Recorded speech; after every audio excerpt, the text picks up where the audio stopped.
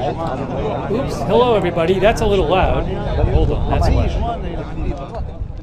Hey, it is Steve Lookner with Agenda Free TV. We are here to bring you some live coverage of the situation in the Middle East.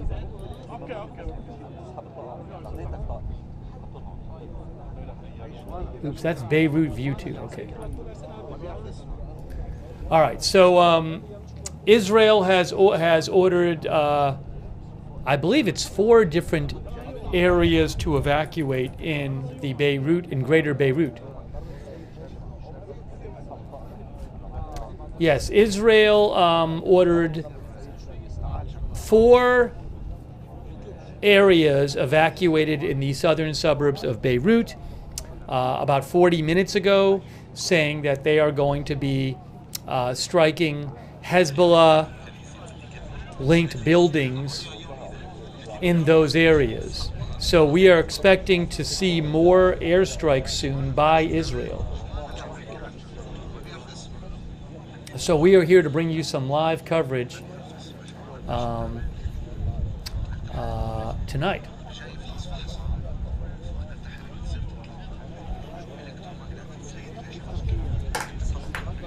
We're going to be taking your comments and questions on the air, and getting you updated on the latest details from the region.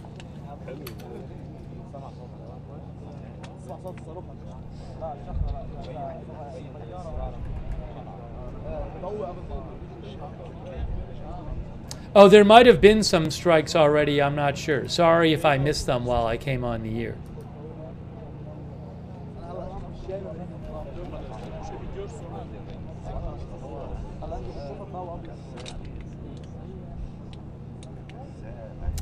I haven't seen any reporting in Lebanese media. I have not seen reporting in Lebanese media of strikes after the warning.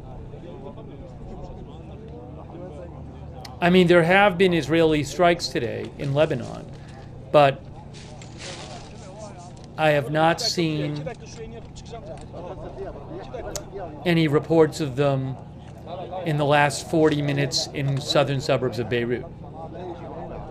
The warning that went out 43 minutes ago. That was the warning 43 minutes ago. Yeah, one of our viewers said pretty lit up tonight, said Screen Door. I mean, I think night to night the cameras can be a little different. They have nice.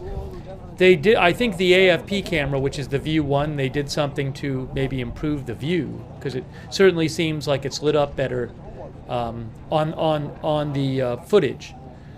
It probably looks the same in the area, my guess is, but maybe they just adjusted the camera or got different equipment or something, because that picture seems to be more clear on the wide shot. Also, even on View 2, is brighter than it was last night.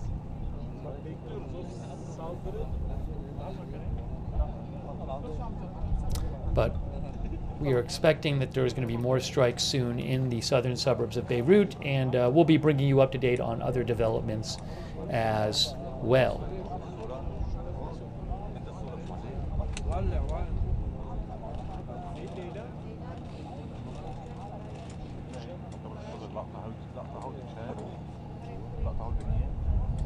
A quick thank you. Thanks so much to... hang on a second here. Thanks so much to AC, our new member, and Mauricio Corbin for the gift memberships. Thanks, Mauricio, and Medallion N105. Medallion 105, and also Lurkers, our new member. Shout out to our moderators. We have Roberts May Queen, Ruth Krafasi, Carms, Sabrina, Beth Mythical,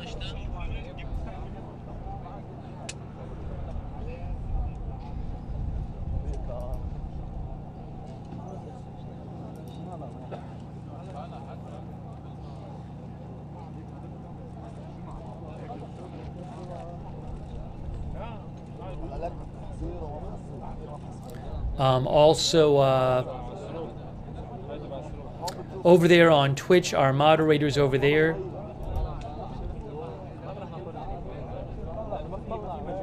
I got that fire, Mark and NC. Surly Dev, thanks for moderating there. Thanks also to Big KU Fan 1984 for subscribing on Twitch, and Psyops for your support on Twitch. And also Red Eye Shell for subscribing on Twitch. Thank you. Thanks also to our Facebook moderators.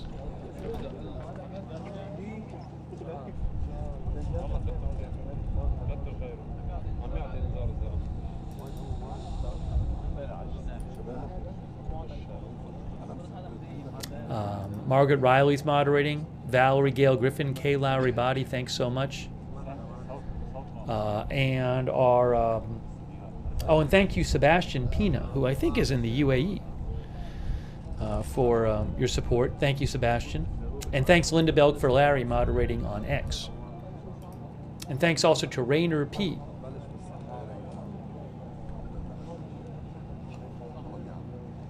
Thanks, Rainer. Rainer, I've seen some like unconfirmed reports floating around the internet, big surprise, claiming they know who leaked the classified documents that got out on the internet earlier, that was a few days ago. I have not seen anything confirmed about that.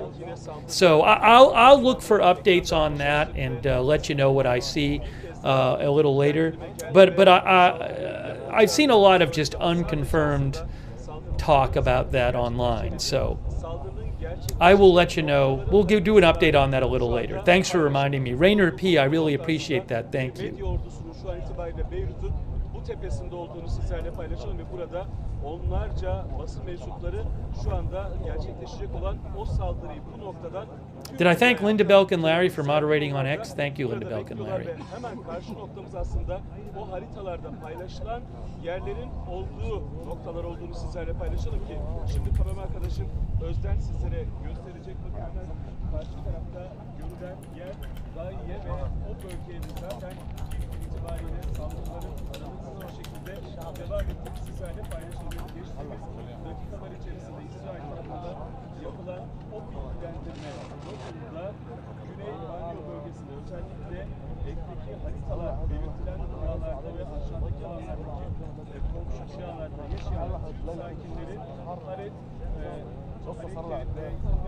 hareketlerinde Haret Direkt ve Beirut karşısında bulunan Dahiye bölgesinde yine Leyla ve Burjel Barajı noktasında saldırıların gerçekleşeceğini ifade ettiler. Hemen şunu özellikle belirtelim ki yapılan bu paylaşımda bu bilgilendirme noktasında özellikle de yakın gelecekte karşı hareket edeceği Hezbollah tesislerine ve çıkarlarının yakınında bulunuyorsunuz. Kendi güvenliğiniz ve aile üyelerinizin güvenliği için binaları bitişindekileri derhal tahliye etmeleri ve Hezbollah'tan en az 500 metre durmalısınız. Yeah, I mean, the stuff I'm seeing, like naming the a supposed suspect in the leak of the classified documents, I would not call these reliable sources.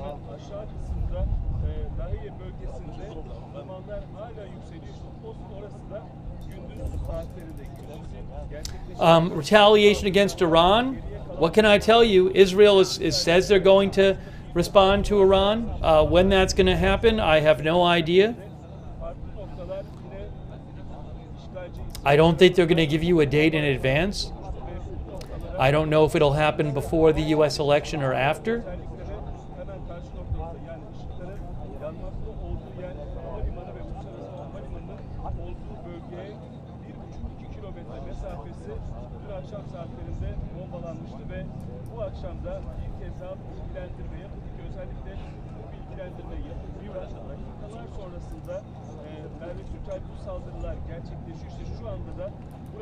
So again, Israel has issued new evacuation orders for 4 different areas in the southern suburbs of Lebanon.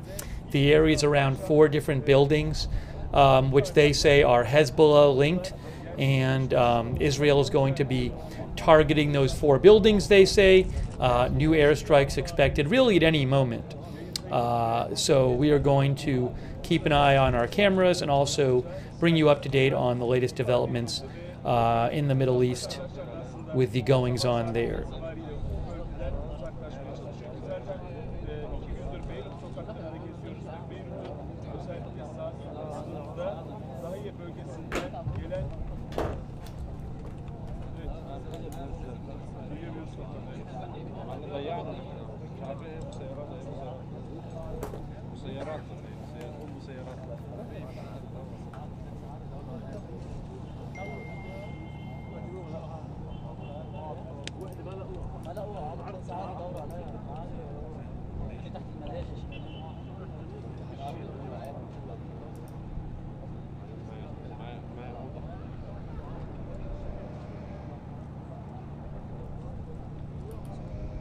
Well, AP has an article on MEA Airlines. I'll have to check that out in a little bit.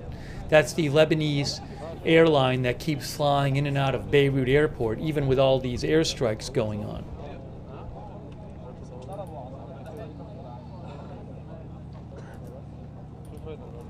Hocam öncelikle hemen şunu söyleyeyim. Aslında burada bizim 2 gündür gözlemlerimiz bu bölgedeki vatandaşlardan aldığımız bilgi şu yönde. Burada aslında aynı Gazze'de yapılanın ilk zamanlardakinin provası adeta yapılıyor.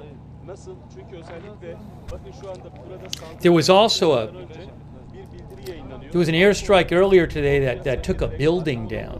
Güvensiz olduğunu, oralardan insanları I can show you pictures of that in a little bit. That was earlier today in a southern suburb of Beirut in Goberi. There's actually, I posted a video of it on X, but I can show you some photos of that as well. But I want to keep the focus on the live shots right now. We'll get, there's a bunch of stuff to get to afterwards.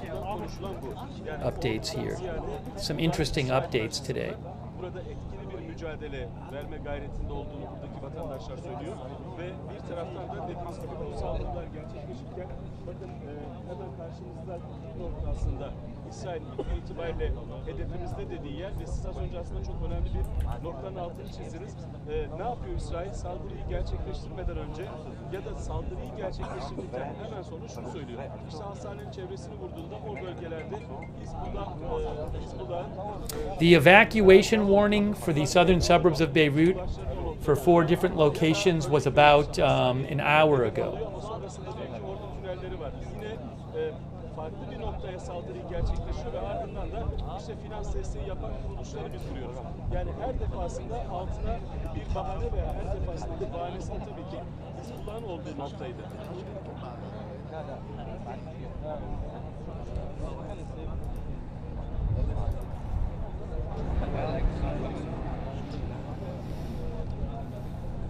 Thank you, by the way, to John Bose for the gift memberships. Thank you, John, or Jan, or Jan. I'll say Jan. Lola Boombots, thanks for being a new member. Dodger Blue, thank you for your support. Rudolph Absinger, thanks for being a new member. Jason Carlton, thanks for your support.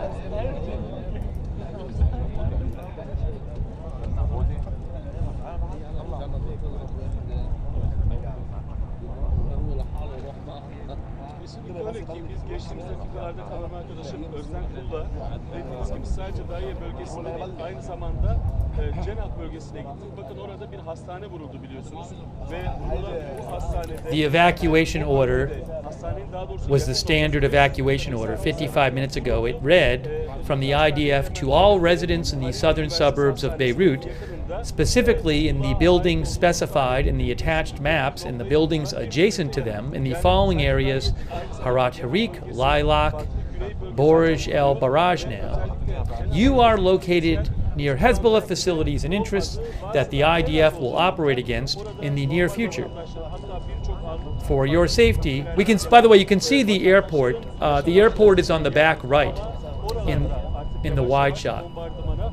For your safety and the safety of your family members, the order says you must evacuate these buildings and those adjacent to them immediately and stay away from them for a distance of no less than 500 meters. Sürecin içerisindeyiz ki ilk olarak ne diyordu? İşte Hizbullah'ın olduğu noktalarda Dahiye bölgesinde saldırıların yoğunlaştığı ifade ediliyor ama işte sabah saatlerinde de çok farklı noktalardan yine dumanları yükseldi. Yani bu dumanlar dün de söyledim, şu anlama geliyor.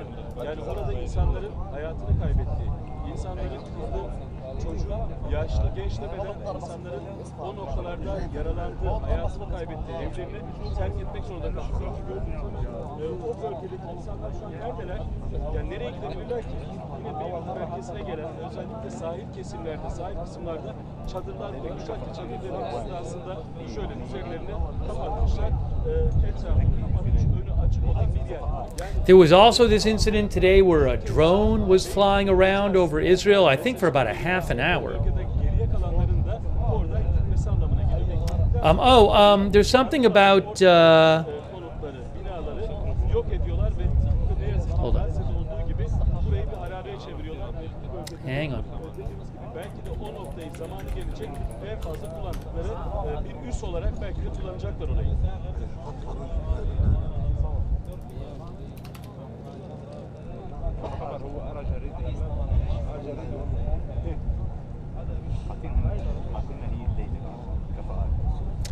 Secretary of State Blinken, U.S. Secretary of State Blinken, met with Israeli Prime Minister Netanyahu today for about 2.5 hours, according to the Netanyahu's office.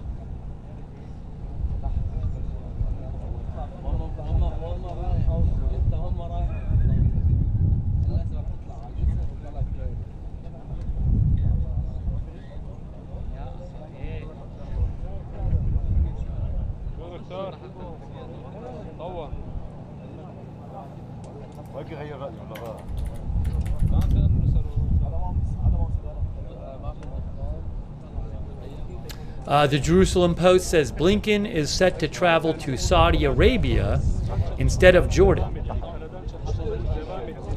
I'm not sure what that means, but he was supposed to go to Jordan, but instead he is going to Saudi Arabia. Dediğimiz gibi karadan ilerlemeye çalıştılar ama itibaren o noktayı tamamen terk ettiği bilgisi gerçeği yansıtmıyor. Çünkü oradaki bugün bile ulaştığımız bilgilerde That's from Jerusalem Post. orada sıcak çatışmaların yine karadan çatışmaların devam ettiğini sizlerle paylaşacağım. Yani bir yandan aslında burada Gazze'ye sabah saatlerinde boş ya da dolu noktalara saldırılar gerçekleşip buraya dikkatleri çekerken bir taraftan aslında güneyde de büyük bir çatışmanın olduğunu, Hezbollah'ın o noktada da mücadele ettiğini kendileri tarafından da burada zaman zaman bilgilendirme anlamında yapılıyor ve oradaki mücadelesinin de We are bringing you live coverage here. About an hour ago, Israel ordered 4 areas evacuated in the southern suburbs of Beirut, and they are expected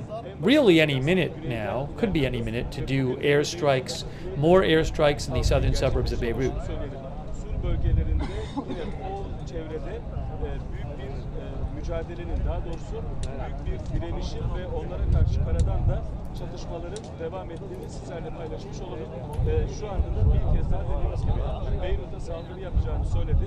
Dün akşam da aynı şekilde bir bilgilendirme notu yapıldı ve ardından da saldırılar gerçekleşti ve saldırı yapılan bilgi notunun en fazla 1 saat içerisinde gerçekleşiyor. Yani şu dakikalarda bu saldırının gerçekleşmesi an meselesi ki dün gece saatler 12'yi gösterdiğinde hatta 12.30'da da The Washington Post reports Secretary of State Blinken traveled to Israel today to meet with to press Prime Minister Netanyahu on increasing aid to the Gaza Strip, as U.S. officials warned that Israeli actions were causing conditions in Gaza to rapidly deteriorate, and if they are not reversed, could risk U.S. military support.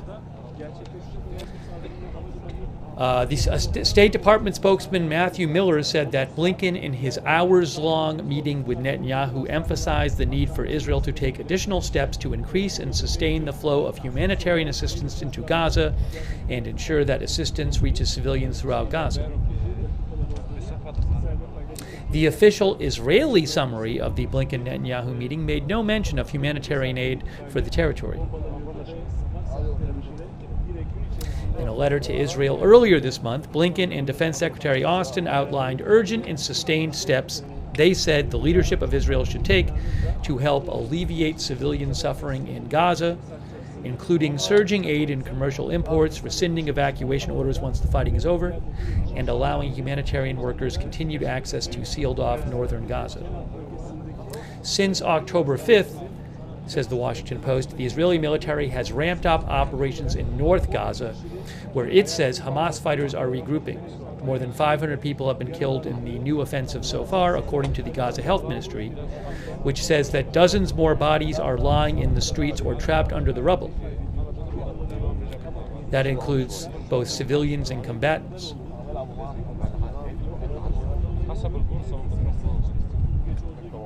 Rescue workers say just one hospital is functioning in northern Gaza at limited capacity.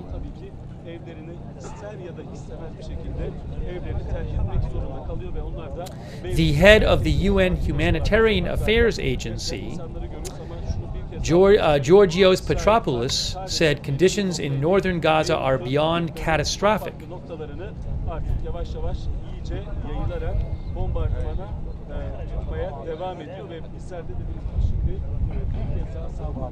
UN staff members, UN Relief Works Agency, I think it is,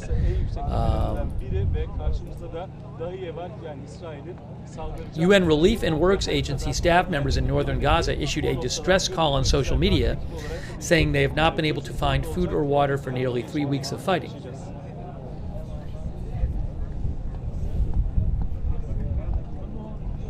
So the U.S. is pushing Israel to get more aid into Gaza, especially northern Gaza. This is Lebanon, not Gaza, but I wanted to mention that as well.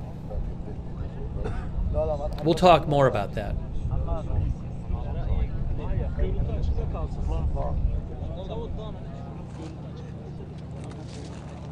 So remember, last October 7th, Hamas militants from Gaza attacked Israel, killing, I believe, over 1,200 Israelis and taking hundreds hostage.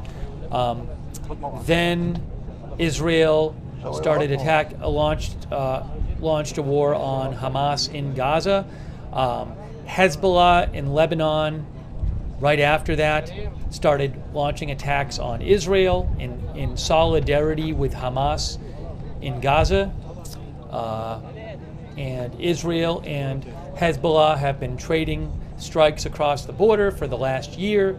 About 70,000 Israeli citizens had to leave northern Gaza because of the Hezbollah attacks.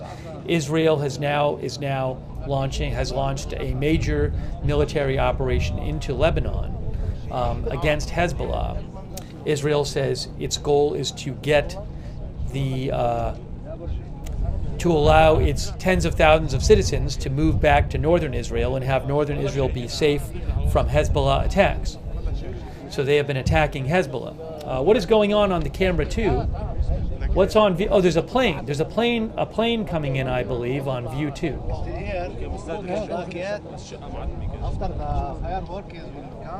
On view 2, that looks to be a civilian plane there. Probably a Middle East Airlines plane. I'm going to read an article later about Middle East Airlines. But I am not seeing a plane on Flight Radar 24, so I can't tell you which one it is. It's not showing up on Flight Radar 24.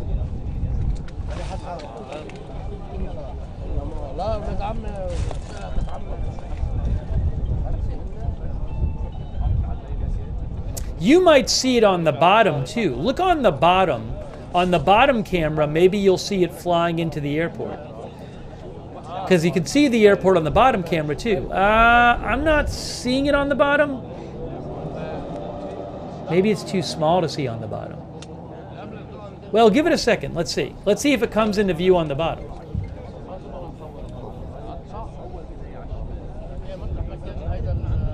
Oh, some people think it's a helicopter. Some people think it's a helicopter.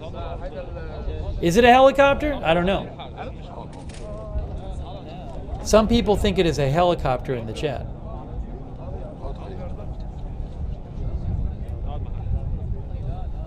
No, it looks like a plane. I'm looking at it. Doesn't it look like a plane? Look at it. Looks like a plane to me. Doesn't that look like a plane? It looked like a plane to me. I looked at it. It seemed to have a shape of a plane.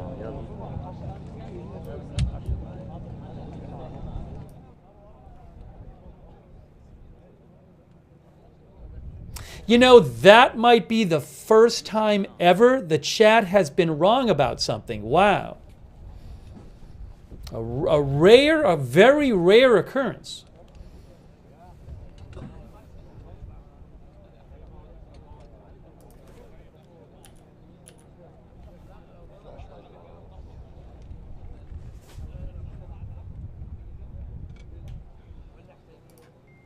Why did the audio go down?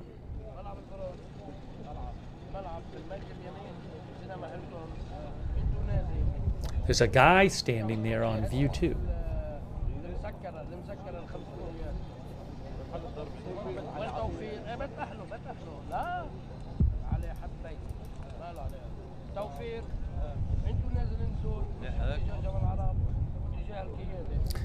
So over an hour ago, Israel told 4 different areas in the southern suburbs of Beirut to evacuate because they're going to be striking Hezbollah-linked sites. So we're waiting for those strikes because they are supposed to happen. Now, something to keep in mind also is yesterday, Israel, I believe, gave around 7 warnings for the southern suburbs of Beirut, and they ended up launching more than that number of airstrikes. I think there were around 15 airstrikes. A number of the airstrikes yesterday, I believe, were not in places that had been warned. So you could see other airstrikes as well. We'll have to just see what happens. For example, there was a strike right near the Rafik Hariri University Hospital, the largest public hospital in Beirut, yesterday by Israel. I believe it was just across the street, right nearby. That strike reportedly killed and injured a number of people, but I believe that strike was not warned. That area was not warned in advance. Thank you, by the way, to New Next Wow and Richard P. Richard P. thinks the Saudi airspace is larger, closer, and more important strategically than Jordanian airspace. Yeah, I don't. Thanks, Richard P. I don't know exactly why. According to the Jerusalem Post, Secretary of State Blinken was supposed to go to Jordan next after Israel, but he's going to Saudi Arabia instead. So I don't know why it was originally scheduled one way and now it's another way.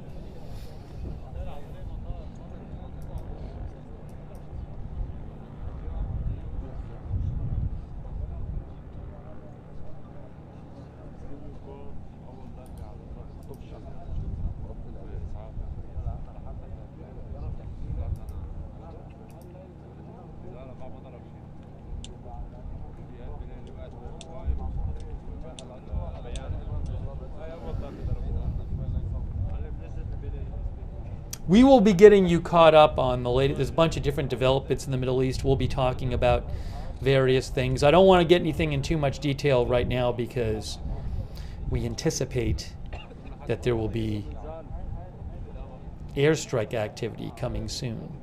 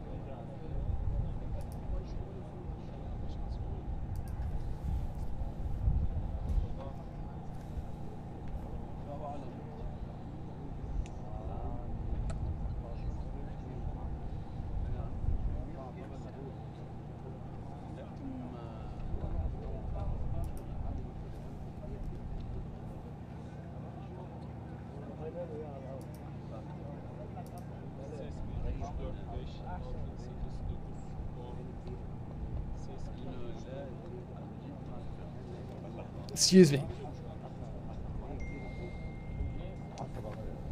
يعني أخي ملاطف اليوم يعني استأنف كالعادة، لم تتوقف غارات طائرات العدو على القرى الجنوبية والبقاعية، فاستهدفت عدة بلدات منها حاروت، عرب صليم، علبة، جبشيت، سيناي، قطمون، رميش، تفاح، أطراف دير ميماس، الخيام، طريق الهبارية، شبع العباسية، حنين، وأخيرا حاريس، إضافة إلى قصف مدفعي مركز على الطيبي وعيت الشعب ووادي حنين. إضافة إلى ذلك أصدر العدو الإسرائيلي تهديدات جديدة مساء هذا اليوم تستهدف مباني سكنية في منطقة حارة حريك والليلكي ومنطقة الجاموس أيضا. على مستوى عمليات المقاومة يعني 35 عملية للمقاومة الإسلامية نفذتها اليوم بين استهداف لتجمعات العدو وقواعده وعمليات. أيضا تم إسقاط مسيرة من نوع إرمز 450 فوق بلدة جبشيت، التصدي وإصابة مسيرة أخرى، استهداف منصة للقبة الحديدية واستهداف شركة للصناعات العسكرية، استهداف قاعدتين عسكريتين وتدمير 7 دبابات ميركابة، واستهداف 14 تجمع لجنود الاحتلال وقوة مشاة والعديد من المستعمرات. إضافة إلى ذلك الآن يعني مؤخرا مستعمرة كرمائيل استهدفت بصلية صاروخية وصفارات الإنذار تدوي في المنارة في إصبع الجليل. على مستوى إعلام العدو أعلن عن مقتل نائب قائد الكتيبة 9308 اللواء ألون في معركة في جنوب لبنان. إضافة إلى أن مستشفى زيف في صفد استقبل خلال اليوم 14 جنديا إسرائيليا، مع إعلان وسائل الإعلام الإسرائيلية ارتفاع عدد القتلى الذين سقطوا خلال المعارك اليوم. You can write to me on X at Lookner. We have our eye on the Beirut area where Israel says it is going to be conducting airstrikes in the southern suburbs of Beirut on Hezbollah-linked targets. Basically, at any time now, they could happen. It is 10:42 p.m. local time.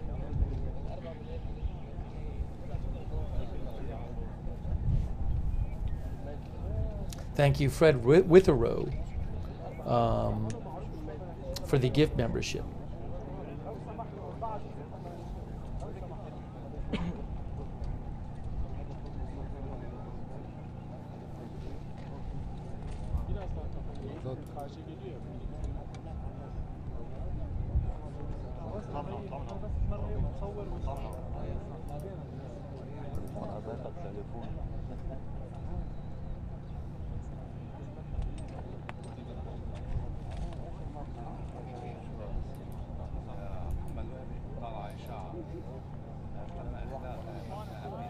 This person, Marks, who I follow, M-A-R-Q-S, points out that it's 2 weeks before elections today. That is true. 2 weeks before the U.S. election.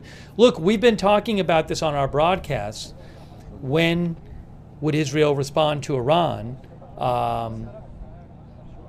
We did a poll question yesterday. Will it be before or after the election? I certainly don't think it'll be a few days before the election. I don't think Israel will want to have that happening.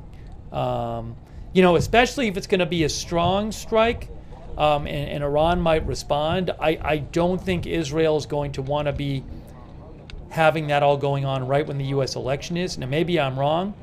I think they would be.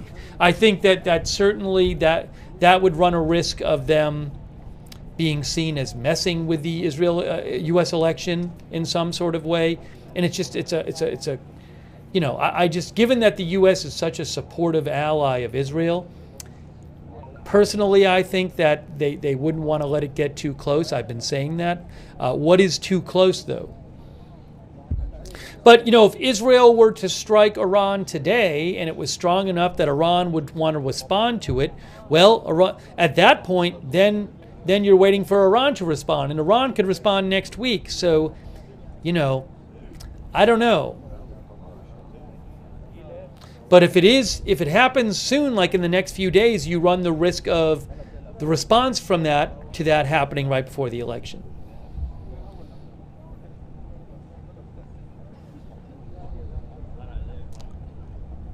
Zinc Man thinks it'll be after the election. One of our viewers said thinks they're waiting for their holiday to end. Frankie. Yeah, Sukkot is like a week-long holiday, I believe. The last day of Sukkot in Israel is Wednesday evening.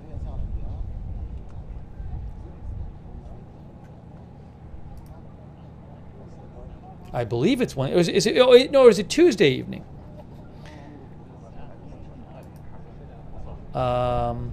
7 days. So it's Tuesday night. Is it tonight? Or no, it's tomorrow. It ends Wednesday night, I think.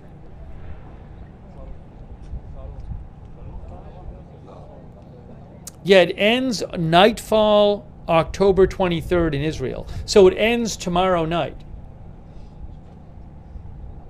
According to Wikipedia, in Israel it ends on the 23rd nightfall. Outside of Israel, 24th nightfall, according to Wikipedia. So there it is Tuesday night. I don't know if that makes a difference to the timing of the response.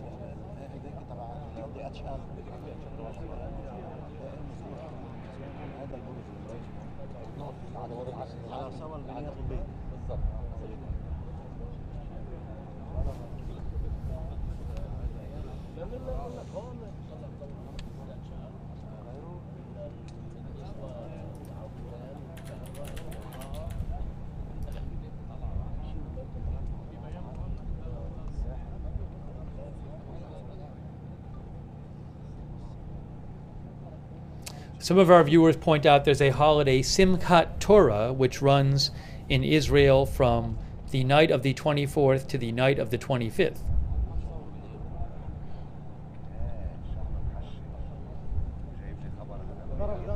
Did I just see something? Was there a flash? I just saw it out of the corner of my eye. I think there was just a flash. Let me what was the time code of the flash? Can somebody tell me the time code? Sorry, I was reading something and I didn't see it. Flash on view 2, exactly. About a minute ago?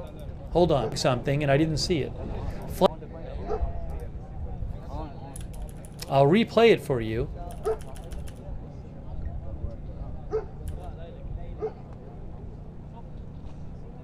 Can somebody give me the 104629?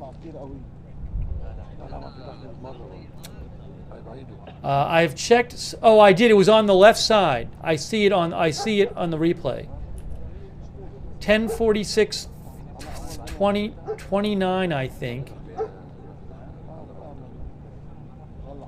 Hang on. Was it 29? 30. 104631.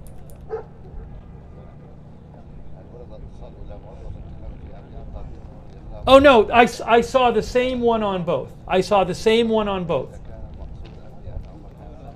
There was. It looks like there was an airstrike. Let me show you guys here. I can't. Yes, I can. All right, let me try to do this really quickly. Here's the replay. Really quick replay. Really quick replay. Watch the left side of your screen. Watch the left side of your screen. Right there. There's a little, that flash right there off to the side. Watch the left side of your screen right there. Right? And then if we skip ahead, the top camera is a little behind. Watch the top camera now. Watch the top camera. See that flash there on the top camera? Watch it again. So it looks like there was one airstrike maybe. Let me go back to live. So I think that's the same on both cameras because one camera, the top camera tends to run behind the other camera. So I believe that we might have just had the first airstrike there. Let me see what Lebanese media is reporting.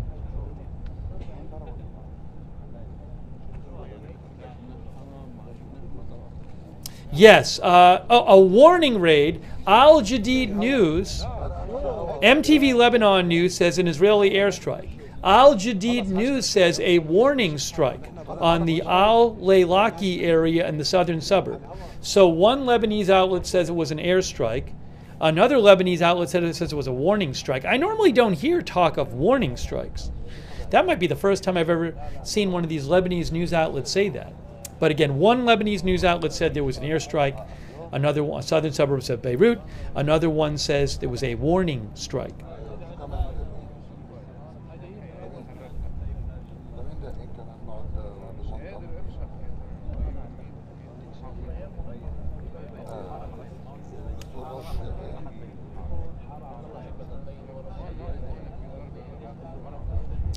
Al Arabiya. I'm seeing a report about Al Arabiya.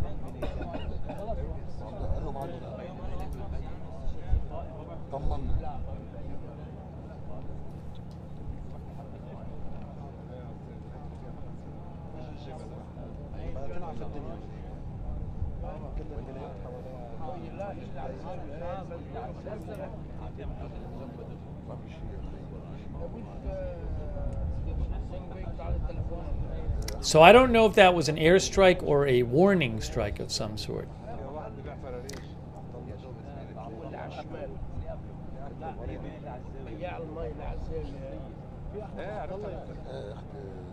So Al Arabiya is claiming that the body of Hashem Safi al-Din, who was seen as the likely successor to Hassan Nasrallah, they're saying his body was recovered. Now, if you remember, weeks ago, Israel conducted a strike, and it was believed that strike might have killed the likely successor to Hezbollah leader Hassan Nasrallah.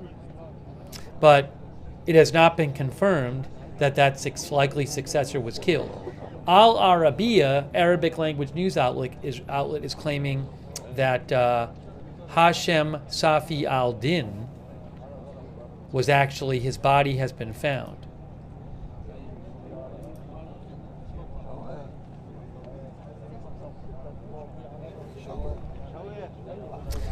Back, by the way, on October 8th, according to Wikipedia, back on October 8th, the Israeli defense minister said that Safi ad-Din was likely eliminated. And Netanyahu said the same thing. So the Israeli government has said that he was likely killed. But now Al Arabi is reporting they're claiming his body has been found. I don't believe he's been heard from since.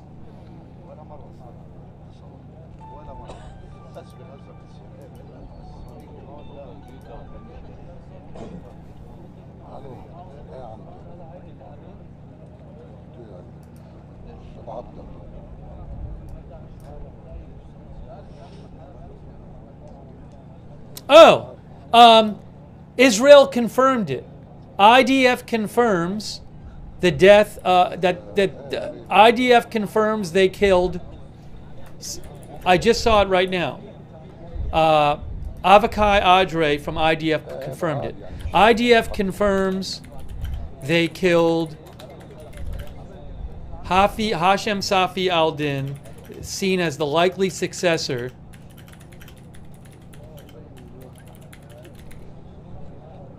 to Nasrallah for the Hezbollah leadership as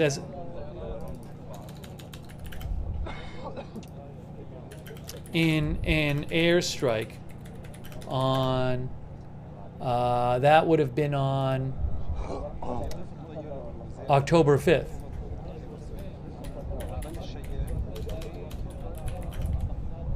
I just saw the post.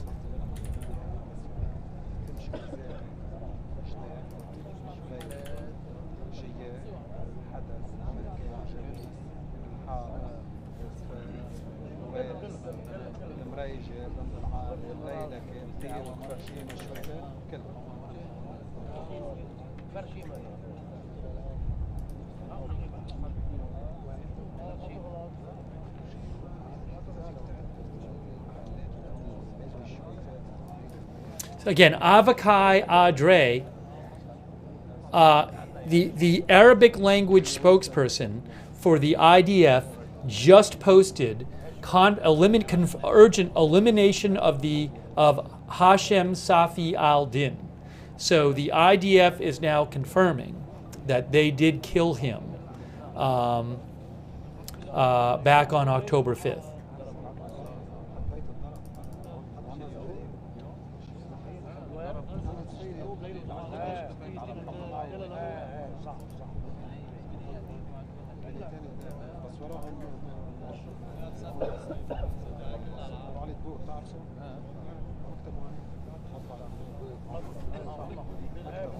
So that is breaking news.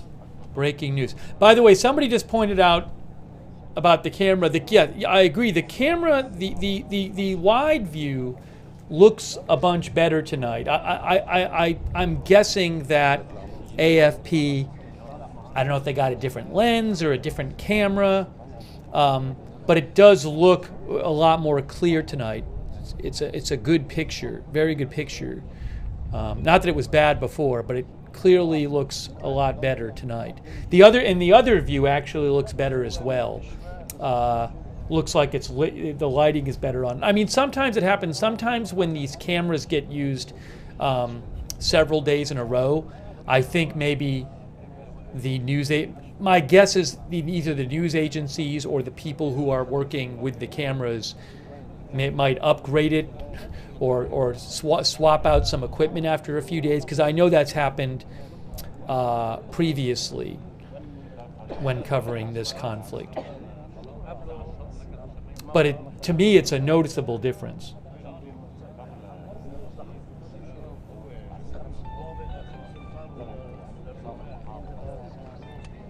C.A. Reese says, I agree.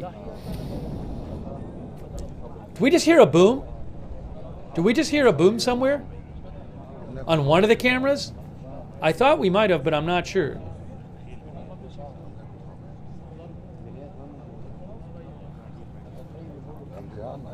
Remember, Israel has warned 4 different areas in the southern suburbs of Beirut that they're going to be attacking Hezbollah's targets in those areas, and that people need to get away from the buildings.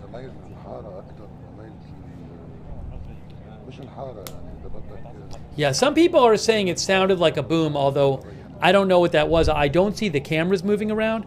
I'll let you know if we hear anything from Lebanese media.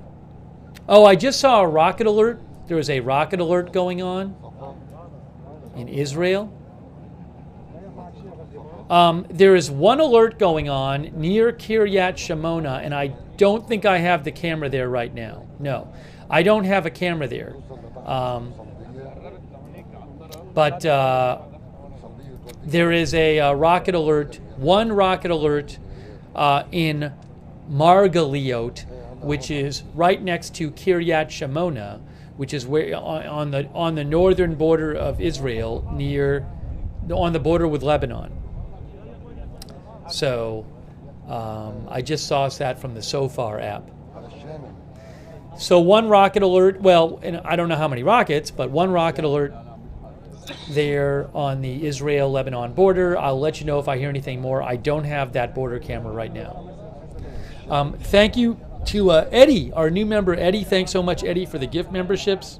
Also, Gwen Parks, thanks for being a new member, and Jane Wilson, our new member, and Go West Media. Thanks for your support.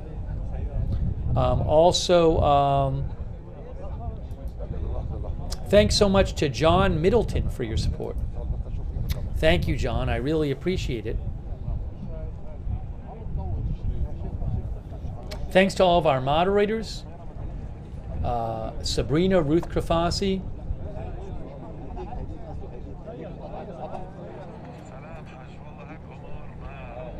Roberts Mayqueen.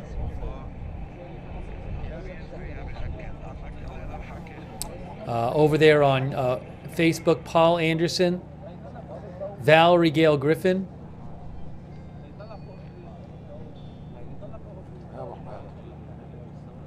Kay Lowry Body.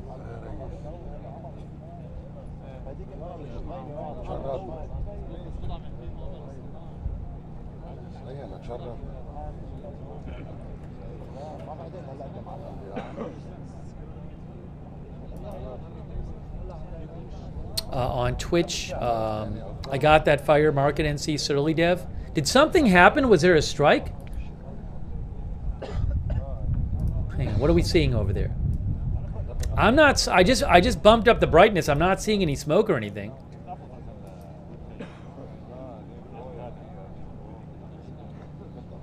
Linda Bell, can Larry moderate for us on X? Thank you. Thanks to Relila for subscribing. Catnip62 for subscribing on Twitch. Thank you, Flumpingtons, for your support. Red Eye Shell for subscribing. What's going on over there? What are we looking at? I don't really see anything. It's panning around.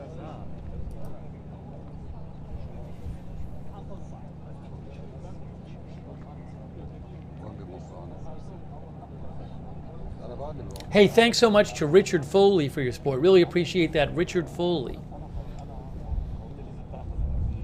Someone said that's the hospital. Which hospital? One from yesterday?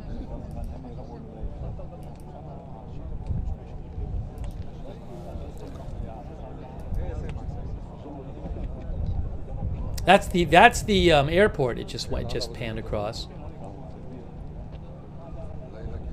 You know, with this with the view 1 being so much more detailed tonight, you can really get a sense. I mean, it's a very densely populated area there, you know.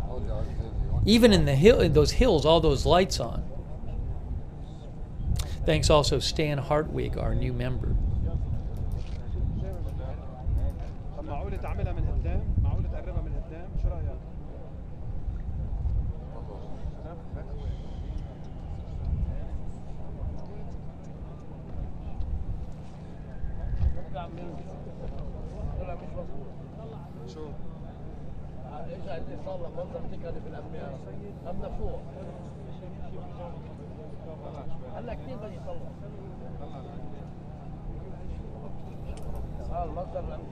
يا ابو علي شو هلا احمد عم بدور يا خيي رح تقلب على الهوا هيدي يا فالديمار ظبطها خيي رح شيل هاي ظبطها دوزنها مظبوط شلت هيدي من طبيعي تتفتح وانا الباب عندي مفتحه هاي بكي عملها كيف. Again, in case you didn't hear, the IDF announced that they confirmed they had killed back on October 5th Hashem Safi al-Din, who was seen as the likely successor to Hassan Nasrallah. Remember that Israel killed Hassan Nasrallah, the leader of Hezbollah, on September 27th. Then on October 5th, they confirmed tonight they killed Hashem Safi al-Din, who was seen as his likely successor in another airstrike in the southern suburbs of Beirut.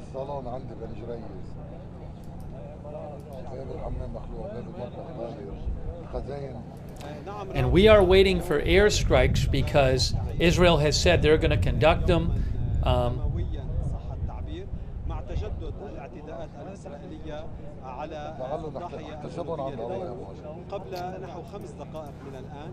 Israel posted a warning an hour and 35 minutes ago. An hour and 35 minutes ago, Israel told people near 4 buildings in the southern suburbs of Beirut they needed to evacuate because Israel would be targeting those areas.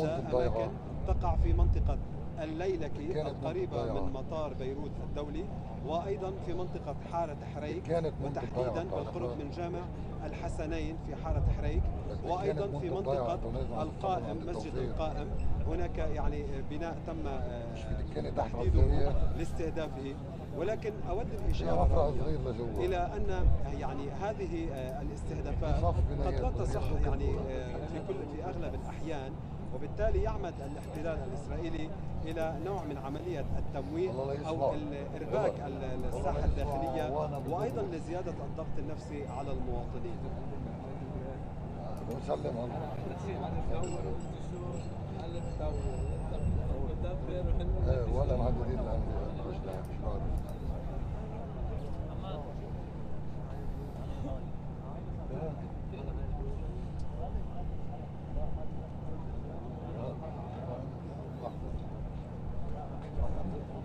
Thanks to CP1872 for subscribing on Twitch.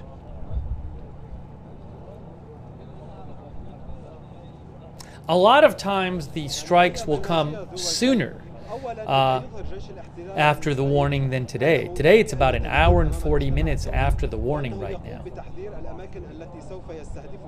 وبالتالي يطلب من مواطنيها الابتعاد نحو 500 كيلومتر عن المكان المستهدف.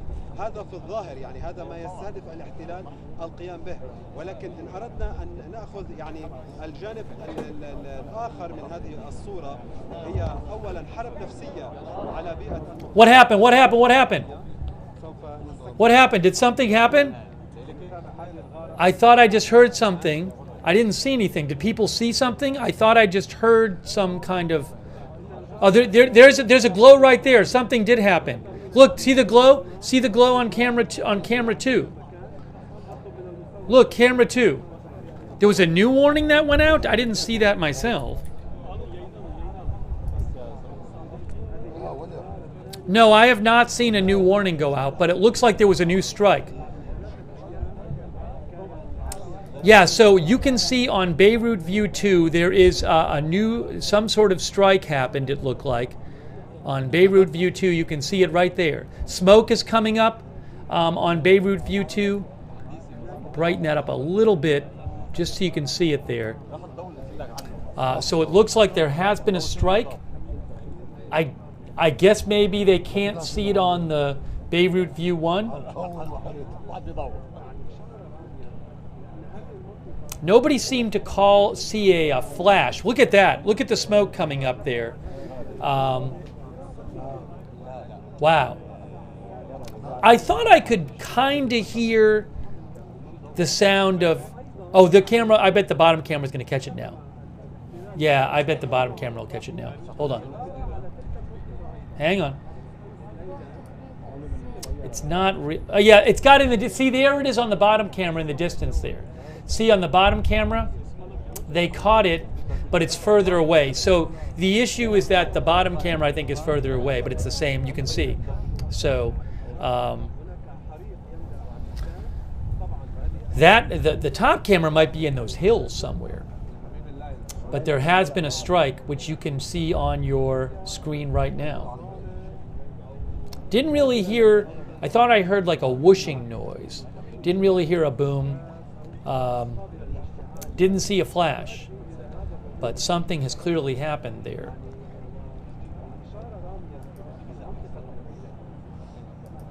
I'm going to turn the brightness down a bit on this camera here. I want you to be able to see the glow, but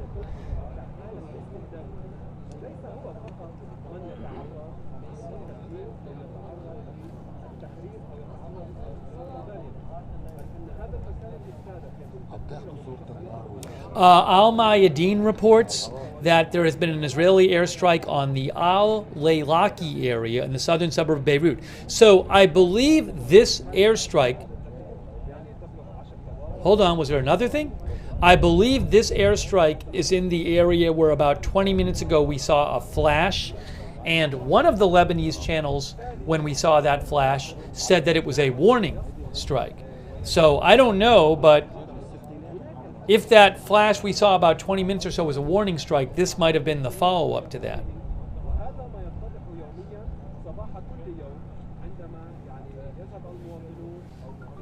But that's a new strike there.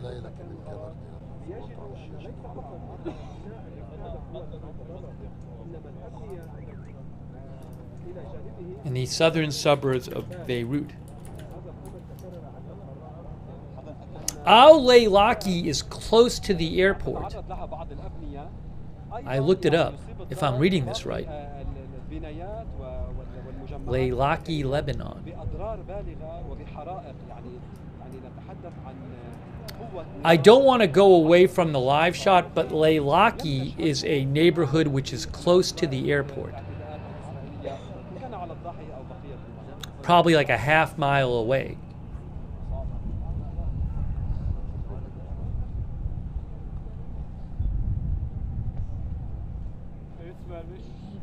Evet, duyabiliyorum ve sözü size bıraktıktan sonra tam 3 ayrı noktada o patlamalar meydana geldi.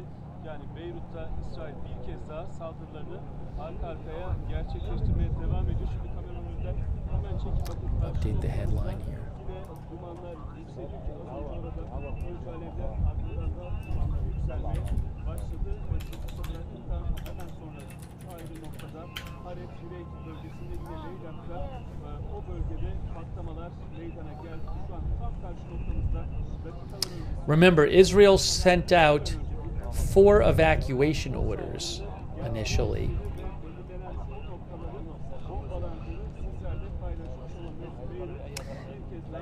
I believe, yes, I believe one of the 3, one of the neighborhoods mentioned the original. I believe one of the neighborhoods mentioned was this one. Oh, what is that? Hold on, what are we seeing? Why is it focusing on a car or something?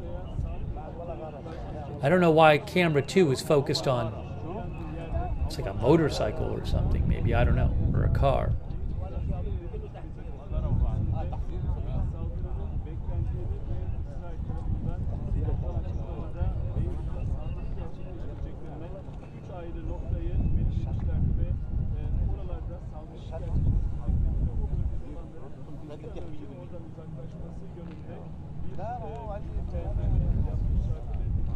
I can maybe bump up the brightness a little bit on that camera. Get you, yeah. See, if I bump up the brightness, that's too bright. But if I bump up, yeah, actually, that's pretty instructive. I just bumped up the brightness. That's really helpful there. Okay, I know it's bright there on the top, but you can see how that glow is. There's a big building next to the glow, and you can see the smoke coming up. So it's a bit dark on the camera, but if I bump up the brightness, you can get a better sense of where everything is there. It's like maybe 2 strikes. Were there 2 strikes? Because there's the glow and then the smoke appears behind it.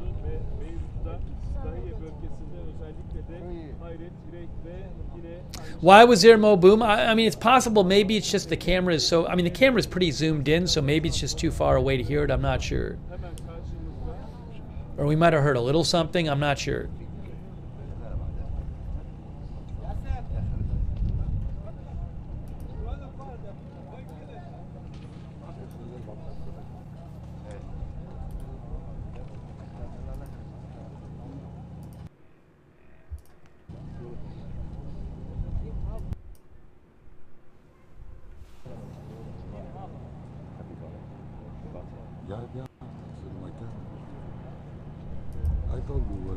I thought I heard a whoosh or something when it happened. One of the lights is down. There's one more light to point with anymore. The other light is off. Yeah, next one here. The other one. Yeah. Oh, look at that. Look at this. Another one. Another strike right there. Another strike. Another strike. We just saw it. We just saw another strike. We just saw another strike. Just saw it. All right, hang on. Look at the top camera. Look at the top camera. You might see it on the top camera. You might see it on the top camera because the top camera is delayed. So watch the top left camera. There's the boom. That's it. There it is on the top camera. Top camera. You just heard a boom. So we just saw another one. We just saw another one.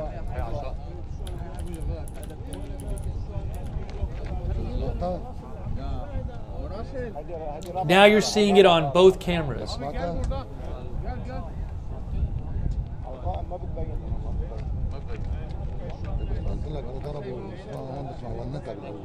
Sit down.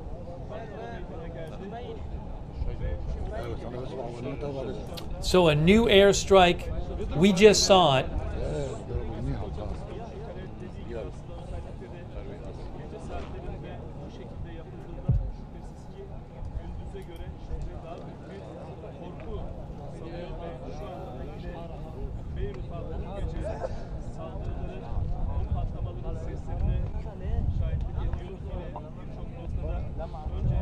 Look at that. See the smoke coming up? But that just happened.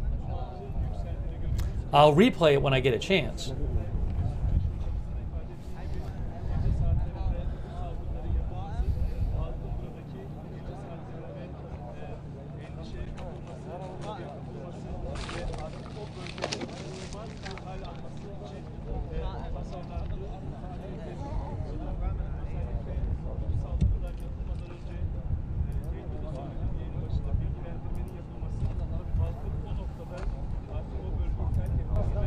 Did I just see something?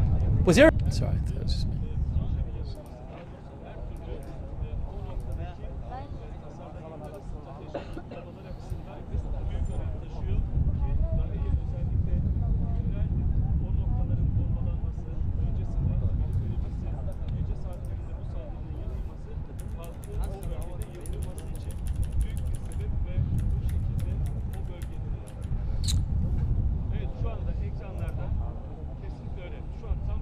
Yeah, the camera just caught it. The camera just caught it as it was happening. Let me show you a replay really quickly here. Really quick replay. Hold on. Really quick replay. Sorry, that's not what I wanted to show you. Watch on the left side of your screen. Watch this. Right there. See the glow there? See the glow? That's when it happened. That's when it happened right now. The camera just caught it. Here, watch again. Watch again. See the glow right there? The camera just panned over right when it was happening, and there's that boom there. I'll play it one more time for you. You see it go up there. One more time. There it is, that glow there. And there's the boom going up.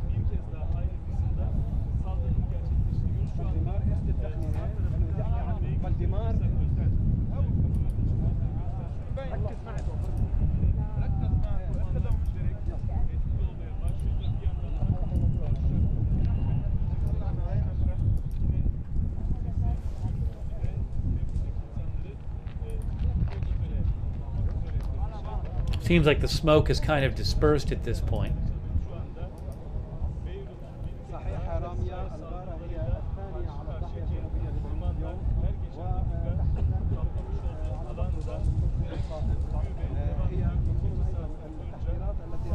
Thank you to Eddie for your support from North Carolina. Thanks so much, Eddie. I appreciate that. Thanks to our new member, Soul Star. Thanks to our new member, Rhonda Williams. Thanks so much to New Nuke for the gift memberships. Joshua Sheridan, our new member, thank you. Frisian Drone Aviator, thank you for your support. Stan Hartwig.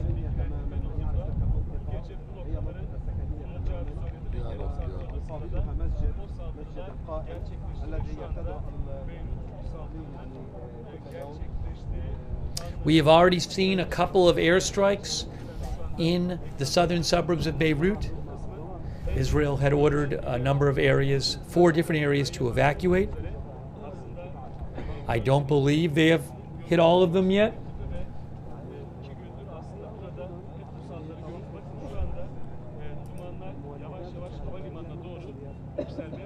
Thanks to our viewer, Robert Lawrence.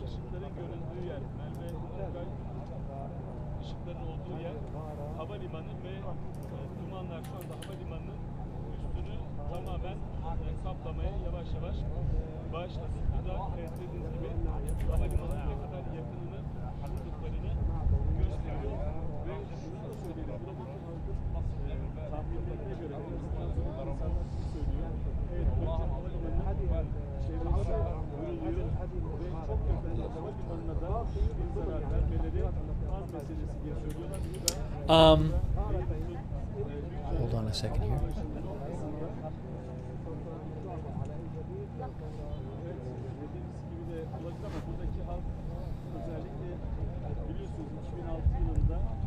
Is that the old strike? It's not a new one, right? I'm not really seeing anything there.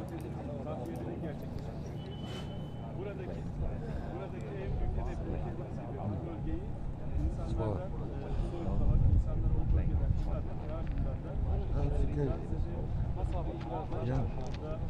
But no, the airport road is behind it. You can see the smoke. Is that, did people say that was a hospital before? I don't remember. What that thing that's on the screen right now. On camera 1, not camera 2.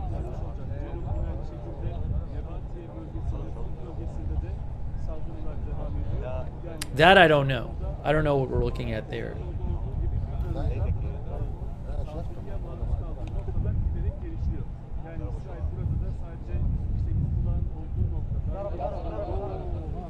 Oh, what happened? Another strike?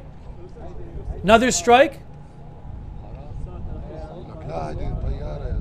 I just heard the people shout. It sounds like they saw something on camera too. Or are they talking about the plane? There's a plane coming in. Is it that the plane is coming in? I'm confused. They said something. Are they talking about this plane?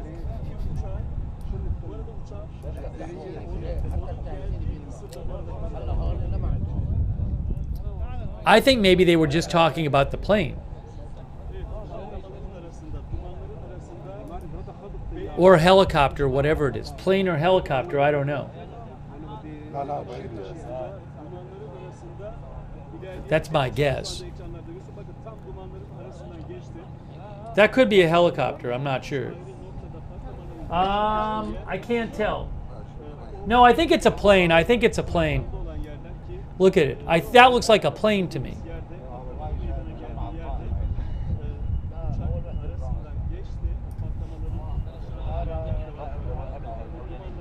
It's a plane. Hold on.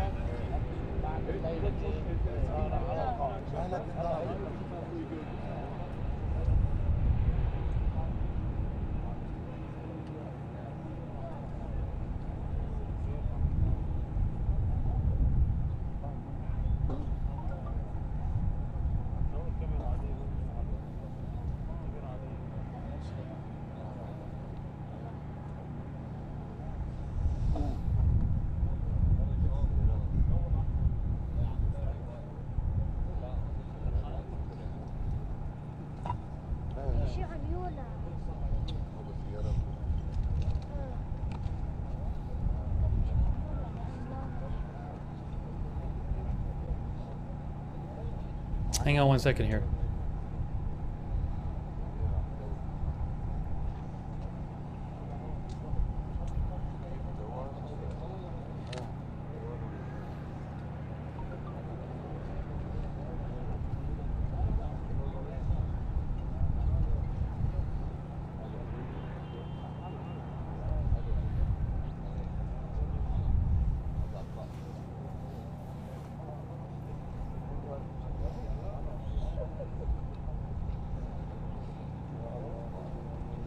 All right, so there have been a couple of airstrikes, 2 or 3, I believe, in the southern suburbs of Lebanon. I do believe there are going to be some more, just because there were 4 evacuation orders given.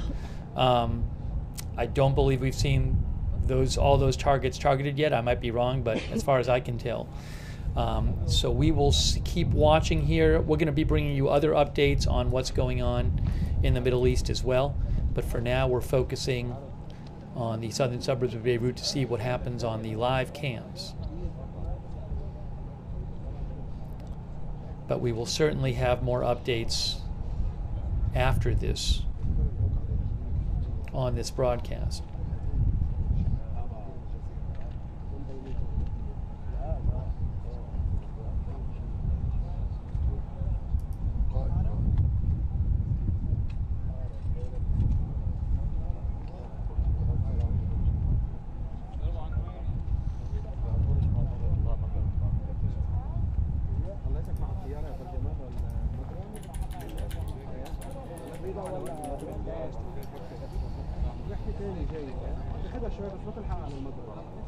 بس ضروري تلحقها لشيء عم ببالي بياخذوني ويجيبوه هو يعني بيجي بيقعد يوم مش عارف بس هذا في واحد ابو عرب فلسطين طلع من الطياره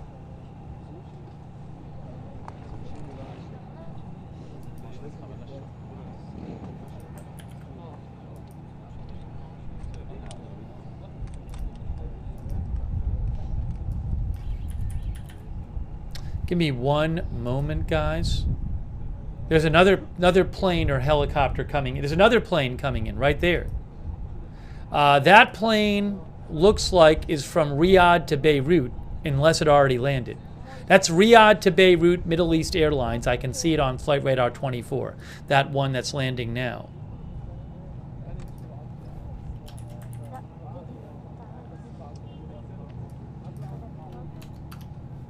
on one second here.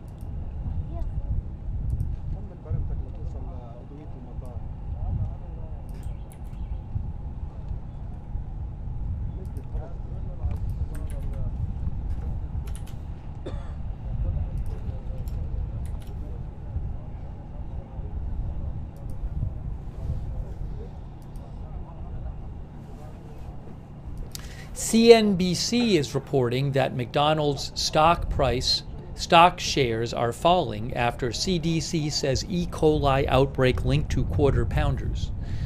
I'm literally just reading you the headline. McDonald's shares fall after CDC says E. coli outbreak linked to quarter pounders. I checked the stock price, and according to Google, it is down about 9% after hours.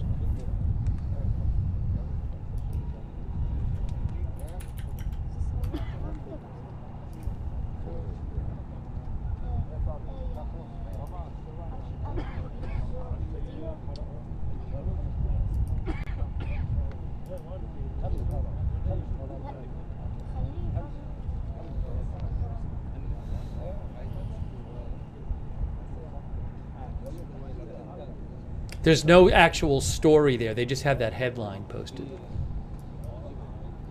I'm guessing they'll update the story in a bit. Anyways, just letting you know.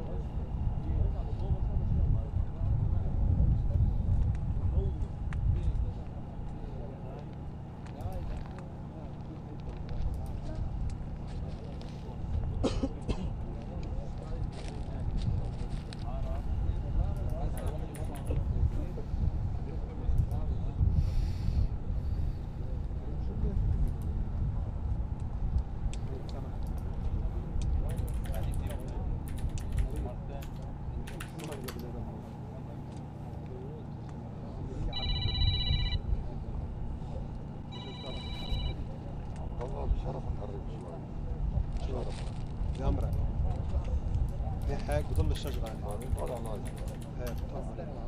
انتبه بطاريتك عم تضوي اللي هي بتعمل هيك هون بطارية اللي عم تضوي أحمر هتكون رح تفضل اوكي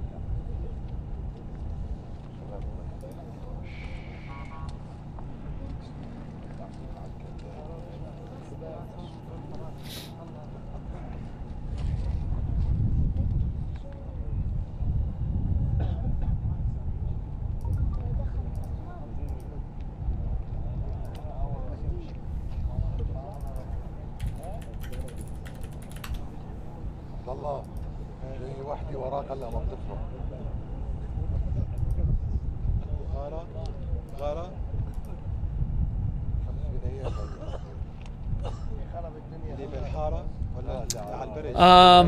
The Israeli Defense Forces just posted in English about the elimination of Hashem Safi al-Din, who was the likely successor to Hassan Nasrallah, the leader of Hezbollah.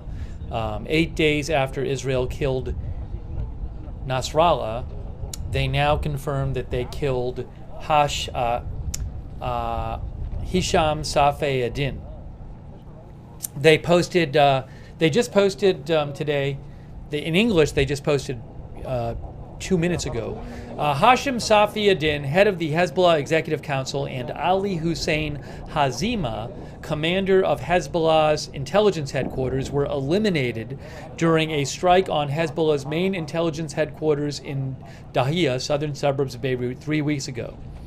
Hisham Safi ad-Din was a member of the Shura Council, Hezbollah's most senior military political forum responsible for the decision-making and policy-making in the terrorist organization.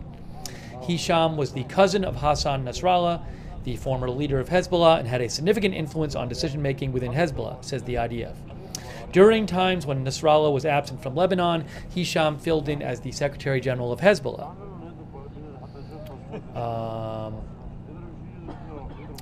Throughout the years, Safi ad-Din directed terrorist attacks against the State of Israel and took part in Hezbollah's central decision-making processes. Alongside Hisham, the terrorist Ali Hussein Hazima, the commander of Hezbollah's intelligence headquarters, was also eliminated. He was responsible for directing numerous attacks on IDF soldiers. That's what the IDF just posted.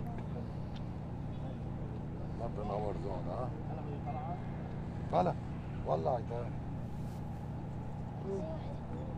كثير اللي ولع شو وهب اللي ولع تحت الورج مش على البرج Thank you to Mama of Six for being a member, and Per Holstrand, our new member. Thank you, Per. What's going on now? They're focusing on the airport, it looks like, on camera 1. And camera 2. What are they showing on camera 2? Why are they zooming in? Can try making it a little brighter there.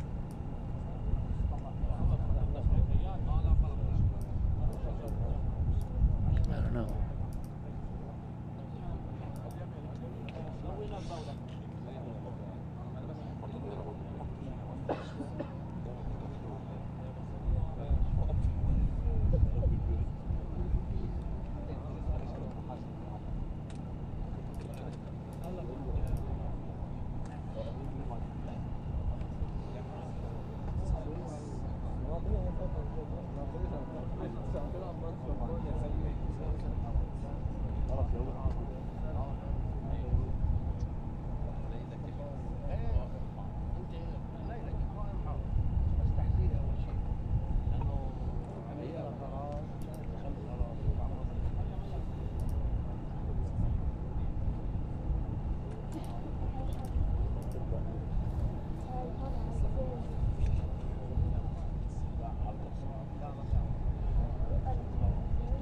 So Al Mayadeen says there have been 2 airstrikes. One targeting the Al Laylaki area, and the other near Al Qaim Mosque. Now LBCI Lebanon News claims there have been 4 airstrikes. So some disagreement about the number of airstrikes so far. Come on, see it.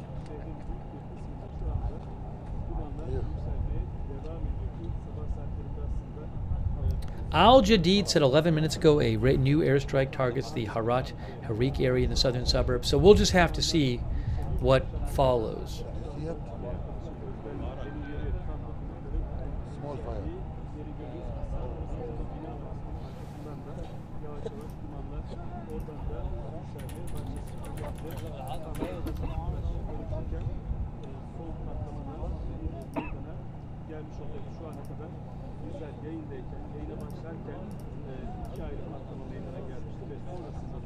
Thank you, Ori Dekel. Thank you so much, Ori Dekel, for your support. The last one. And Dolores Wilson, thanks for the gift memberships, Dolores Wilson. The last one. No, the new one will it will come here. But the last one. See the smoke?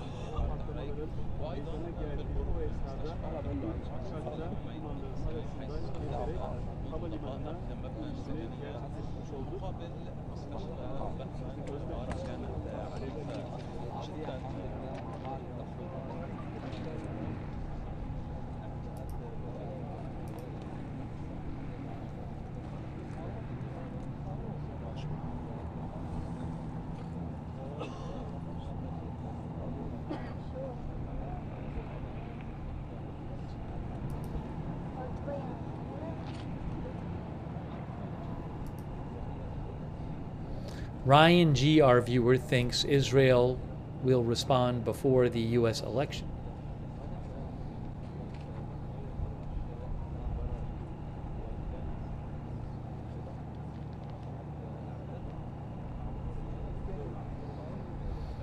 Oh, this is interesting. I didn't see this. Thanks, Deshark.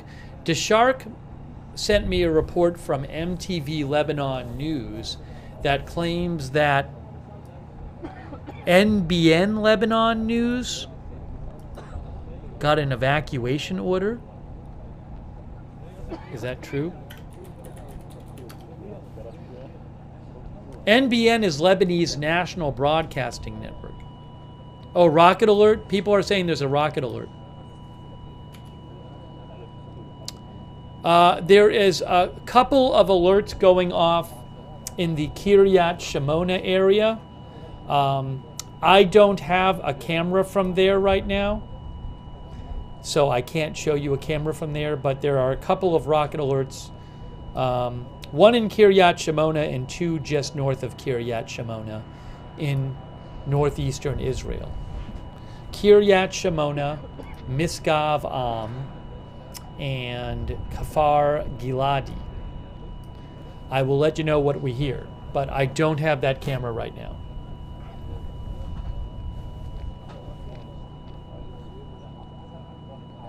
These are all close to the Lebanon border.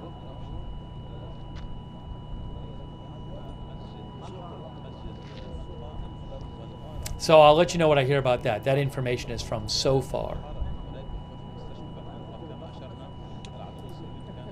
Anyways, MTV Lebanon News said that an evacuation warning was sent to the national broadcasting network in Lebanon.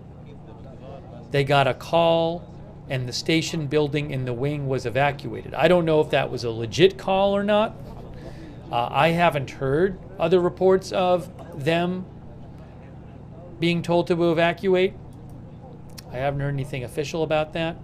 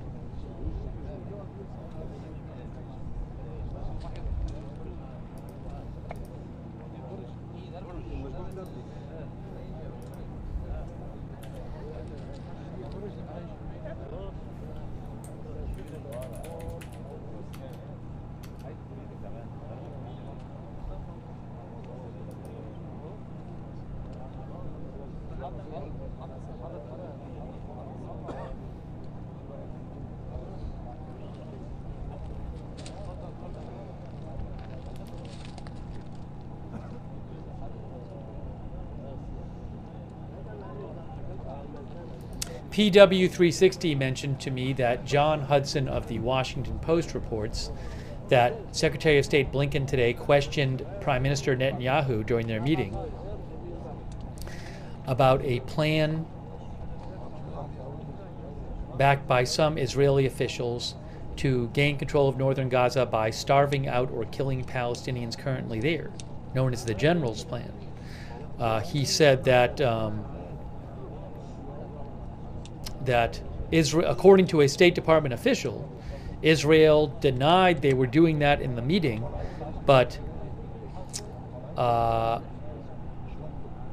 U.S. officials said they wanted Netanyahu to make that more clear publicly, and Israel declined to do that, to commit to doing that.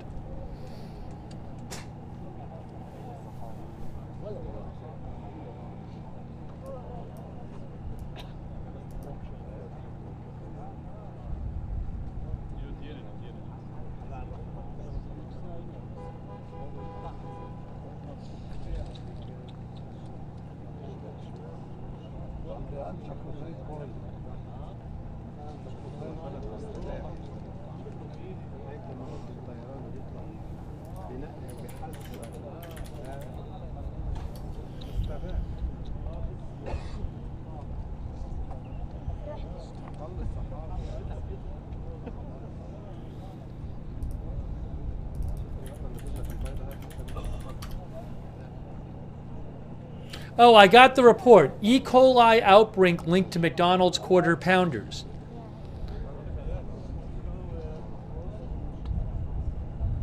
McDonald's Quarter Pounders are making people sick with most illnesses in Colorado and Nebraska. This is from CDC. I literally have the CDC.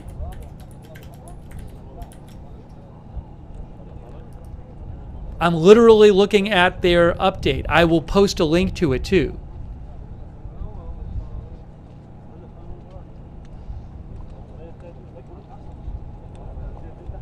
E. coli outbreak linked to McDonald's Quarter Pounders.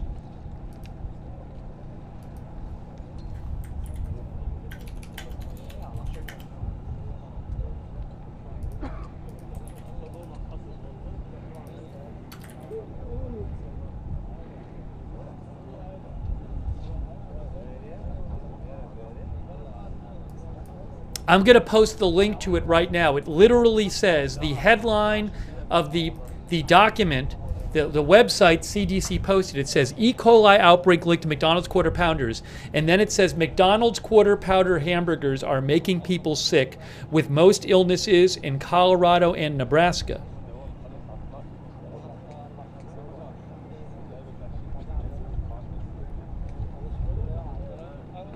Hospitalizations 10, deaths 1, states 10. 49 cases, 10 hospitalizations, 1 death in 10 states.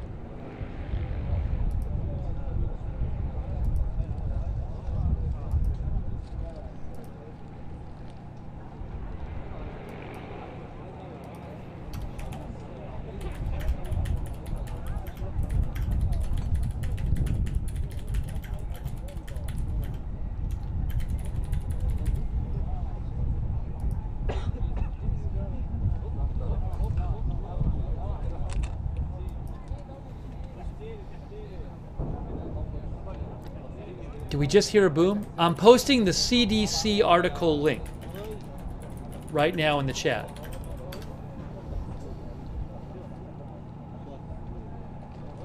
I just posted the link to it right now.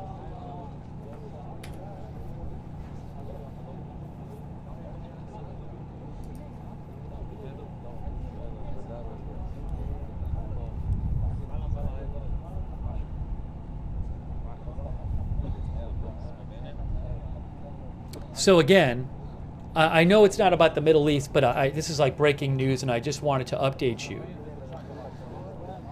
The CDC has just come out with a report saying that there's an E. coli outbreak linked to McDonald's Quarter Pounders. There are 49 cases in 10 states, with 10 hospitalizations and 1 death. They are working to confirm which food ingredient is contaminated. McDonald's has pulled ingredients for these burgers, and they won't be available for sale in some states. And they literally say, McDonald's Quarter Pounder hamburgers are making people sick, with most illnesses in Colorado and Nebraska. Quarter Pounder hamburgers will not be available temporarily in some states.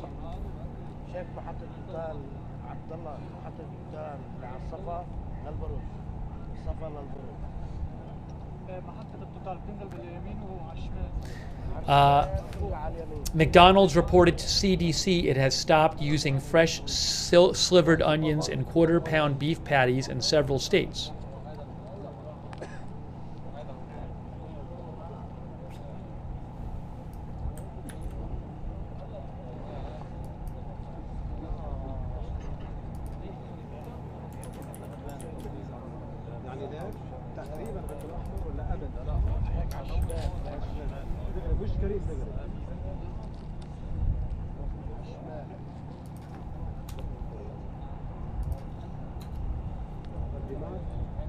ركز على المنطقة اللي بوشك دغري.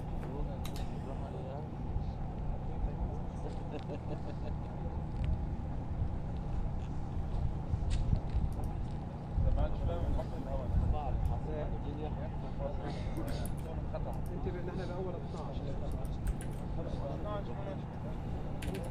هلا ممكن يرجعوا لعندنا الا 10 بسلموا السيل صارت الضربة بين الا 10 و 12 All right, sorry, I got a little sidetracked because I think that's an important story. So I just wanted to, and I just came out right now, so I just wanted to keep you updated as we keep an eye on what's going on in the southern suburbs of Beirut.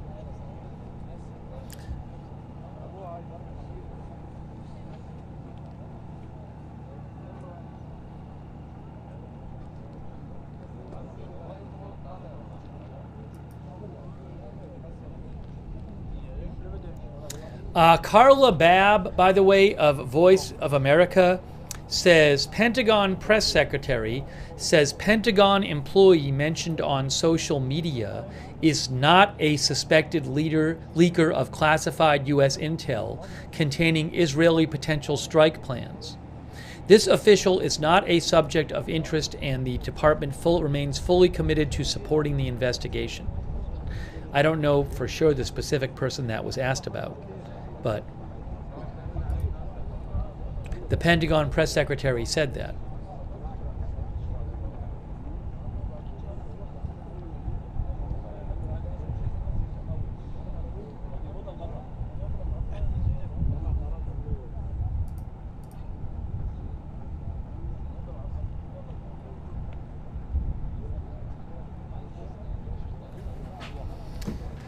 Okay, so again, we have seen several airstrikes in the southern suburbs of Beirut. There certainly could be more. It's unclear if there's going to be more in the coming minutes. We are keeping an eye on that. Once we have a chance, I'm going to give some more updates on the situation in the Middle East. We're taking your comments on the air, bringing you other updates, bringing you the other breaking news. But for now, keeping an eye on the cameras to see what happens. Thank you so much, PVC. Really appreciate it for your support. Thanks also to our moderators like Beth Mythical, Ruth Krafasi on YouTube, Linda Belk and Larry over there on X. Pretty active camera tonight. I got that fire LB Prairie Dawn, Mark and NC, McBritches and Surly Dev on Twitch. And thanks to Ascertainment for your support on Twitch. I really appreciate that, Ascertainment. Also, Beth Shepard, Paul Anderson, Margaret Riley, Kay Lowry Body, Valerie Gale Griffin, Ronald Egnor on Facebook.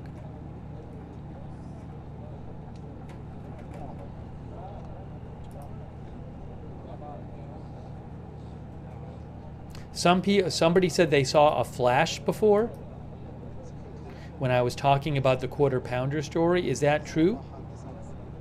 Did other people see a flash?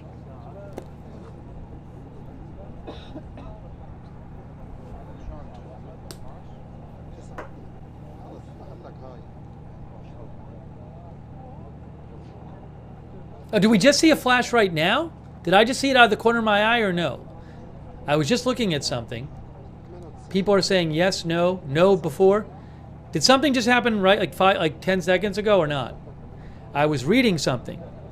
Yes, on camera 2? On camera 2? Yeah, people are saying yes on camera 2. But the people in camera 2 aren't talking about it. Why aren't they talking about it on camera 2? Oh, I just saw it. I just saw it right now. I just saw one right now. Boom. We just heard a boom. We just saw a flash and heard a boom right now.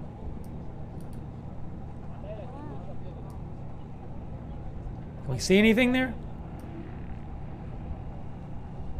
There's the smoke going up right now. Can you guys see it?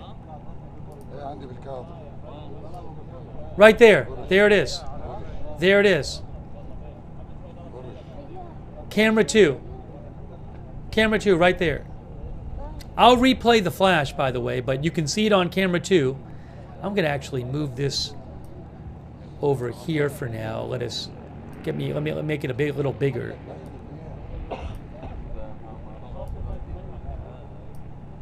That just happened.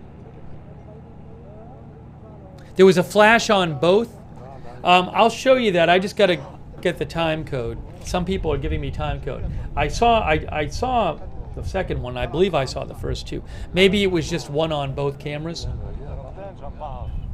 So another airstrike just happened.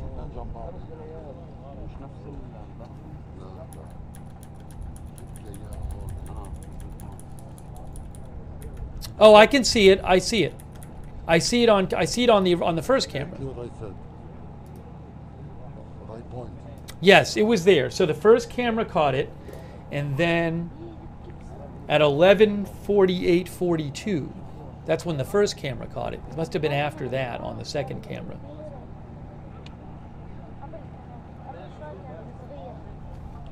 When was it on the second camera? نعم رامية، يعني قبل نحو 3 دقائق من الآن كما ترين على الشاشة تم تنفيذ التحذير الرابع والأخير لهذه الليلة باستهداف منطقة برج البراجنة. كان هناك وميض نار كبير جدا ومرتفع جدا. Oh, I found it on the second camera too. I got it on both of them. Yeah. Yeah, so it happened on both cameras. I'll show you a replay in a second. Are they getting it on the first camera? Let's see here. Hold on, what are they showing here? It's kind of hard to see on the first one. I think the second one is significantly closer to it. I'm going to show you a replay of what we just saw. But you could definitely see it on both cameras. All right, here's a quick replay. Here is a quick replay. Okay, watch on the left here. Watch on the left, right there. Right there. You guys see that on the left side of your screen? Below camera 2? Right there? See that? You see it there? I'll play it again. Okay, we saw that, and then we saw the same explosion on the top camera. Watch the top camera. Right there. Again, one camera's behind the others, so, but it's the same explosion.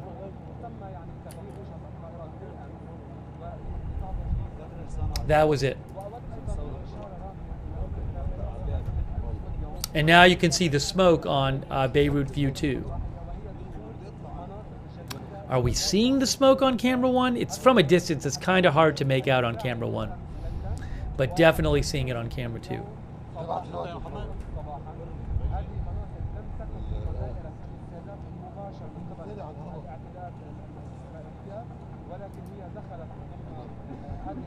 Let me see what Lebanese media is reporting.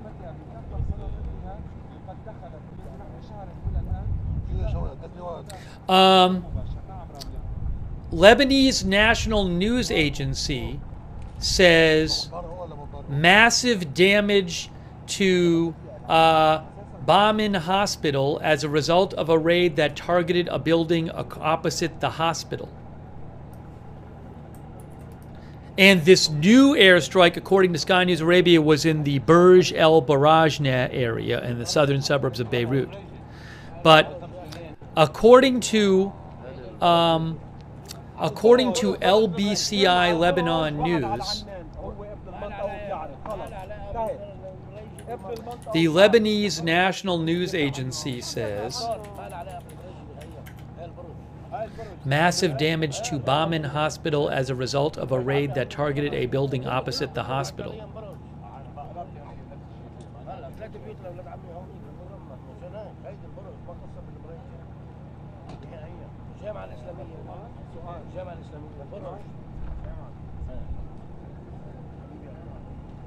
I can't confirm that. That's an unconfirmed report right now.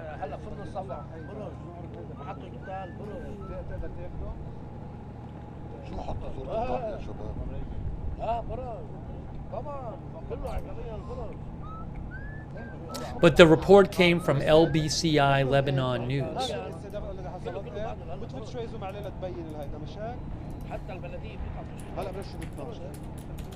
جبت الساحة من بلد من الساحة الحوض مفرع الجوال وجمع الجوال طريق مطار المريجي هيك بصير شفت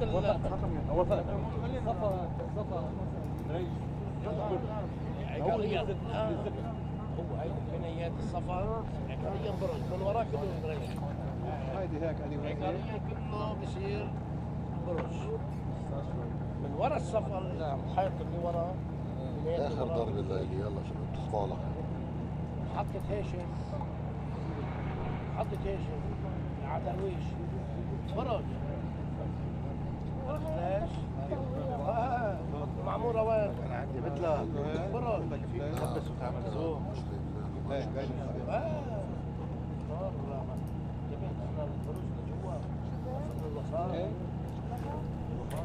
لجوا There is a bomb-in hospital in Beirut, Lebanon. I just looked it up. It is about... Oh, what is this on? Hold on. What are we seeing here? Oh, yeah. Just zoom in. The bomb-in hospital is about 2 miles north of the... a mile and a half north of the airport.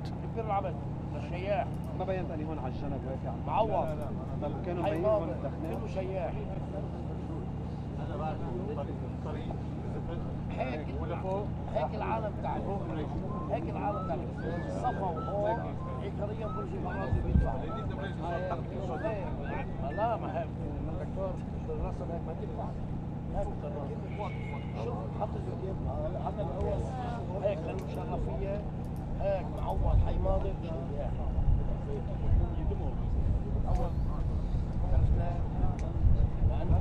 MTV Lebanon News has the same report. They say that the Lebanese National News Agency says there is massive damage to the bomb-in hospital in Beirut due to an airstrike that targeted a building opposite it. I haven't seen video or photos from that hospital yet. I will certainly keep you updated.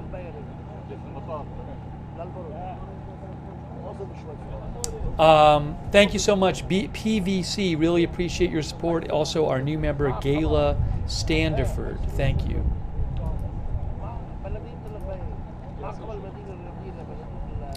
It's a bomb-in hospital, BAHMAN. Oh, I have a. If I need it, I have the Eastern Border camera now. We have that again. If I need it.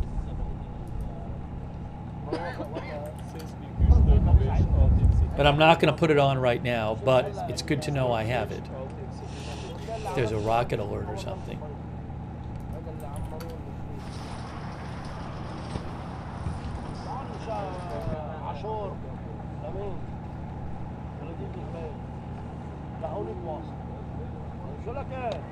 I will try to get you more information about the reported damage at a hospital, reported unconfirmed damage at a hospital in Beirut.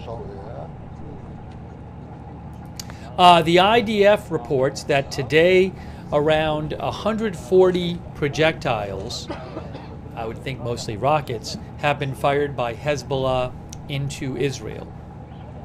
About 140 today. A couple recent days it's been around 200.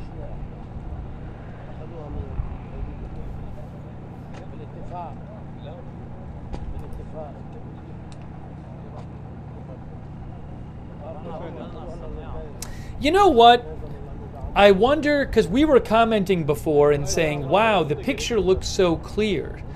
Somebody might have said this in the chat before, but is it possible that when you have these airstrikes and smoke fills the air, the picture gets less clear? Because it feels like the picture on the bottom is less clear now after some airstrikes. I don't know if it's the smoke in the air that, you know, gets in the way.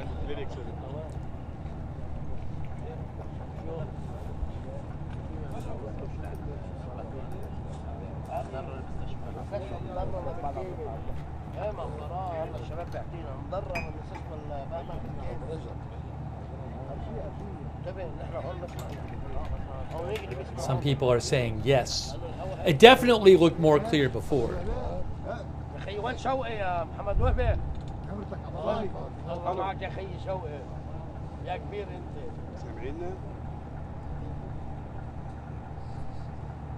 Now what? What's going on here? I don't know. It's interesting. It's interesting how much the camera one is moving around tonight. It's way more active than it has been previously. The sound is mostly from camera 2. The voices are on camera 2. You know what? I need to move this up.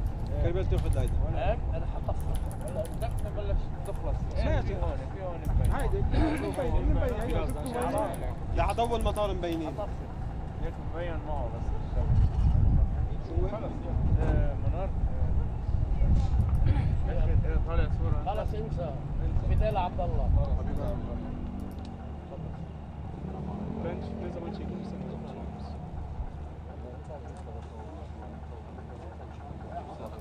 حسين وين رايح؟ يفوت نام بعد ما خليك نام طارق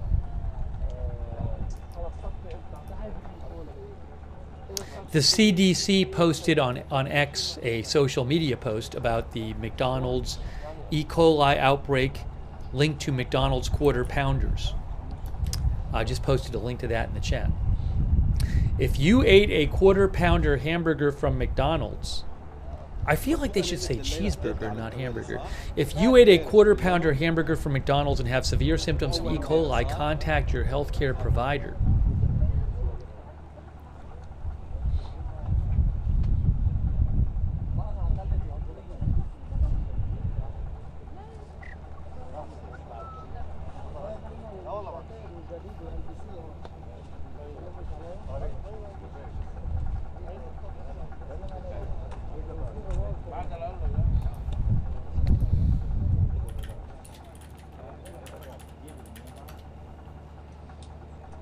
After hours McDonald's stock is down 9.5%, 9.44% according to Google. بس هيك ما بتطلع واضحة. يا ريت.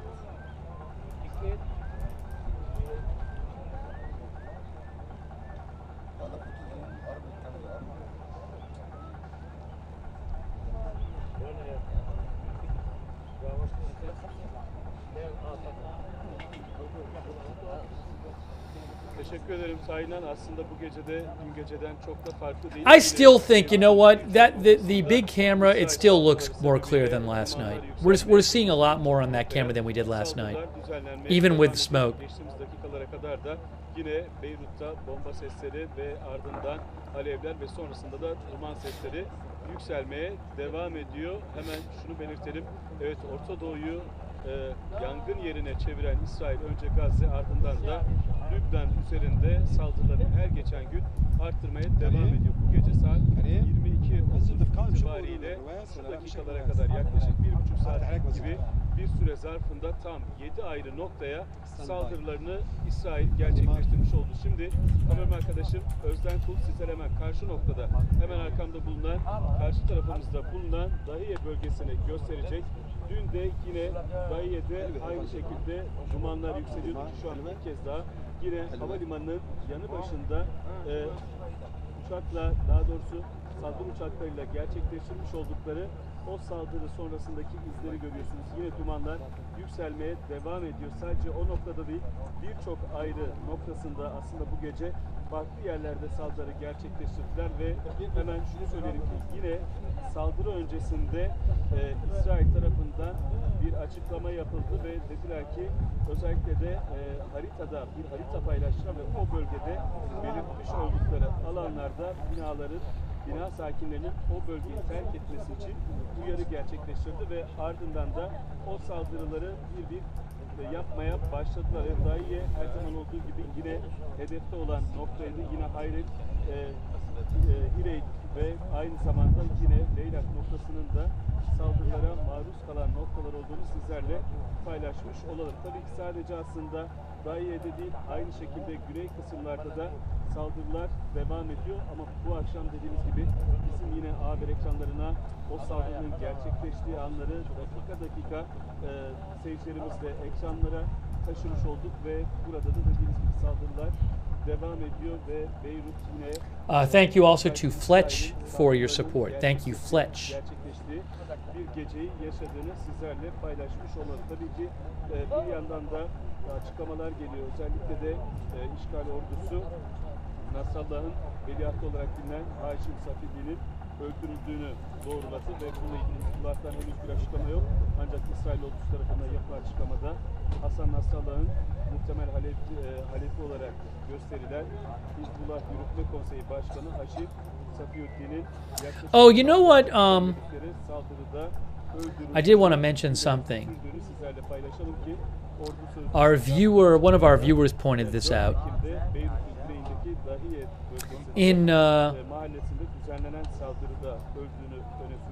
Betty Westbrook pointed this out. In the original evacuation order gave out several that was put out several hours ago by Israel, where they gave 4 locations in the southern suburbs and they told people to get away. One of those locations was several buildings in a row. Normally it's just one building and they say get away from that building and the surrounding buildings. But I didn't even see this, but our viewer Betty just pointed this out, that on the original evacuation order, again, one of the orders was to get away from several buildings. It looks like about 5 buildings maybe, all next to each other. So I don't know if those were hit yet. Evet, tabii ki özellikle de Dahiye bölgesinde gece saatlerinde bu şekilde saldırıların yapılıyor olması o bölgedeki insanların gündüze göre gece saatlerinde çok daha fazla endişeye kapılmaları da normal ve özellikle şunu söyleyelim, ilk gün itibariyle hep şunu söylüyorlar. Diyorlar ki Dahiye bölgesinin bu şekilde saldırılara maruz kalıyor olmasının sebepleri şunu söylüyor. Diyorlar ki Hizbullah'ın olduğu bir yer ama sadece burada değil, yine aynı şekilde birçok ayrı noktada da, yani tek bölgede değil, işgalci İsrail birçok yerde saldırılarını gerçekleştiriyor. I think we're hearing reporters maybe in the area. توزعت بداية على منطقة الليلكي ومن ثم منطقة حارة حريق ومن ثم منطقة مسجد القائم في حارة حريق أيضا وأخيرا في منطقة برج البراجنة. هذا اليوم سبقه تهديدات وتحذيرات أطلقها المتحدث باسم جيش الاحتلال الإسرائيلي في خي أدرعي مهددا هذه الأبنية باستهدافها وهو ما حصل خلال هذه الليلة. وكما تشاهدون خلفي لا تزال يعني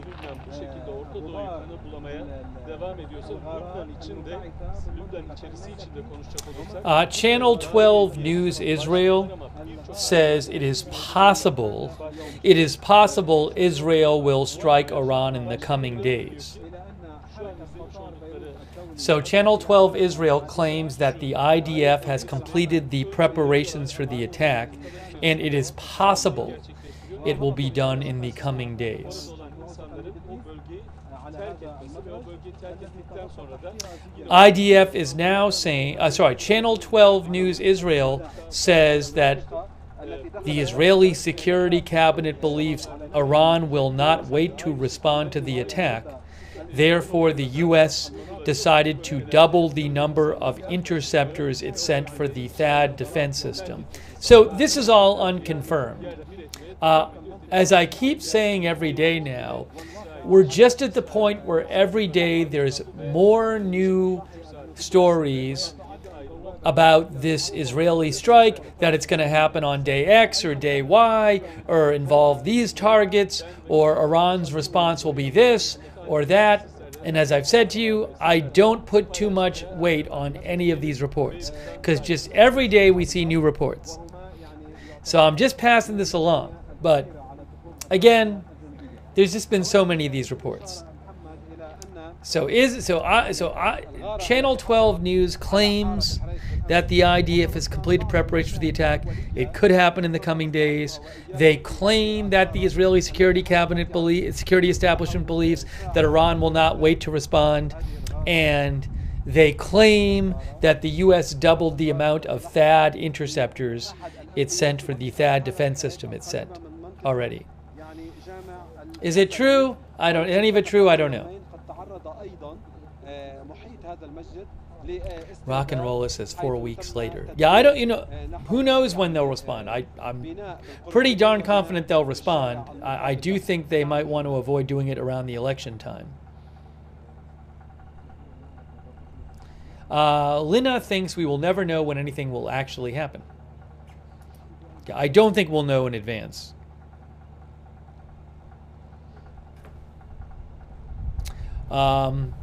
Rex says if it doesn't happen, they will just claim another soon in 2 weeks' time.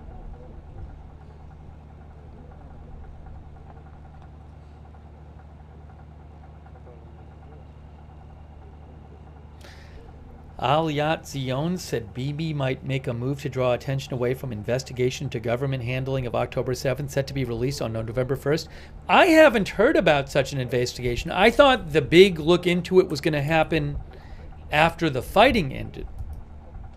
That's what I've seen reported. Maybe there's some investigation that's going to be released, but from what I've continually read, there was going to be some kind of big look into it after the fighting. But I don't know. Send me a link, Al Yatzion, if you know more. What is that whistling we keep hearing? Is that a phone ring? Or is it just... Does somebody have that as their ringtone, that whistling thing?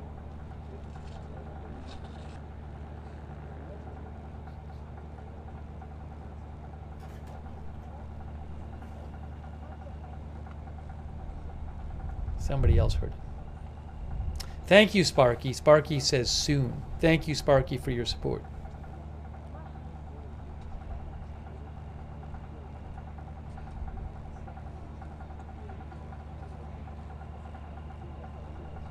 The whistle is just the same every time, so that's why I think it's a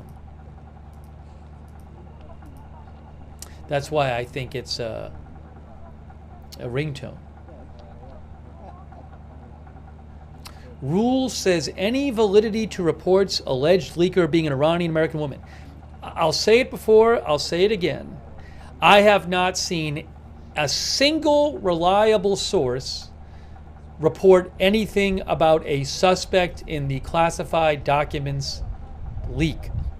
Not a single reliable source. I will say to you that the Pentagon press secretary said today that the employee mentioned on social media is not a suspected leaker. According to Carla Babb with VOA, the Pentagon press secretary said this official is not a subject of interest and the department remains fully committed to supporting the investigation. So I have seen some social media posts that I would consider not from reliable sources, without reliable sourcing, make a claim about who the suspect of the leak is, but nothing reliable. If I hear more from any reliable sourcing, I will certainly let you guys know. A bunch of people have asked about this, so I wanted to mention it. Hey, thank you to Rule for your support. I really appreciate it. Rule, thank you.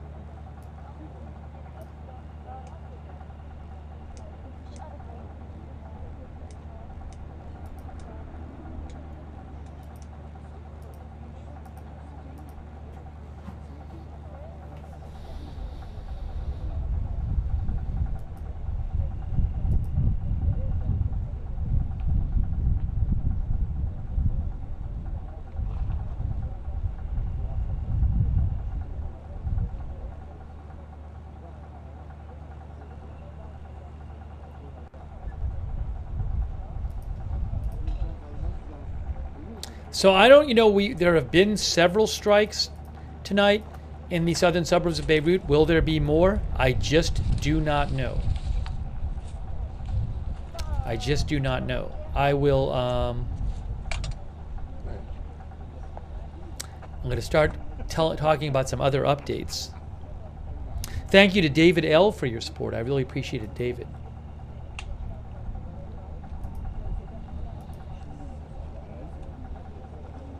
And Annie Cush Thank you for subscribing on Twitch. Thank you, Chris Chase, for your support on Twitch. Let's talk about some of the other updates. I don't want to. I'm gonna. There was a video. There was a building destroyed near Beirut in the southern suburbs of Beirut this afternoon or earlier today when it was light out, and there was video of it. Pretty striking video on social media. I'll post a link to that. I posted it earlier, but I'll post a link to it again. It's a pretty crazy video. People were waiting outside the building to watch because they had heard that the building was going to be targeted, I believe. They'd heard an evacuation order. So I just posted the link right now in the chat, and you can go look at it.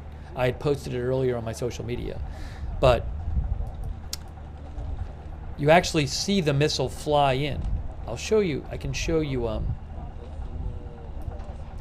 couple photos of it too.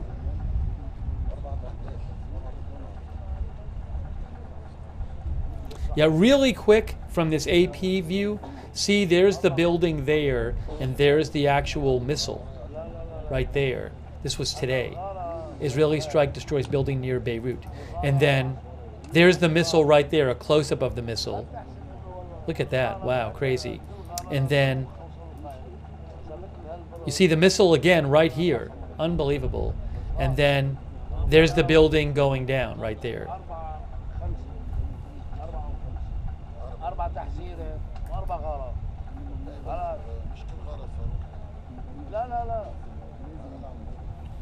Yeah, we'll show when I'm not as worried about missing something on the live cams. I will show that some more. I just darkened the top again because we're not seeing as much there.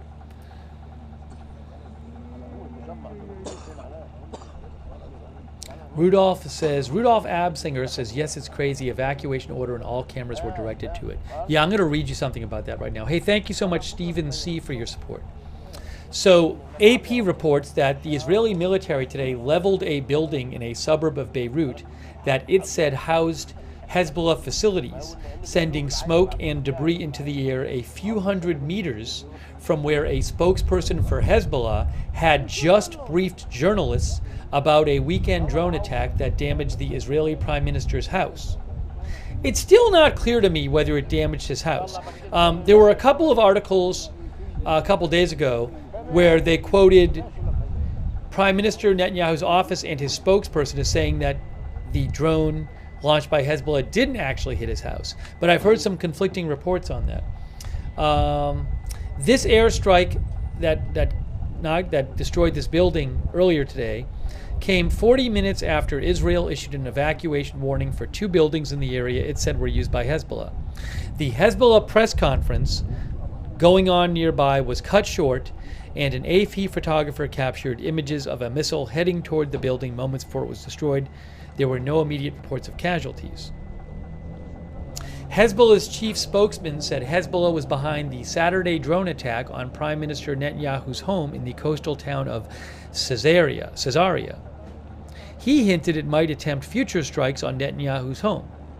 Israel has said neither the Prime Minister nor his wife were home at the time of the attack.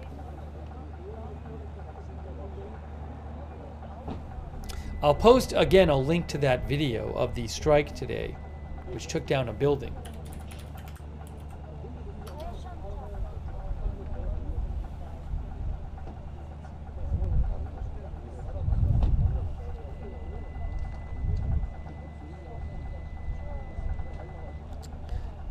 Caesarea, says Roberts Mayqueen.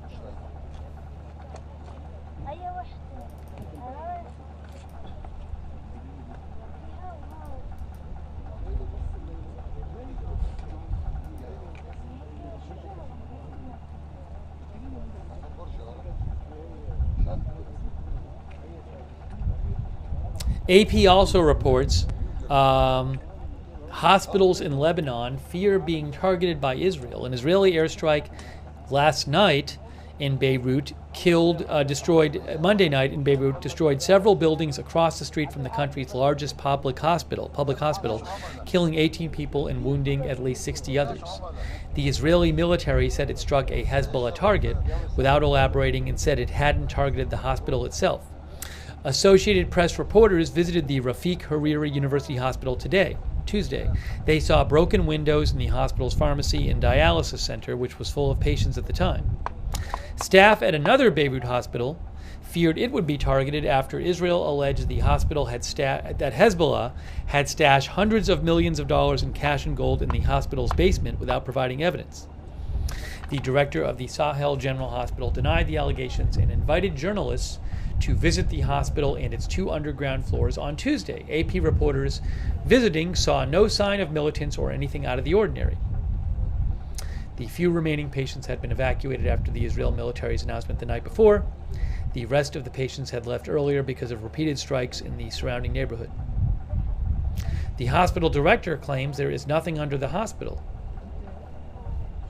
Many in Lebanon fear Israel could target hospitals the same way it has raided medical facilities across Gaza. The Israeli military has accused Hamas and other militants of using hospitals for military purposes, allegations just denied by medical staff.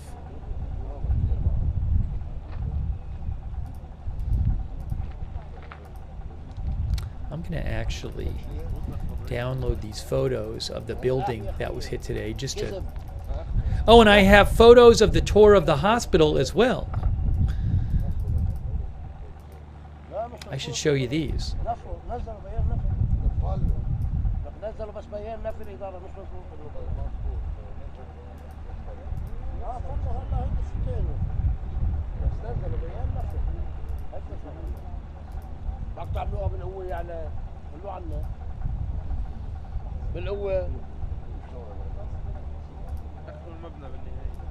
اخلا جبنة جبنة يسمعونا يعني لا ما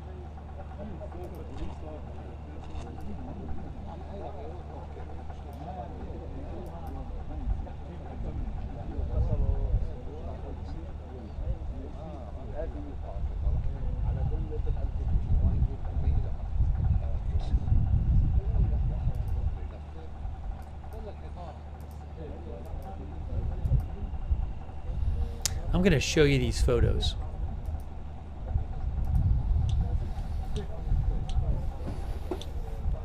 There's some interesting photos here I want to show you.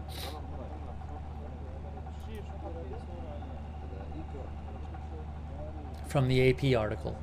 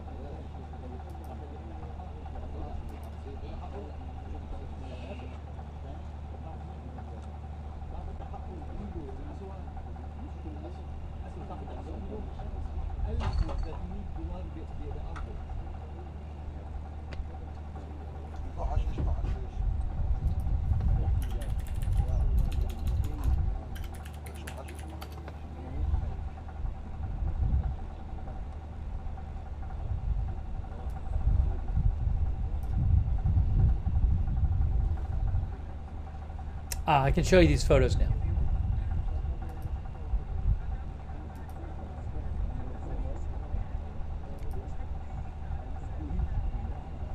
So I was showing you this article before. Israel strike destroys building near Beirut as Blinken presses for Gaza ceasefire. So let me pull these up. These photos are pretty striking. Where is it here? Hold on. Why can't I find the first one?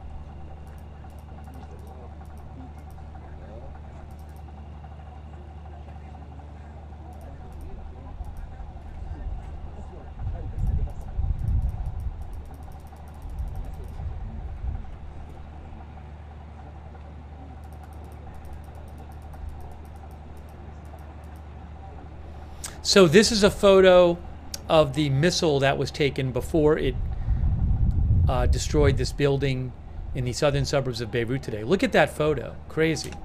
Look at that. Then here's another one. That's after. And there's the look at that close up of the missile. That's unbelievable.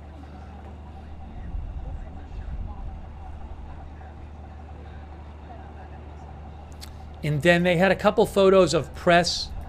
That is damage across the street from the Rafiq Hariri hospital when several buildings were destroyed right across the street from that hospital last night. And then these are photos of press touring the Sahel hospital today. That's the hospital that Israel said has a Hezbollah a bunker under it with hundreds of millions of dollars of gold and cash. So those are some photos of press touring that facility today. I don't know, I can't say whether there's a bunker under there. The hospital denies it.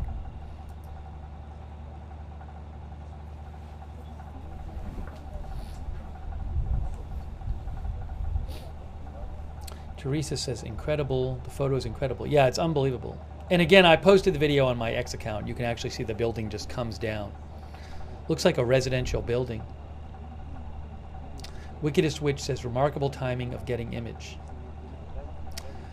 Reportedly, the Lebanese Health Ministry, I believe these figures are from the Lebanese government, claimed that in the strike on the buildings across from the hospital last night, 18 were killed and at least 60 injured.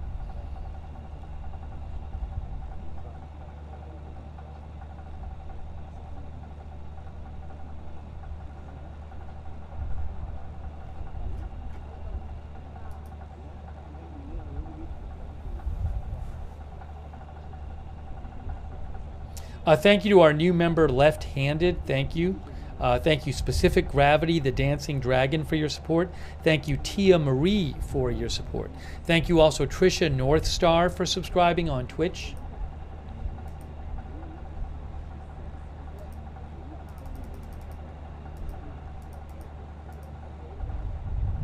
Christine Atherton says, amazing pics.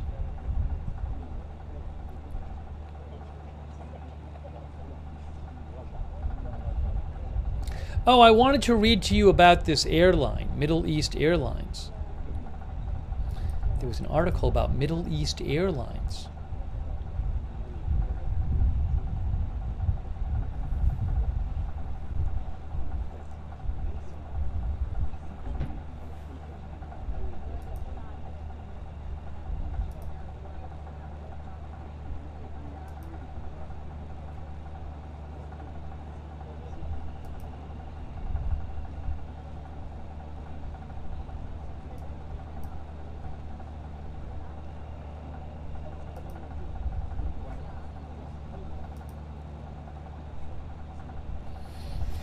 Woodland Ghost Track thinks we would see real signs within a few hours of an attack on Iran, like when Iran launched their latest attack. But the thing is, though, back in April, when Israel responded to Iran in April, I don't believe there were any signs of that. I think it's different when there's going to be an attack by Iran on Israel. It seems like we hear like Israel will change the home front. They'll make some announcements and they'll say like, be close to your shelters and stuff. I don't think Israel's going to do that before they attack Iran. And I don't think we're going to hear, I don't know, we might hear something, but I'm guessing we won't hear, Iran, it tells people to stay close to their shelters. So I just know in April, we did not hear anything in advance of the Iran attack. We basically just started hearing of Israel's attack on Iran, the response. We basically now it was It was not that big of a thing, but we didn't hear about it till basically after it happened. So I might be wrong. I respectfully disagree, Woodland Ghost Tracker. I'm not anticipating hearing anything, but who knows? You never know. You might hear stuff. You might hear reports of it or something, but we'll have to see.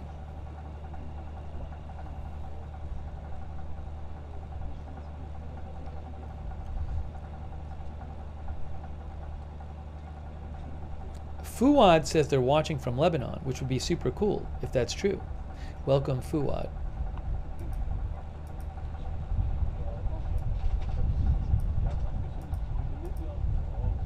Thank you, Mom of Angels, for the gift memberships. Thank you. And Matthew Jaffe.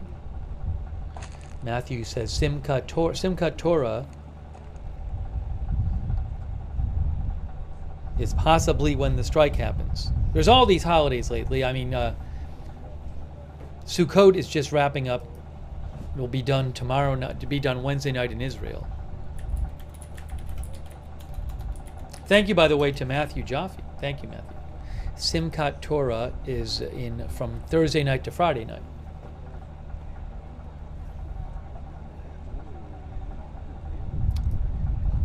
I want to let's talk about this for a second, guys. This is interesting. There's an article about Middle East Airlines, MEA. They're the ones who we always see their planes flying in and out of Beirut when like airstrikes are going on. They're, I believe, the only airline commercially operating at the airport. They're a Lebanese flag carrier, Lebanese airline. The little airline that could, Lebanon's national carrier, braves Israeli airstrikes, says AP. Since Israel began bombarding Beirut's southern suburbs, as part of its offensive against the Hezbollah militant group, Lebanon's national air carrier has become a local icon simply by continuing to do its job. Middle East Airlines is the only commercial airline still operating out of the Beirut airport, located on the coast next to the densely populated suburbs where many of Hezbollah's operations are based. Unlike the bruising month-long war between Israel and Hezbollah in 2006, in which an Israeli strike almost immediately took Lebanon's only commercial airport out of commission, the airport has not been targeted in the current conflict. I believe Israel back in 2006 took out the airport because they didn't want Hezbollah to be resupplied, but I might be wrong about that. Don't hold me to that. Don't hold me to that. I'm not going to look it up right now. But they did early in that war, Israel took the airport out of commission. But so far, not in this. An advisor to the chairman of the airline said the airline has received assurances that Israel will not target its planes or the airport as long as they are used solely for civilian purposes. MEA Airlines conducts a risk assessment each day to determine if it's safe to fly, he said. As long as you see us operating, it means our threat assessment says we can operate, he said. We will never jeopardize the life of anyone. Still, the sight of jetliners rising and descending as fire and clouds of smoke blacken the Beirut skyline can be alarming. We've talked about that. Some of the most dramatic images making the rounds on social media depicting jets landing in fiery hellscapes have been AI generated.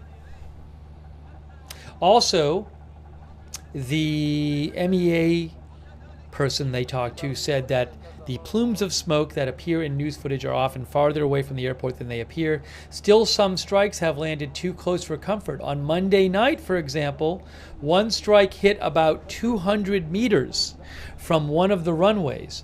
There were no planes in the area at the time.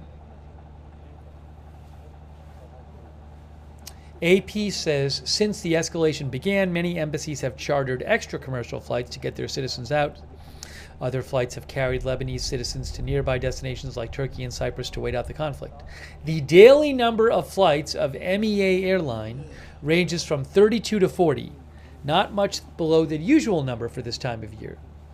The difference, now the flights usually depart Beirut full and return 2/3 or 3/4 empty. Interesting. MEA says the flights normally depart Beirut full and return 2/3 or 3/4 empty, but some people still come back. While many Lebanese have fled, others continue to fly in and out for business or family reasons. Interesting. AP talked to someone, Ellie Obeid, whose return flight, he had flown out and was flying back into Beirut on Saturday. And while he was flying back in, heavy airstrikes were underway in the surrounding area. On board, he was unaware of what was happening until the plane landed and he opened his phone to a barrage of messages.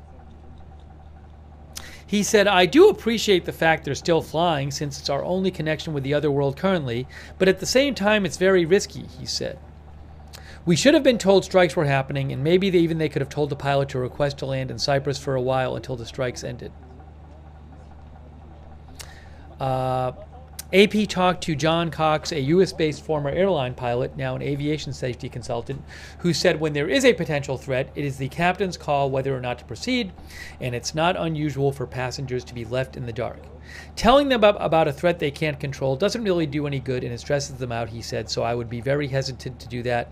But he added, "I'm not sure I would want to fly into an area of open conflict like that with passengers on board. It's pretty unusual," he said, "for a commercial airline to decide that operating in an active war zone is an acceptable level of risk. When you're in an area with ongoing military operations, there's just an awful lot of variables," he said. "Even just keeping the airplanes so that they're not in the same airspace at the same time, that becomes very difficult." Interesting. The person from MEA said the airline is in continuous coordination with the Lebanese government and security agencies and attempts to mitigate the risk, to lessen the risk, by spacing out flights so the airport is not too crowded at any given time. About 20% of its fleet is parked outside of Lebanon to reduce potential damage. They have also taken measures to adjust for the frequent GPS jamming that is used by Israel to ward off missile and drone attacks, but also disrupts civilian navigation technology. Other airlines have different considerations, the MEA representative said. Their trips to Lebanon might be one flight out of 200 or 300 flights per day, so spending 2 or 3 hours a day just to make a risk assessment for one flight is a waste of time for them, he said. But for us, it's a necessity because if we don't do it, we'll stop operation completely. He said, "It's our duty, of course, to maintain this link between Lebanon and the outside world."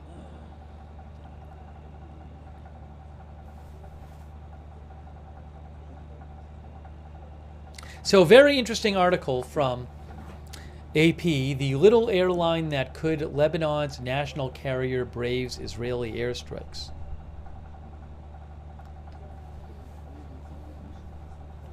We've been talking about the MEA flights because we see them. Hopefully nothing happens to one of those planes. By the way, thanks to our new member, Mark Bellringer, and Christopher Long, our member, thank you.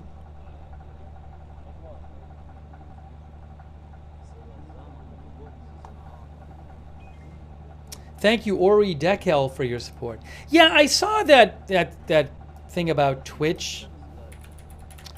I believe there was some sort of error that happened. Yeah, I'll show you. I have a story about that.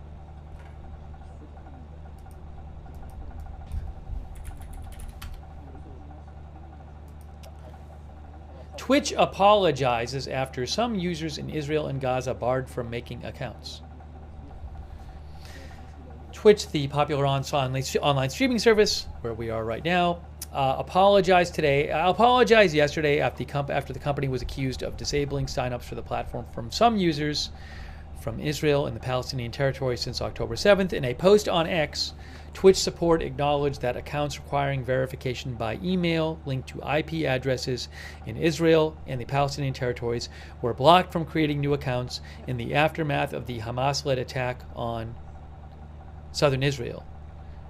So they said, "We did this to prevent uploads of graphic material related to the attack and to protect the safety of our users." A Twitch spokesperson told the Post today that the suspension mechanism was meant to be temporary, but was mistakenly extended until we were made aware of the error this week. The company said that users in Israel and Gaza can now create and verify new accounts. In its statement, Twitch also noted that that signups were unobstructed for people using their phone numbers to verify new accounts. Mobile phone verification still worked and represents roughly half of our new accounts created, Twitch told the Post. But some social media and Israeli users and Israeli journalists said they had encountered issues while attempting to verify accounts with their phones. Rod Breslau, a gaming and internet culture expert, said it just looks like they banned everything because they were afraid of graphic images and they probably just didn't want to deal with this stuff.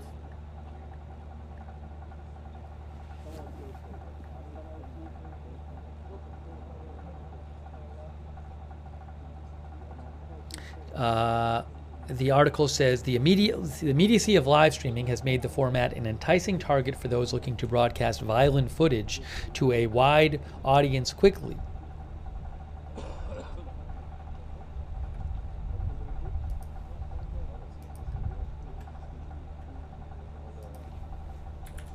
See if I can get you that post from Twitch.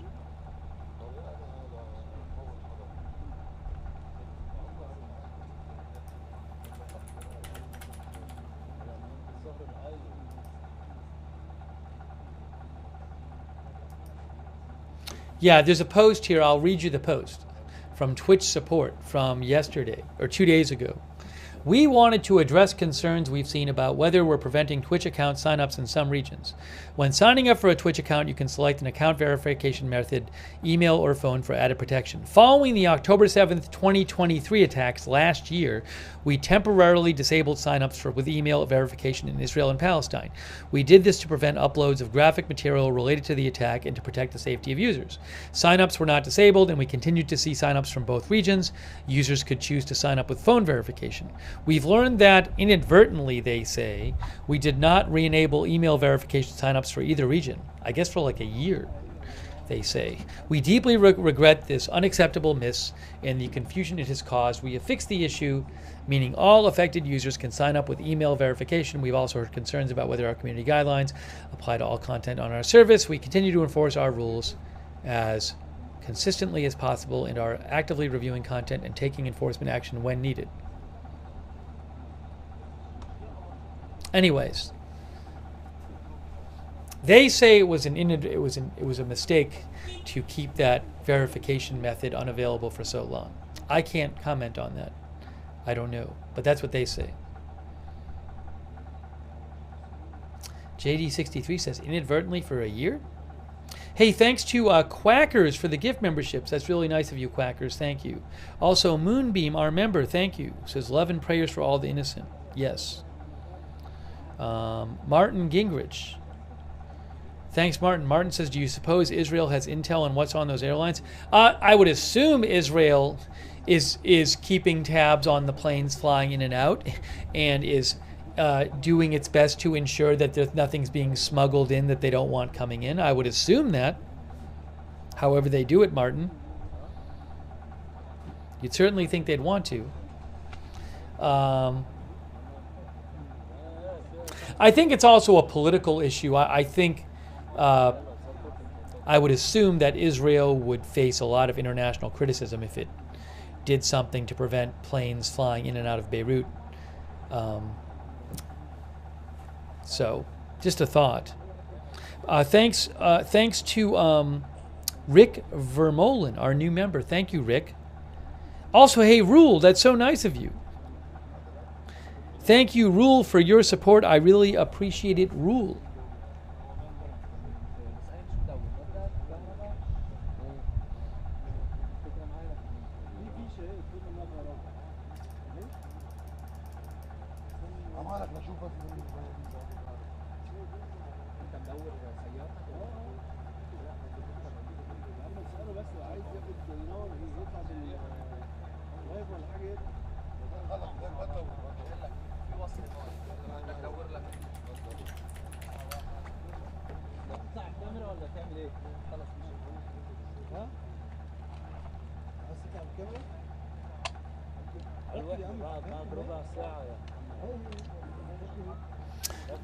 The New York Times is reporting that Bill Gates has said privately he recently donated about $50 million to a nonprofit organization supporting Vice President Harris's presidential run.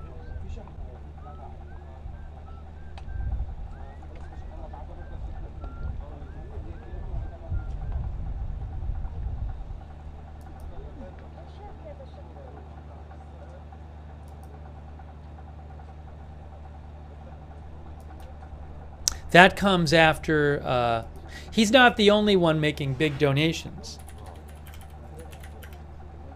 I believe Elon Musk has put in tens of millions of dollars of his money to a PAC that is helping, a super PAC, I believe, helping the Trump campaign. Anyways, so some people making some very big donations for this election. Yeah, NPR, like Reuters a week ago reported Elon Musk gave $75 million to pro-Trump group. Federal disclosures showed, they said. So, some people making some very big donations from the tech world.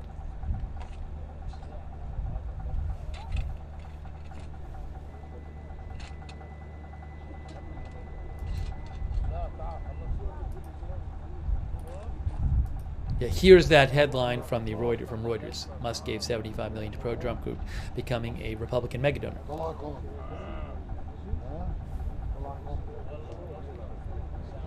The New York Times report about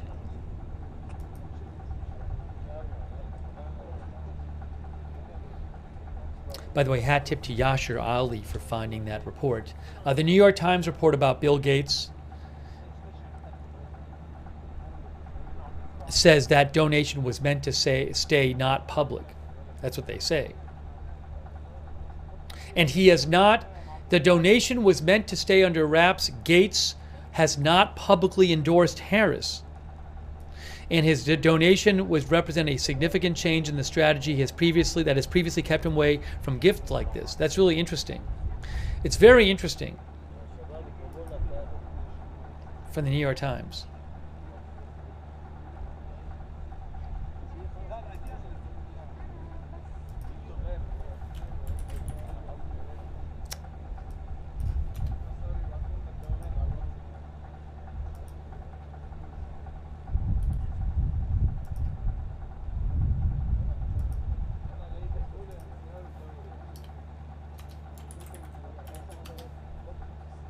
So again, the New York Times is reporting that Bill Gates privately said he has backed Kamala Harris with a $15 million donation, 50 million.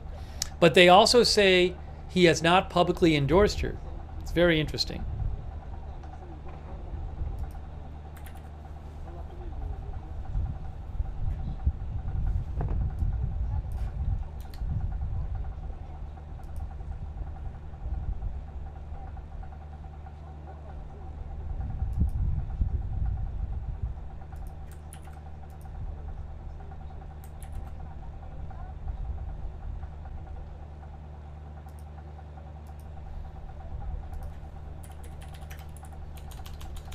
Sorry, I know it's a little off topic, but when it's breaking news, I like to mention it.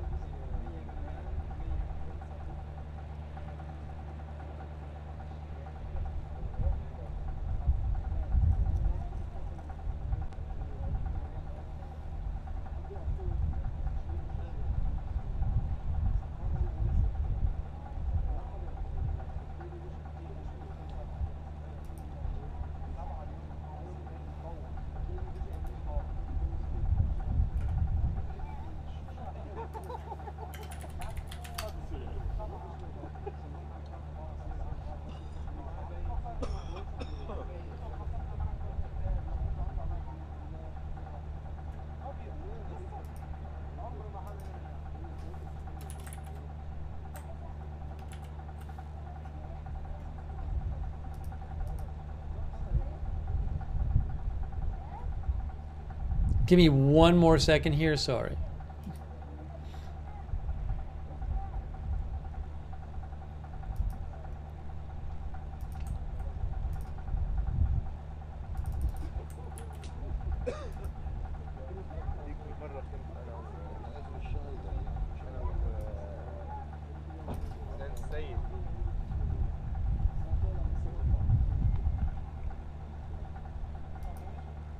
انا وحسين السيد اخذونا هيك مثل هلا وقت الضرب بعدين لور كل شوي تحكي تقول له ليك خلص نحن طلعك ما عندك شيء ليك خلص نحن طلعك ما عندك شيء عندك شيء الا لا هو زيت الحكي قال له خلص نحن طلعك لا اخر شيء خلينا وما طلع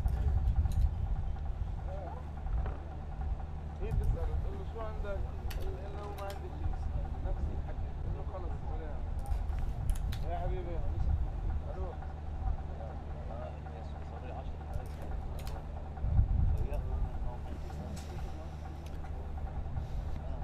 Hey, thanks, Rule, also for the gift membership. So nice of you, Rule. Thank you. And OKB Dog 82, thanks for the gift membership. And thanks to Moose Dog for subscribing on Twitch and Main Relly for subscribing on Twitch. Also, shout out to our moderators over there on Twitch: Big Ball of Yarn, LB Prairie Dawn, Surly Dev,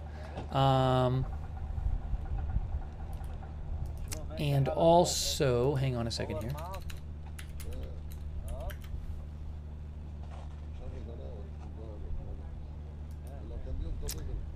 On Facebook, Margaret Riley, Kay Lowry Body, Valerie Gale Griffin, Christina Neal, Paul Anderson, Ronald Egnor.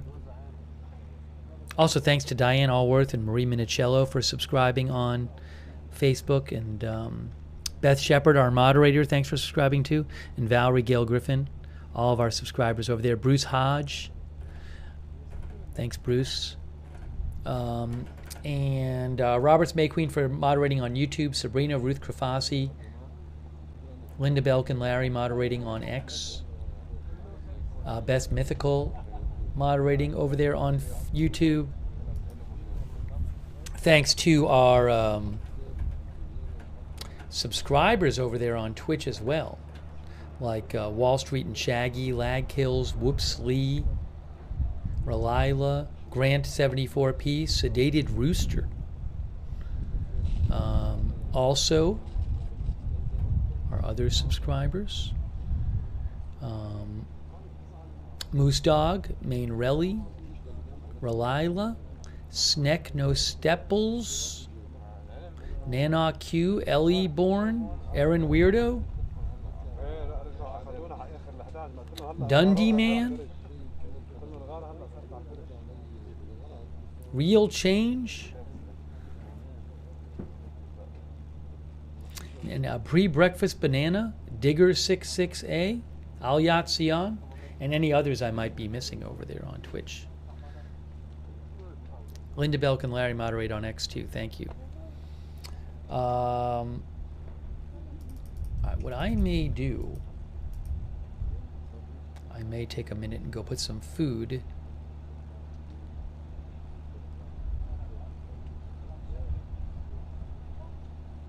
In a minute, I may put some food in the air fryer. الو الو يسعد مساك يا لورا جاهزين وعم نضوي ايه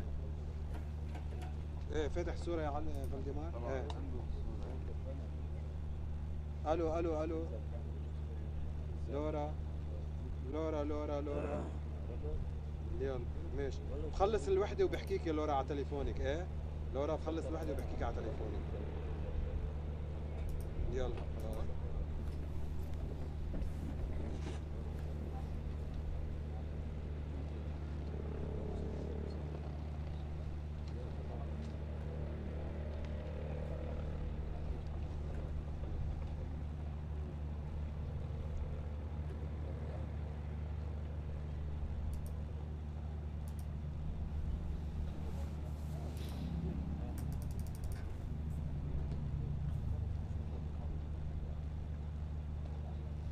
Yeah, let me do that. Let me take about 5 minutes right now. It's going to take about 5 minutes and put the food in the air fryer. Oh, thanks so much to IndyCar. IndyCar thinks hospital staff hides weapons and necessary items behind large machines. The basement had hidden passages staff made sure were not seen. So IndyCar thinks that the staff at the Sahel hospital, at least some of them, actually knows about a Hezbollah bunker underneath the hospital. That I cannot confirm. I cannot confirm whether there is one. Israel says there is one, and that there's hundreds of millions of dollars in cash and gold there, as we discussed yesterday. Let me take... Thank you so much, IndyCar. I appreciate that. Let me do this. We're going to continue our live coverage here.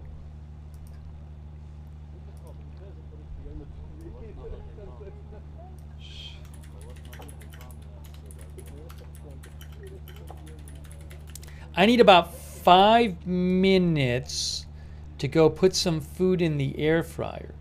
All right? That's all right with you?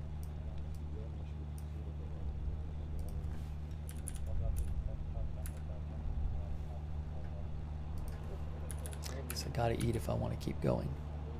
So give me about 5 minutes, and I'm coming back, and we will keep the stream going. And you can watch and chat while I am away. All right, I'll be back in about 5 minutes.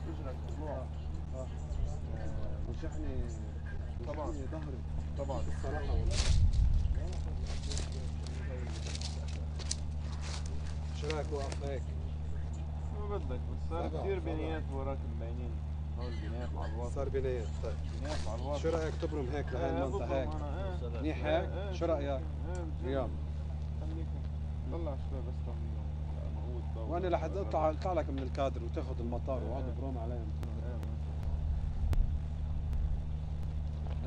لك لا محمد ويبي ولا غيره، أنا ما قاري حدا بهاي الحياة. خي شبك ليه بتضحك خيي؟ قال لك ربيع على البيت.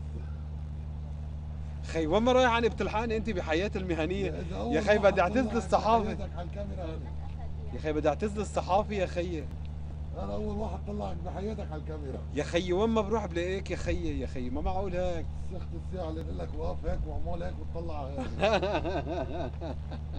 الله ما خيي على راسي يا عبد الله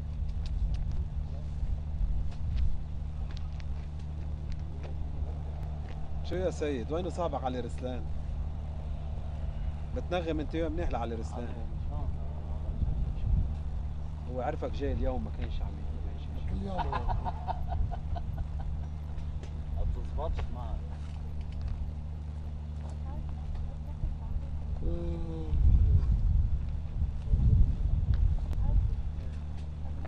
بس شو بيشكي جوني؟ مين جوني؟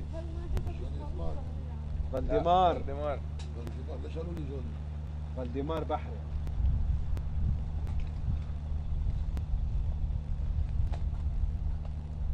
عندنا واحد يشتغل معنا بالزمانات اسمه فلاديمير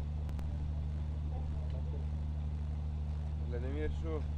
بوبوف الله يرحمه تعرفه؟ كيف لكان؟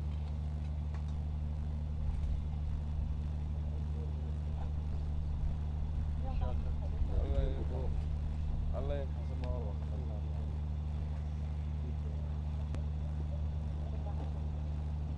امتى انت مش ايامك بل ميادين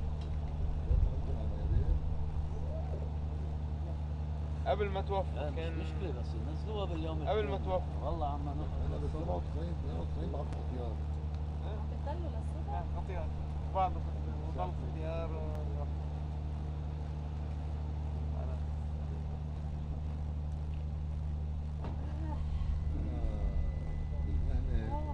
مين جاي كان زملائي؟ محمود الله هلا اذكر لك كم هون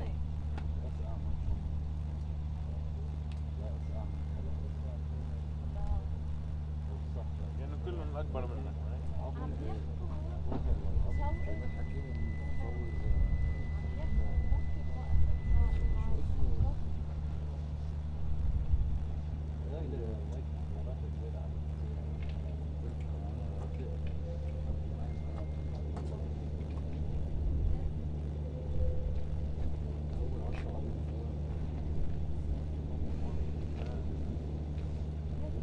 لا اكيد ما هعرف.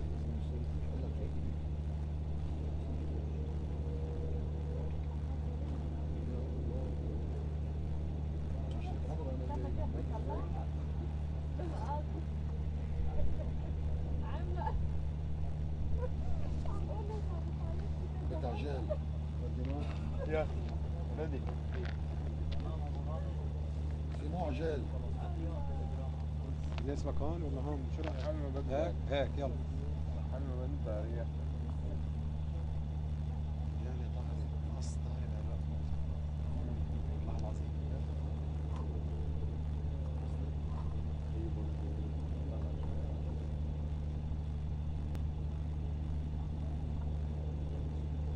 محمد حبيبي كل ما نطلع غارات ضربوا هدف صورت ضربوا شوقي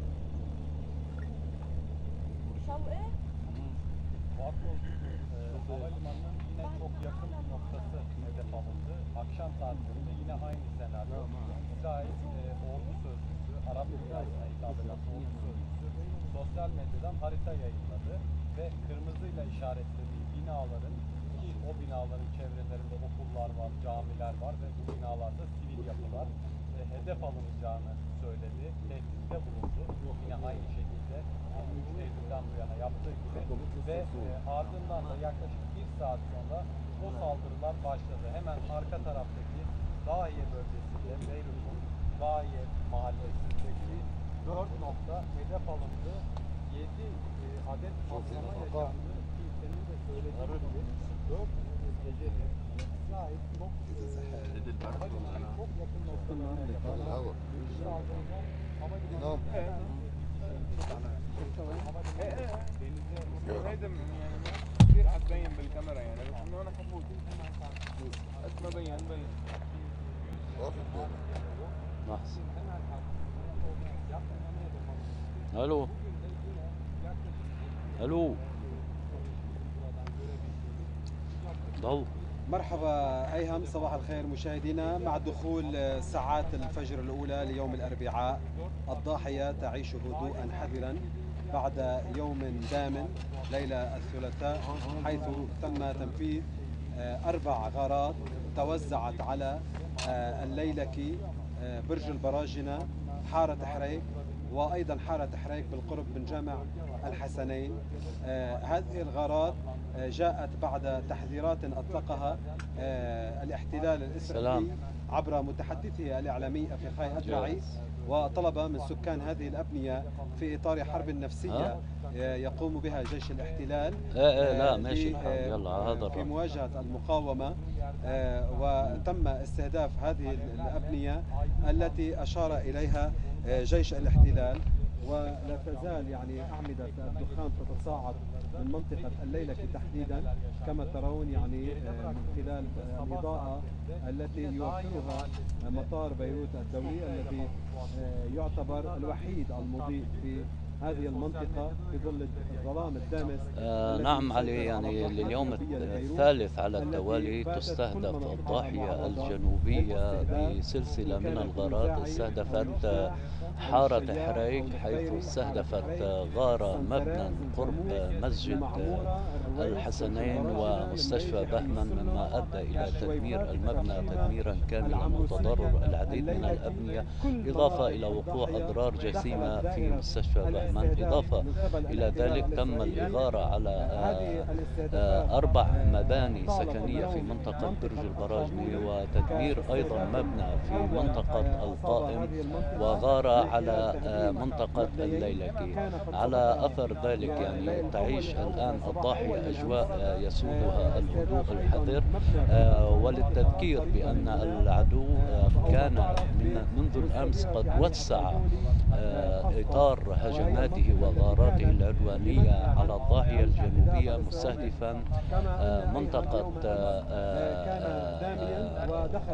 دويرة الطيوني إضافة إلى منطقة أجناح، وتمت الإغارة عليهم حتى أن اليوم صباحا تم استهداف أحد المباني في ظهرا في دويرة الطيوني دون سابق إنذار. استهدفت هذه المباني التي أدت إلى خاصة في منطقة الجناح إلى سقوط 18 شهيدا وفوق 100 جريح. هذه الهجمات العدوانية والتصعيد الذي تشهده هذه المناطق التي تشهد نسبيا يعني تعتبر آمنة نسبيا أكثر من غيرها، تأتي ضمن إطار الضغط على المفاوضات السياسية أو على الجهة المفاوضة السياسية من أجل إرضاء وفرض الشروط الأمريكية الإسرائيلية على لبنان، خاصة بعد عودة المبعوث الأمريكي عاموس هوكشتاين خائبا لا يحمل أي حل ودون أن يفرض ما يحمله من شروط على المقاومة. إضافة إلى ذلك اليوم المقاومة يعني 38 عملية سجلت المقاومة الإسلامية اليوم، كان آخرها استهداف تجمع لجنود العدو في مستعمرة المنارة وكوريات شمونة. مع ساعات الفجر الأولى يعني لغاية الآن لا زال الهدوء الحذر يسيطر على الضاحية الجنوبية.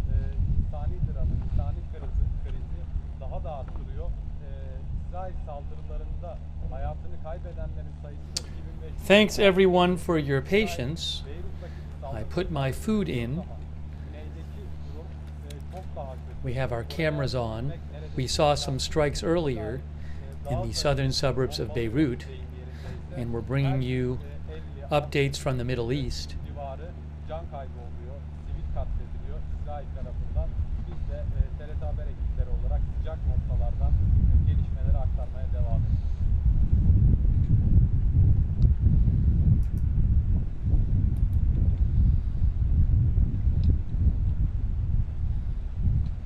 يعني نعم اليوم يعني كان هناك استهدافات، تم إسقاط طائرة هرمز في جنوب لبنان، إضافة إلى إصابة طائرة أخرى، إضافة إلى استهداف 14 تجمع للعدو الإسرائيلي في النقاط الخلفية ونقاط المواجهة، عدا عن الاشتباكات المباشرة مع فلول القوات التي تحاول التقدم أو التوغل إلى الجنوب. هناك كان تركيز رغم كل التركيز الذي يعني الناري والمدى الناري الذي يطلقه العدو والتركيز بغارات الطائرات الحربية على المناطق الحربية. By the way, Joe Truzman, who I follow, at Joe Truzman, who is a Middle East expert, he says, so we told you the IDF announced today that they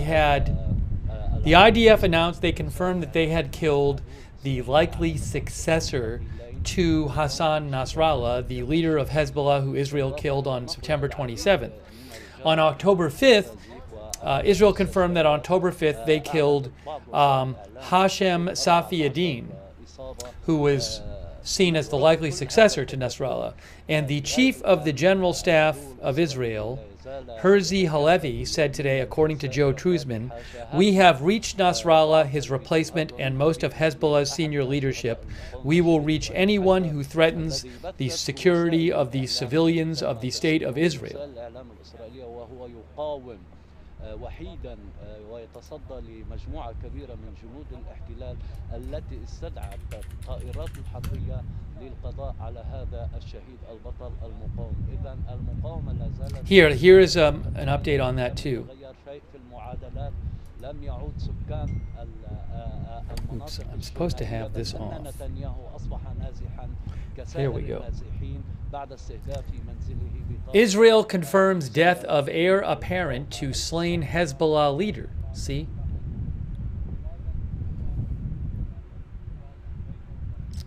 Reuters says Israel today confirmed it had killed Hashem Safiuddin, the heir apparent to Hezbollah leader Hassan Nasrallah, who was previously killed in an Israeli attack targeting Hezbollah. The Israeli military said it killed Safi ad-Din in a strike carried out 3 weeks ago in Beirut's southern suburbs. It is its first confirmation of his death. Earlier this month, they said he had probably been killed. There was no immediate response from Hezbollah to Israel's statement that it had killed Safi ad-Din.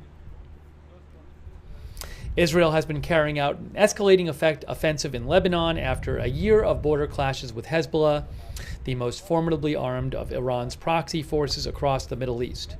Hezbollah has been acting in support of Palestinian militants, Hamas, fighting Israel in Gaza, but is reeling from a spate of killings of its senior commanders from Israeli airstrikes in recent weeks.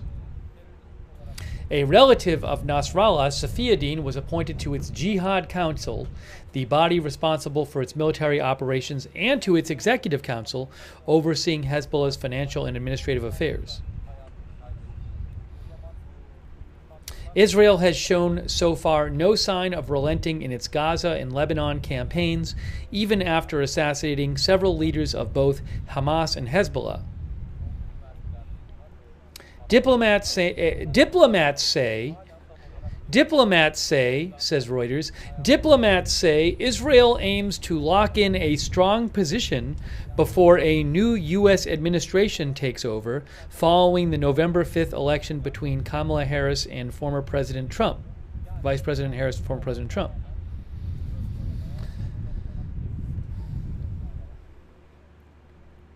I guess the idea is Israel maybe thinks that a new administration, whether Harris or Trump, could be less supportive of it or something, and might want to take actions now. I guess that's the idea.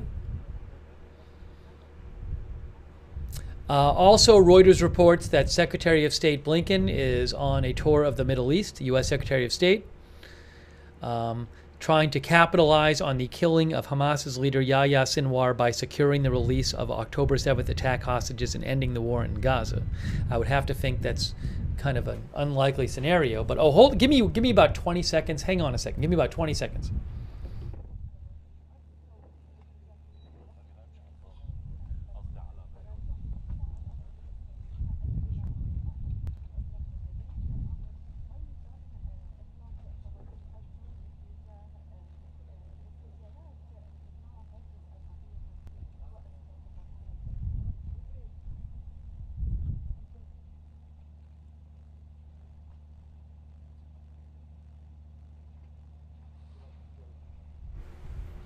I'm not assuming there's going to be any kind of Gaza ceasefire soon or hostage exchange, but you never know. Reuters says Hamas has refused to free scores of hostages in Gaza without an Israeli pledge to end the war and pull out of its territory.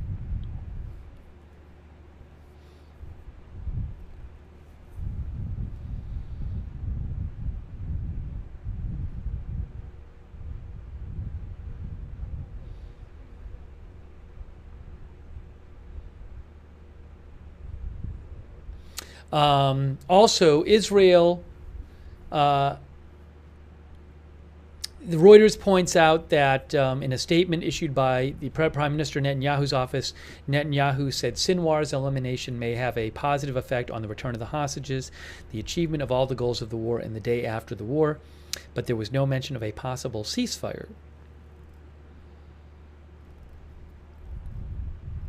The Lucky Minute says you never know.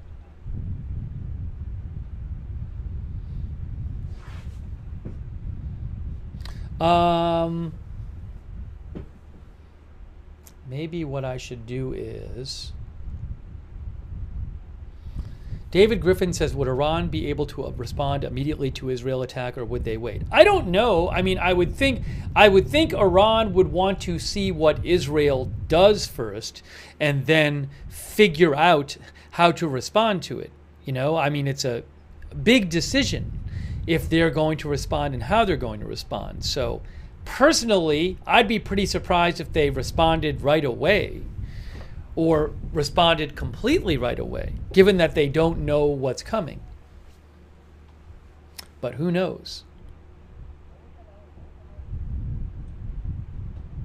Yeah, as JD63 reports said in our chat, we talked about this earlier. The Jerusalem Post said that Blinken was supposed to go to Jordan, but he's going to Saudi Arabia instead. I don't know what that's all about.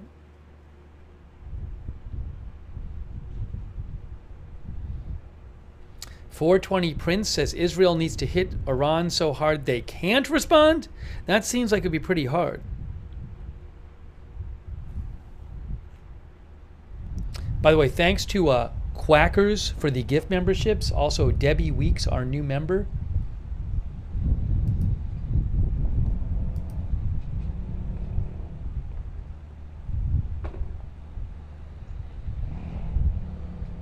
We'll have more after I eat. In a few minutes, I'm going to eat, and then we'll have some more coverage.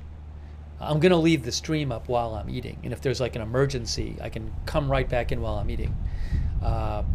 Speaking of which, give me about 20 more seconds here. Hang on.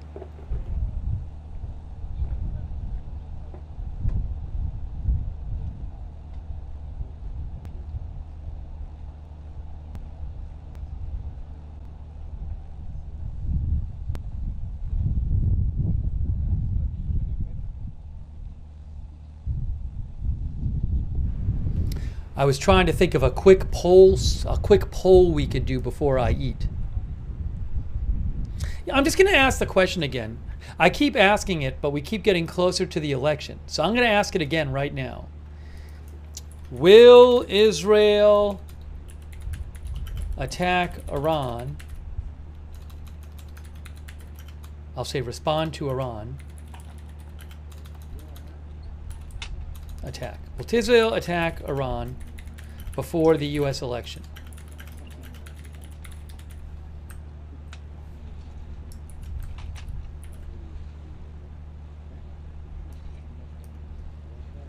We do a quick poll before I eat.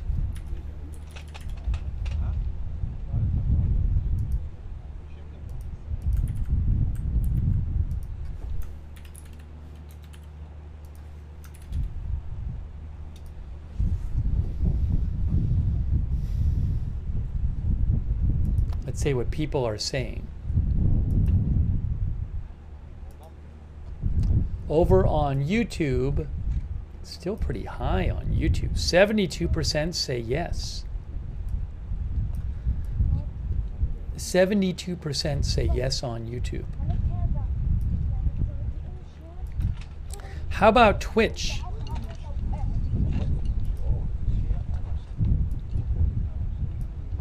Twitch is at 55%.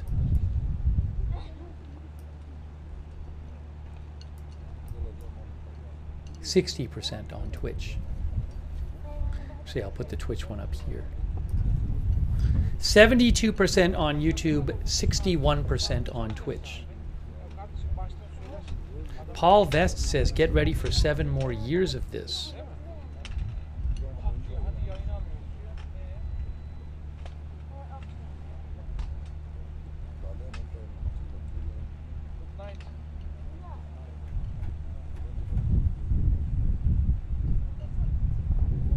No, I don't believe that Israel has announced anything officially about timing.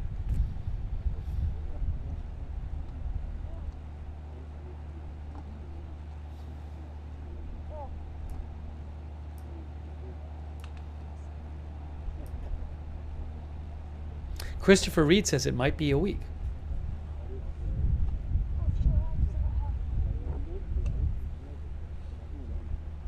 Babe Licious thinks Israel and Iran don't care about the U.S. election. I don't know. I mean, Israel's the biggest supporter, biggest ally supporter of. The U.S. is Israel's most supportive ally. So, I would think they care some. Greg Andrews says Blinken is there now, so definitely not while he's there.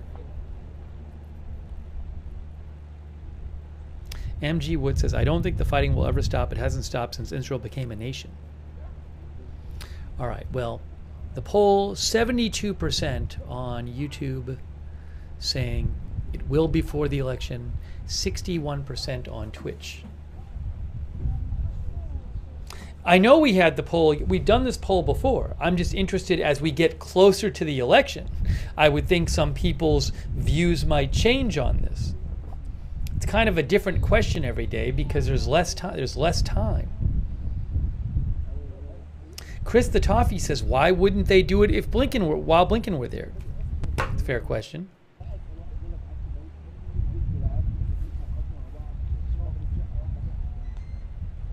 All right. I'm going to wrap up this poll. Maybe we'll do another one later. Thank you for voting. All right, here's what we're going to do. Now, I'm going to leave the cameras up. Oh, you know what? Maybe I'll put a third camera up. Let me put the border camera up for you. I'll have that up there for you too. But I'm going to, I think I might, I'll probably put the volume on for that one. So I'm going to put the border camera up over here. So you can see that too. Put that right there maybe. But I got to adjust it. Okay, nope, that's the wrong one. That one. That is the border camera. And that's going to be, oopsie, that's not what I want to do.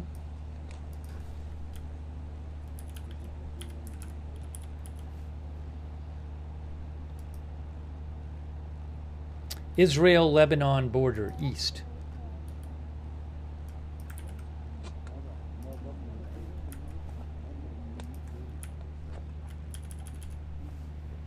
Maybe I'll put a bit of volume on that camera. I don't want it to overwhelm. It gets too windy. I have to cut the volume. If I put the volume on that camera, you won't hear the other cameras.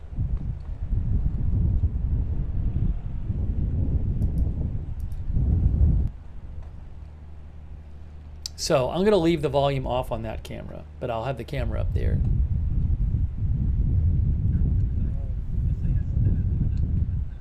It's windy in Beirut too, but it's not the wind. You're not hearing as much. Jason Carlton, thanks for trying. So let me eat. I'm going to leave the cameras up. You can watch them. If there's something huge that happens while I'm eating, I will come back in here right away. Otherwise, I'll come back after I eat. And you guys can chat. Thanks so much to all of our moderators. Really appreciate you being here.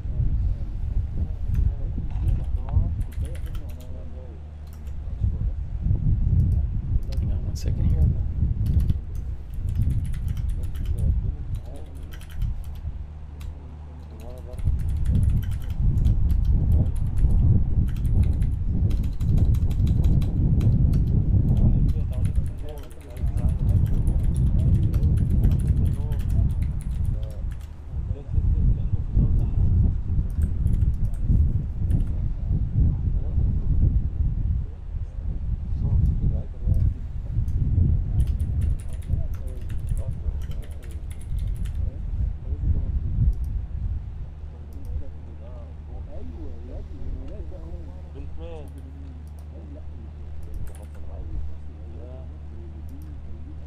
See if this worked. There we go. Steve is taking a meal break. He'll be back shortly.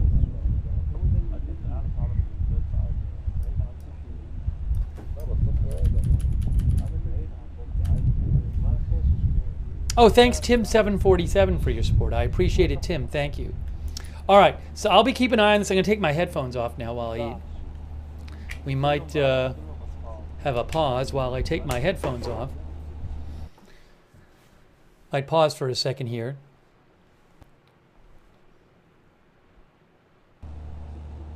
All right, so hang out. I'm going to eat. I'll keep an eye on this. If there's big developments, I'll rush back on the air. Otherwise, I'll come back after I eat, and we'll see you in a little bit.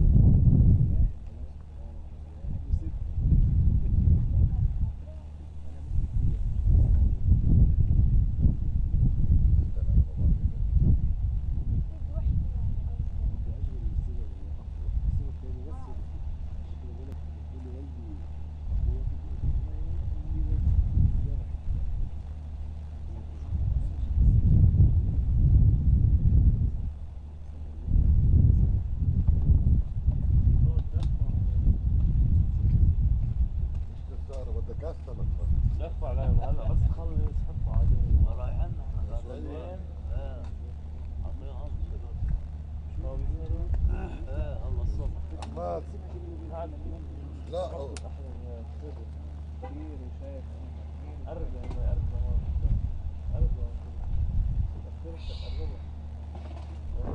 دفى يا محمد اتدفى.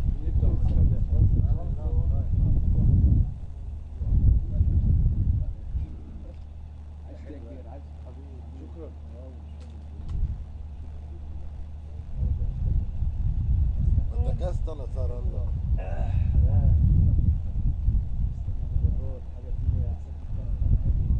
جواب عملوا خيمة لهون خيمة ولا هذا البيت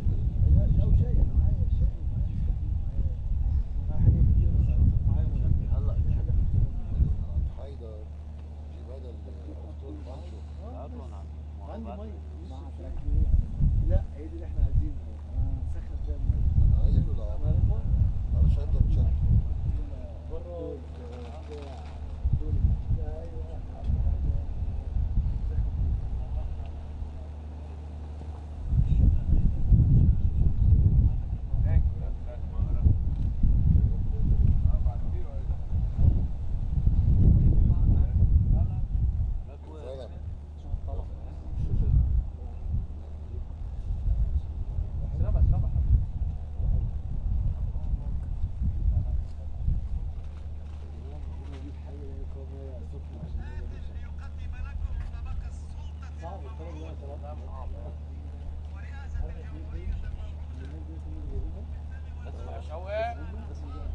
لازم نعمل خيمة للشتاء والله مش بس إلا برداية مش الهواء ونثبتها بدنا بلوكات خيمتين هون مش وحدة ها؟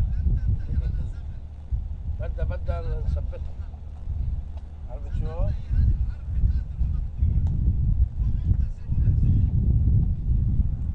صح؟ هلا الشتاء بناكلها لأنه بدنا نثبتها هيك ساعتها ما فينا بلا خيمة حرام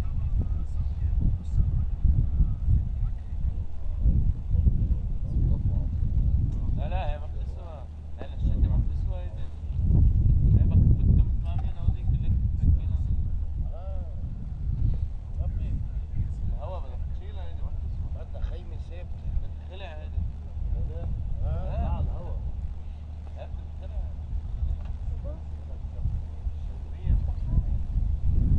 لا لازم نعملها شيء خلق تمام ها 100% نعمل حساب الشتاء لا لا لا كده في حاجات كتيرة مش حالها يعني تمشي لا مش حاجة حبلها شوي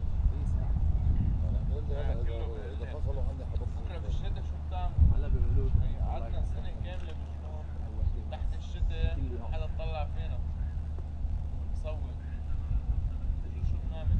عادي مثل ما عملنا كل شيء هيك واضح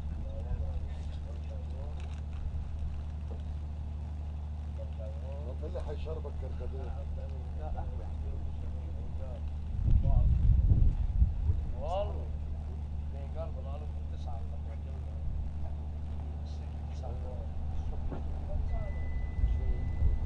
من الاساس خلينا نثبت ونساوي ما بدك انتبه هون شو بدك؟ تعال خطر ببالنا نحن لا هلا هيدا عملها عارفها طبعا هيدا عملها ليحمي ارضه انت بدك تسخن مي تسخن مي ايوه كده كده نسخن مي لا مش موجود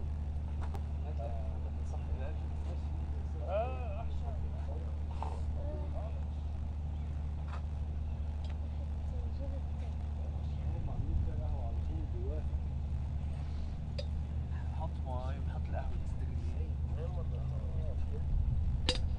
قهوة تركية جديدة الدير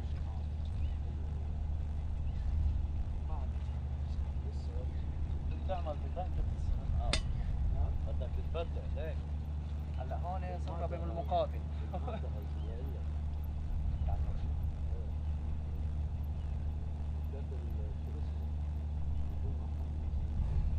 بس تخلص سخن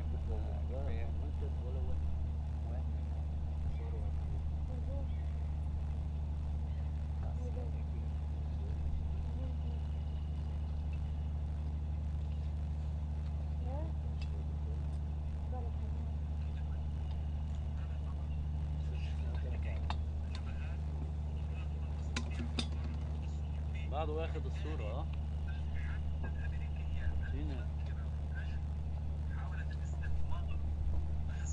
نفس الكارت حط ايدي بشوف الباقي منيح اذا ايدك بتمرق اصبع تقول اصبع بطنك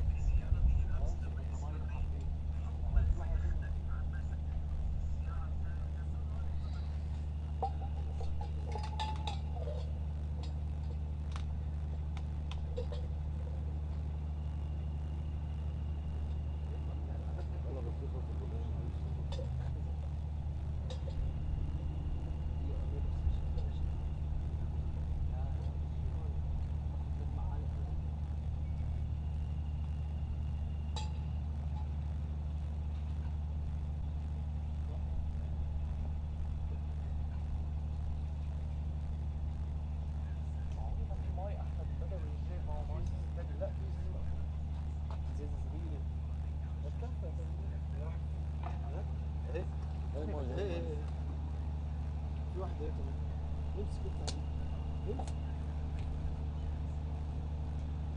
امسك انت بتمشي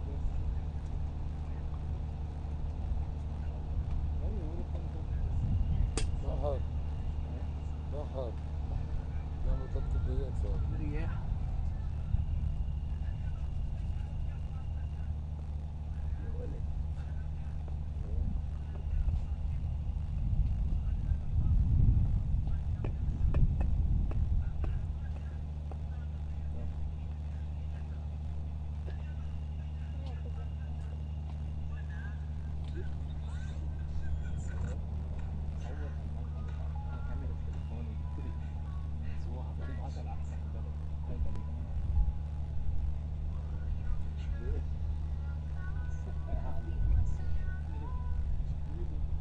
قاعدين لحالكم ها مسيطرين ما عادش يطلع رسايل ليه؟ بس اخذيننا هوا هلا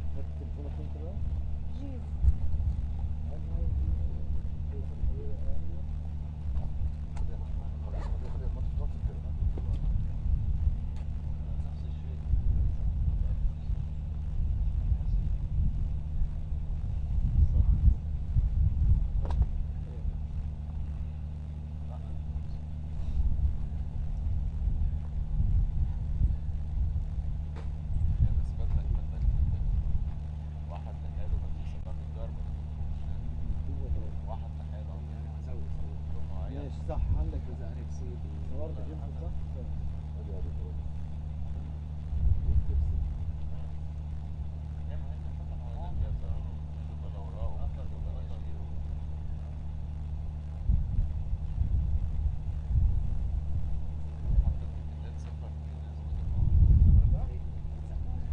هاي اللي انا صورتها هذيك اللي كانت شو يا شو يا محمد يا تاج شو هاي اللي انت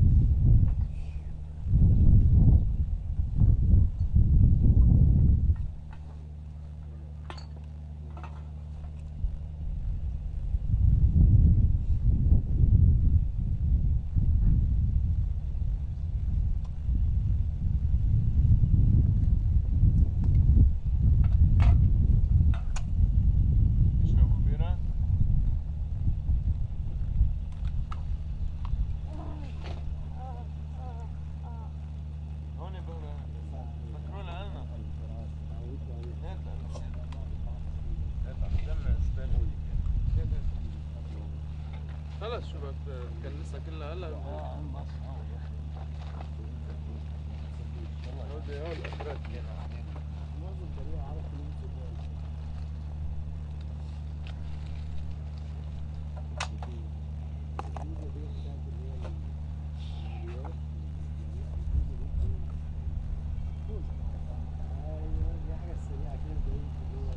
الساعة صارت والله أعلم.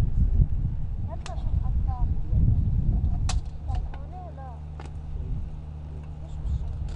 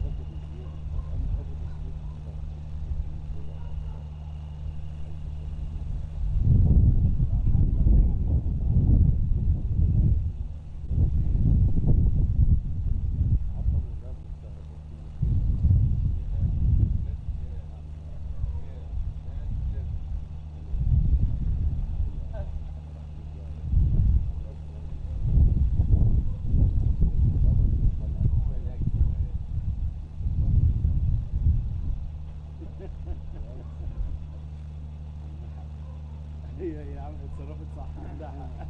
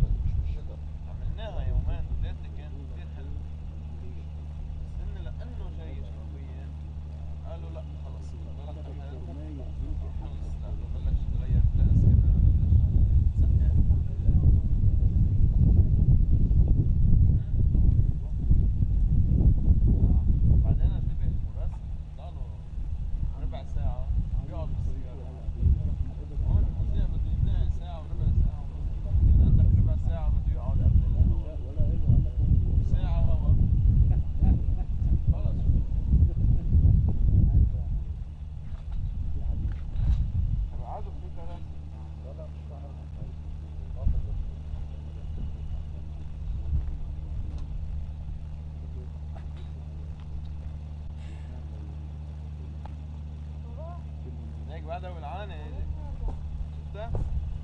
بعدها والعانة هلا النار هلا على الهوا بتصير تقوى النار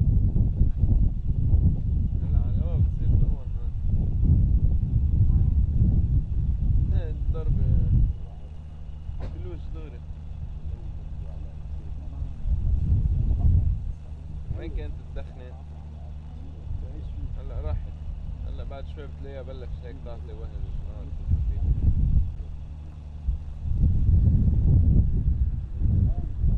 في ضوء نار ضوء احمر هذا ضوء النار هلا بس يقوى الهواء اكثر بصير تقوى النار اذا كان في خشب وهيك اشياء يولعوا بلاستيك وخشب عفش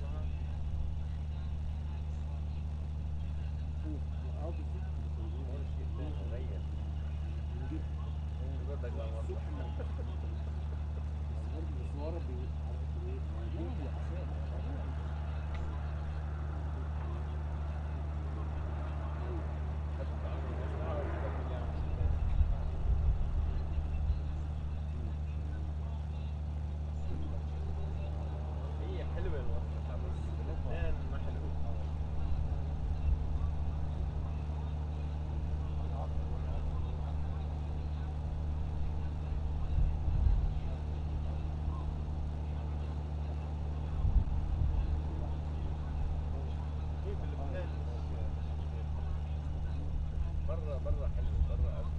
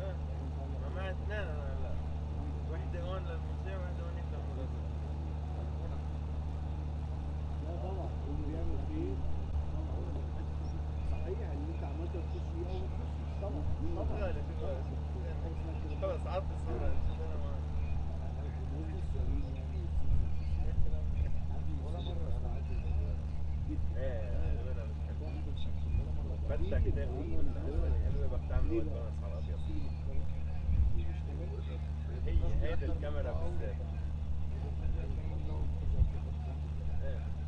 هي الكاميرا بالذات بس بدك تاخد منها الوان حلوه ما بتزبط غير ما تعمل وايد بالانس.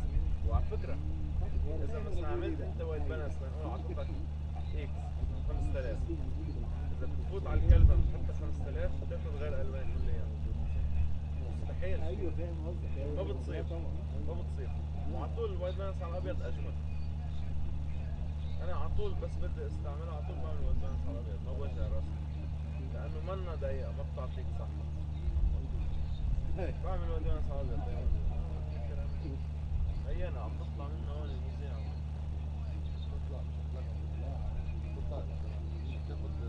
انا كلهم قالوا لي كثير حلوه صورتك. ايوه هون والله تاريخيه كثير حلوه صورتك.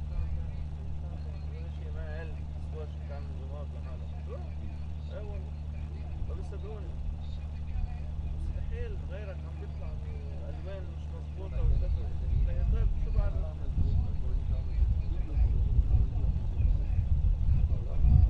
انا تعودت عليها. اول ما تغيرها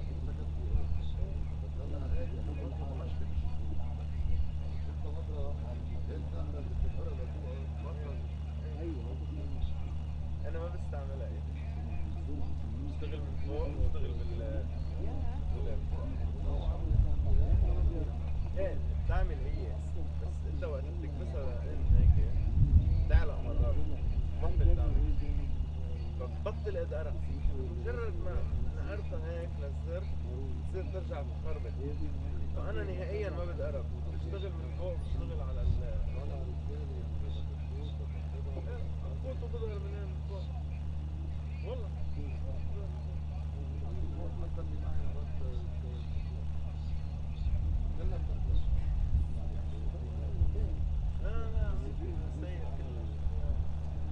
ما بستعملها هذيك ابدا نهائيا. فوق كل شغله من فوق. فوق بضل خليه اتركه خلاص بدك فيه. مش عم نستعمل خلاص.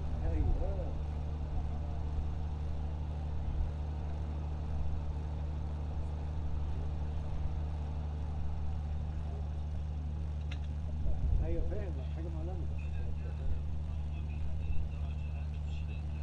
هيداك انتبه اللي قبله قال بنختم معه باخر سؤال. قام رجع سأل هيدا هلا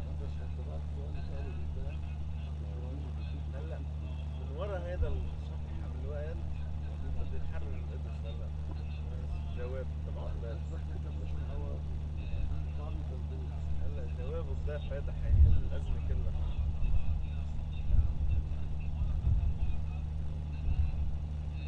بده يجيب لك النصر هلا أعطاهم من الخطة هلا لكن أعطاهم من الخطة دايما.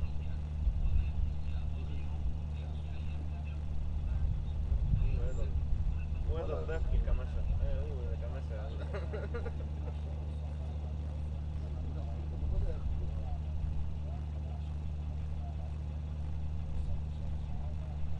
الساعة كاملة ما قدته. زرق بآخر سؤال ما كفته الساعة.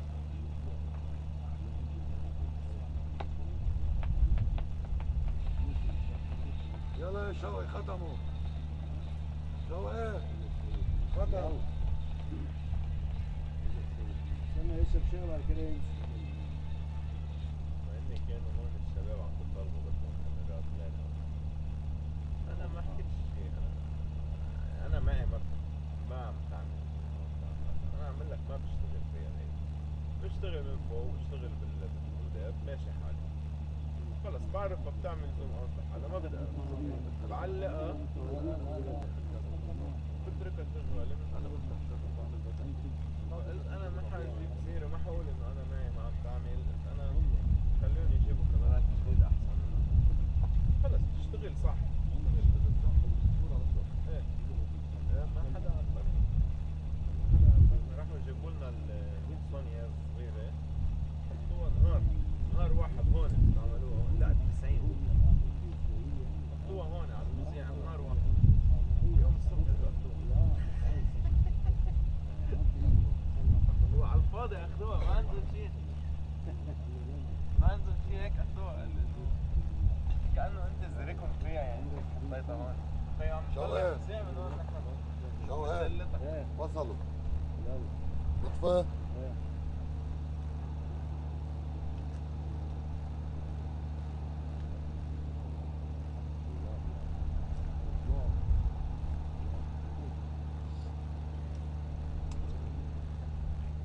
عيط ولا تاج؟ عيط لتاج. مين بدي لاقيه؟ يلا بقى.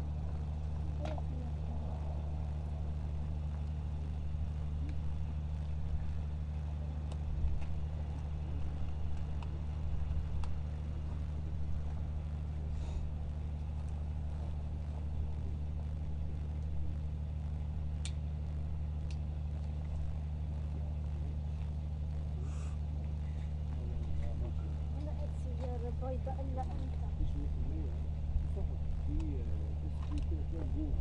لو في جوه مفيش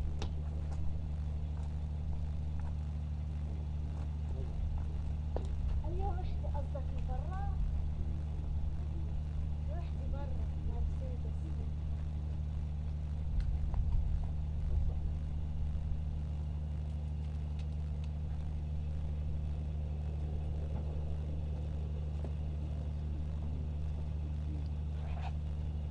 بدك تعطيها؟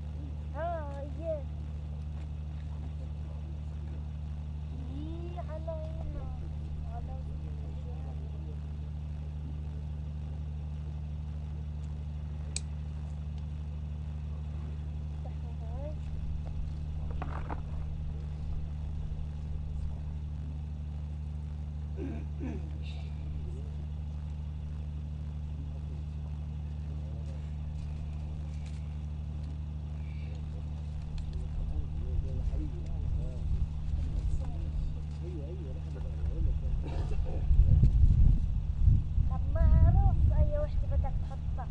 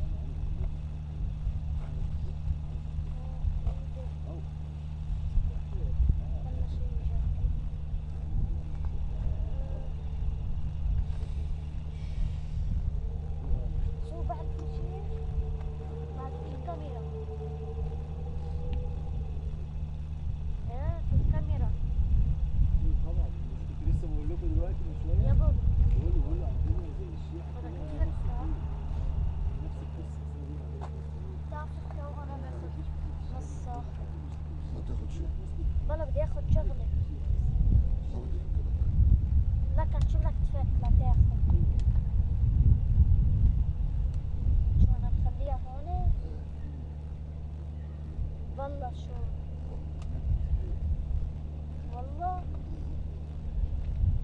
تركها كل يوم هون. اما الكاميرا بتخليها.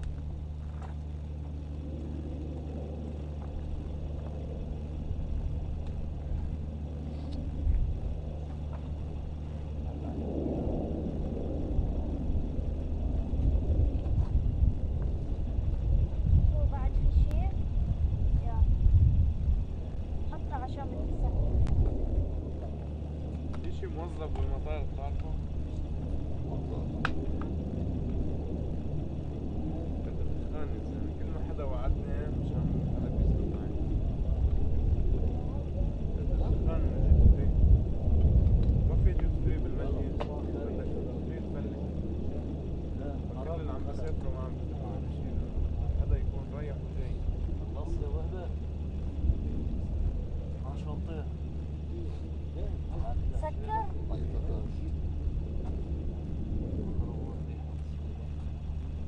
يلا خلاص خلاص. هلا الصبح يسعد يجي 5 بعد الظهر.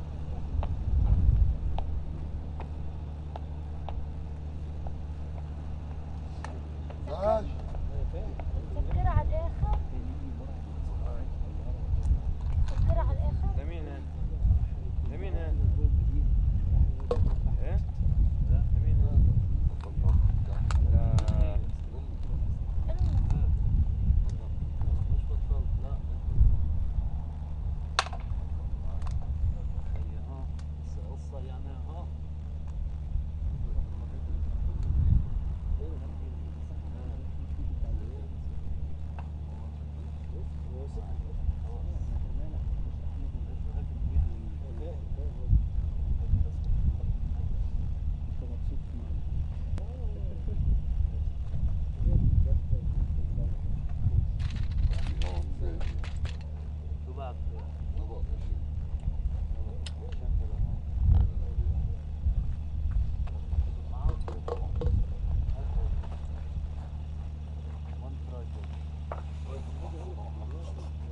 بدكم نساعدكم بشيء؟ اوه موفقين بقولوا.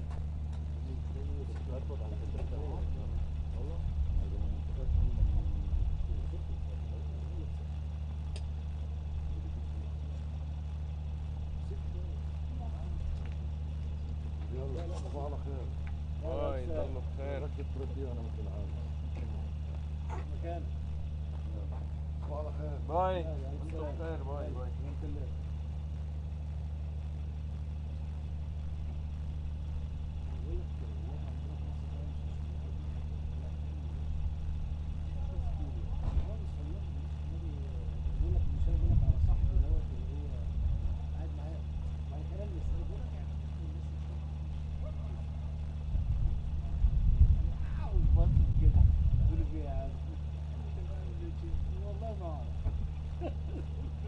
وقعدنا نضحك والموضوع خلص على كده، حتى مش فاكر ان هو جاوبني، قعدنا نضحك ويخبطني كده وبتاع، والموضوع خلص على كده.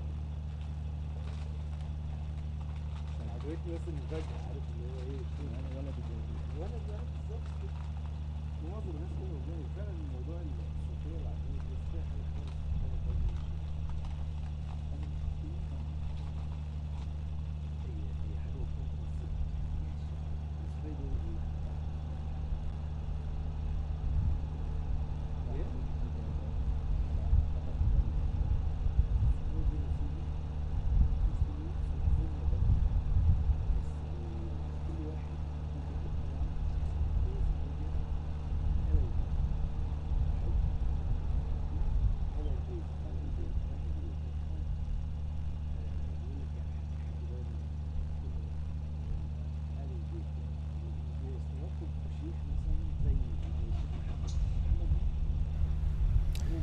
We are back.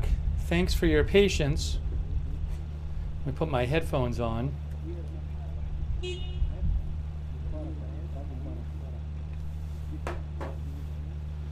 Let's see if this works. Let's see if this works.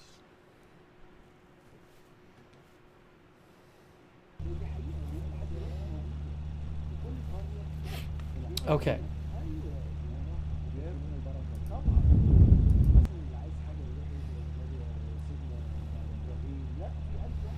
Hey, by the way, thanks so much to Rick D for the gift memberships. Thank you, Rick D. So nice of you.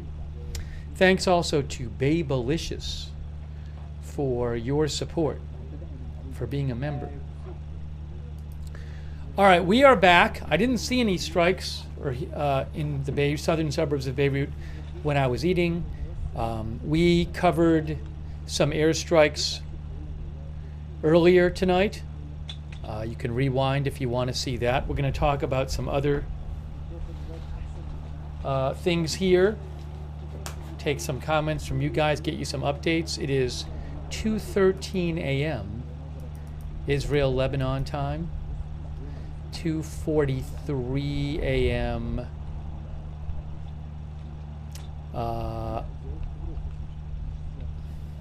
Iran time.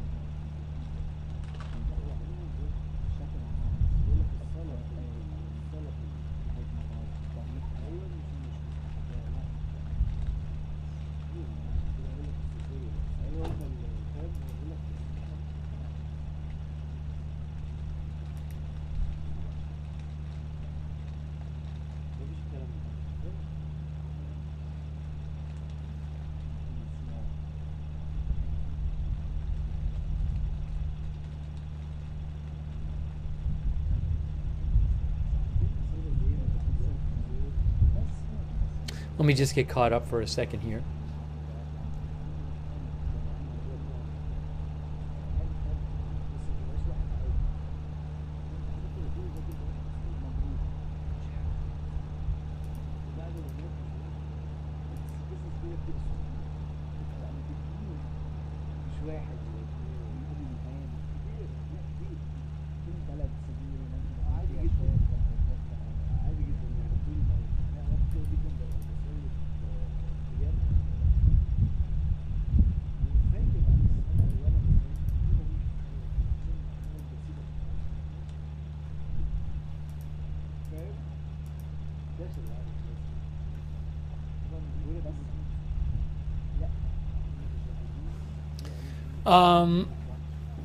An update here on something that we were talking about in our stream yesterday, which was the strike right near the biggest public hospital in Lebanon, in Beirut, I'm sorry, maybe in Lebanon, definitely in Beirut. You can see here from Associated Press, desperation amid search for survivors of airstrike on a crowded area near major Beirut hospital. AP says nearly 16 hours after an Israeli airstrike hit across the street from Beirut's main public hospital, rescuers were still removing debris from the overclouded slum area. An excavator was digging at one of the destroyed buildings, picking out twisted metal and bricks in search for bodies. Residents standing on mounds of debris said an entire family remained missing under the rubble. One man who came looking for his brother said his mobile phone is still ringing. We are trying to search for him. I don't know if he's dead or alive. Health officials say 5 people have been confirmed dead. 5 bodies have been recovered. At least 18 people were killed, and at least 60 wounded in the strike that also caused damage across the street at the Rafik Hariri University Hospital, the capital's main public medical facility. The director of the hospital said the strike broke several glass windows and the solar panels of the hospital, which continued to operate despite the damage and panic. No staff was injured. The director of the hospital said the hospital received no warning of the impending strike just a few meters across the street. Neither did residents of the area, where several buildings were crammed in which houses several migrant workers as well as working-class Lebanese. The Israeli military said it struck a Hezbollah target. Without elaborating, it added it had not targeted the hospital itself.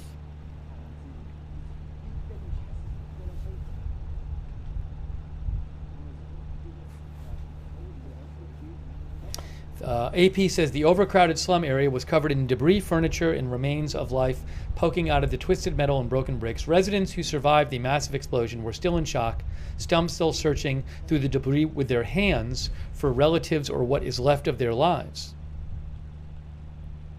The Lebanese Civil Defense today said 5 buildings were destroyed in this strike and 12 sustained severe damage.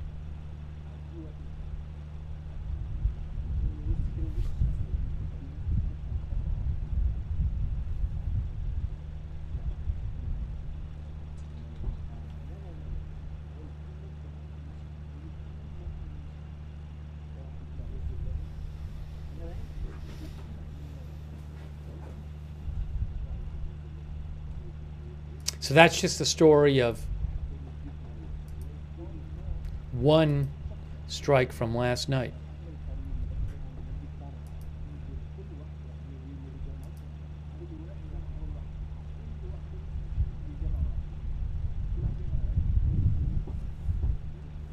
Here's another picture from AP. An excavator sifts through the rubble as rescue workers sift for victims at the site of Israeli airstrikes that destroyed buildings facing the city's main government hospital in a densely populated neighborhood.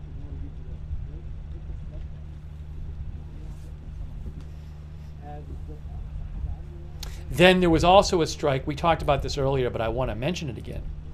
There was a strike today that took down a building during the daytime in the southern suburbs of Beirut, where there's video going around on social media of the strike. And also there's photos of it, and you can see the missile in the photos. That is an AP picture right there, where you can actually see the missile going towards the building. I'll show you a close-up of that photo in a second. I had reposted a video of the strike where you see the building go down on my X account, which I will post a link to right now from Email Nader of, I think, BBC. So there had been a warning about this building, and people were just sitting there a distance away watching it during the daytime, and they saw the missile come in and the building just go down. Let me show you this.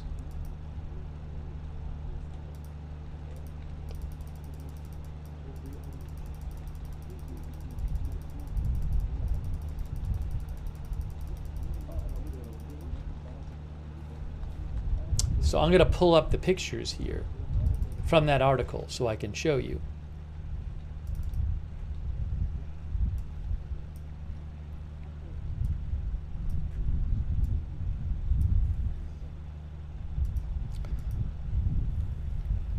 There's a picture from the article.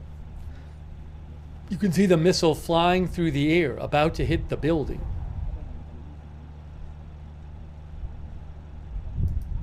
Then that's when it hits the building, or after. It looks like the building is collapsed in that picture because you can see that building is still standing. So that's after it collapses, or as it's collapsing.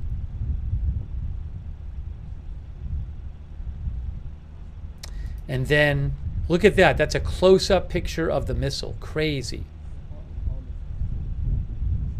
Or a bomb. I don't know if it's a missile. I don't know if it's powering itself or it's just being dropped by gravity. That I don't know. I can't say.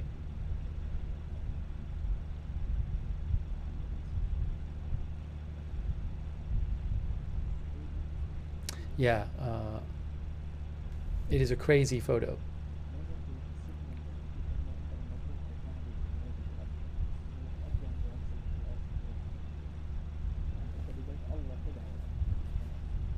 And then there was some reporting on that. And here's another, look at this photo. There it is right there. See it? Look at that.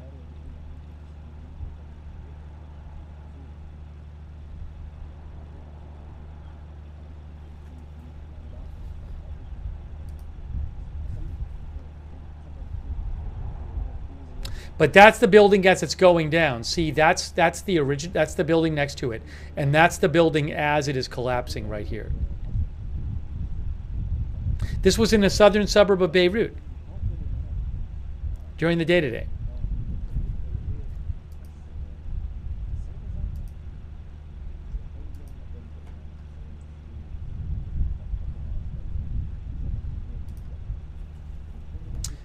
Israeli airstrike levels building in Beirut.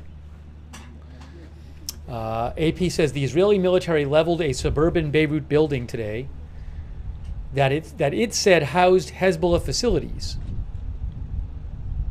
sending smoke and debris into the air a few hundred meters from where a spokesman for Hezbollah had just briefed journalists about a weekend drone attack that he said damaged the Israeli Prime Minister Netanyahu's house. The airstrike came 40 minutes after Israel issued an evacuation warning for 2 buildings in the area.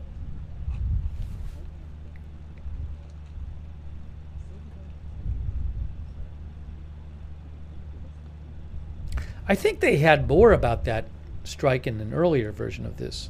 I believe that there was a Hezbollah press conference that was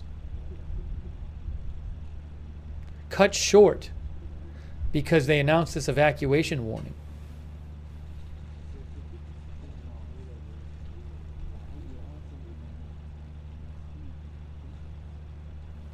Also, AP says Prime Minister Netanyahu's private residence was hit and lightly damaged during a drone attack over the weekend. According to footage of the attack published by Israeli media on Tuesday, a photo of the attack showed damage to the bedroom window, which had a spider web of cracks and some burn marks.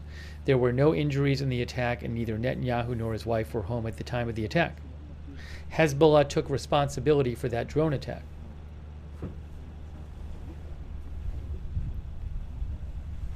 Israel's military is at times struggled to intercept drones, which are smaller, fly more erratically, and are harder to track and intercept than, say, rockets and missiles. Last week, a Hezbollah drone attack on an army base in central Israel killed 4 soldiers and wounded 67 others.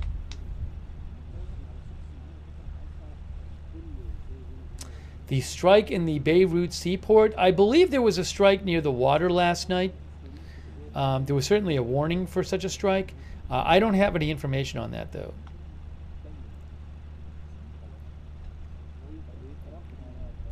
Kenny Moggan says Israel is not playing around this week.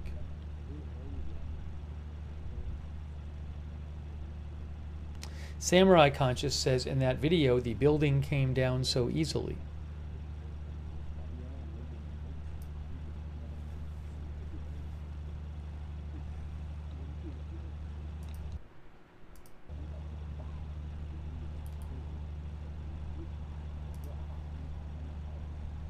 Thank you, by the way, to Ice Cold over there on Twitch for your support. Risen One Sun. Risen One Sun gave out 5 gift subs on Twitch. Thank you so much. So nice of you. Also, actually, and six gift subs.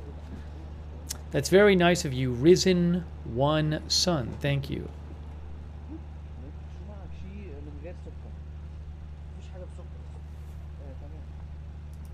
معك فيه عنوان مدنية؟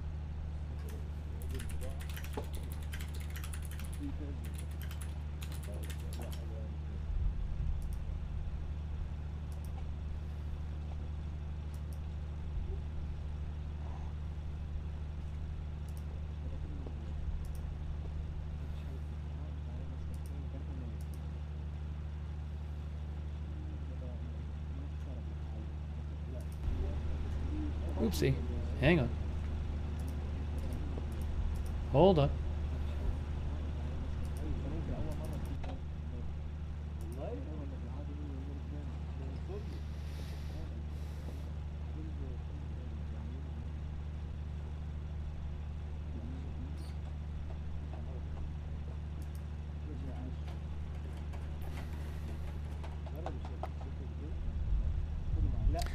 Diane Allworth says that picture will win prizes of the missile.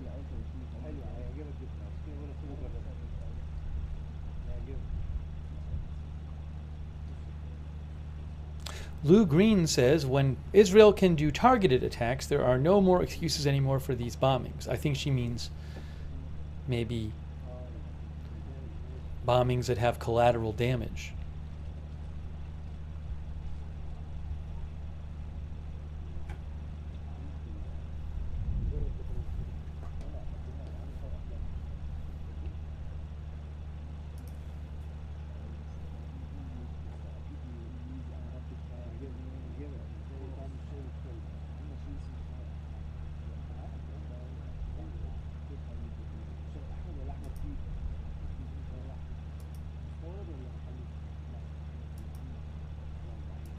If you missed it, Israel also confirmed it had killed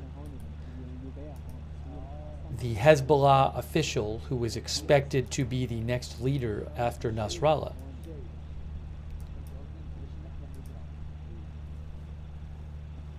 Israel says it killed Hezbollah official expected to be the group's next leader.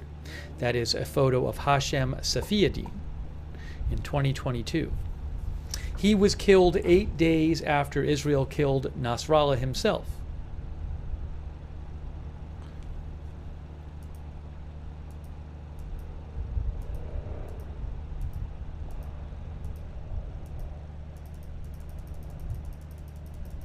Let me say something about that.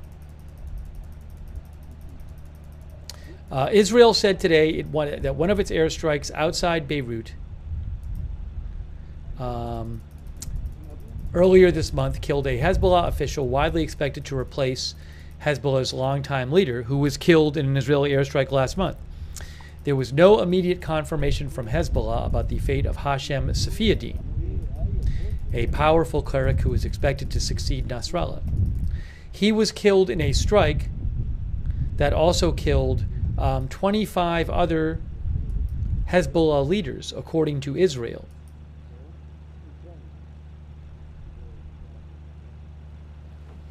Israel's airstrikes in southern Lebanon in recent months have killed many of Hezbollah's top leaders, leaving the group in disarray. And last week, Israel killed the top leader of Hamas, Yahya Sinwar, in Gaza.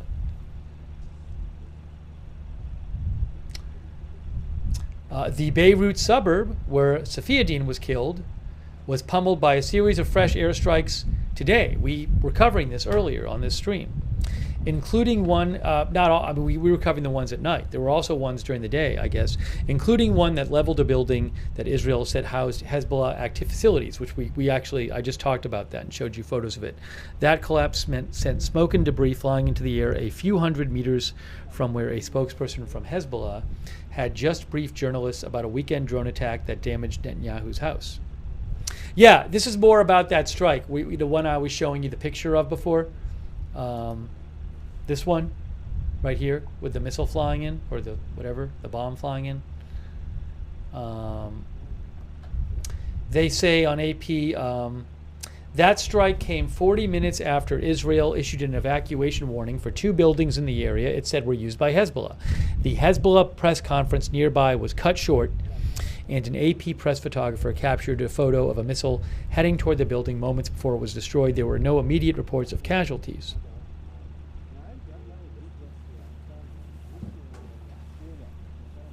Tracy Hankin says Israel it will respond. It will shock the world. Hey, thank you, Tracy Hankin, for your support. I appreciate that. Also, thank you, Yo-Yo, and Quackers for the gift memberships. Thanks so much, Quackers.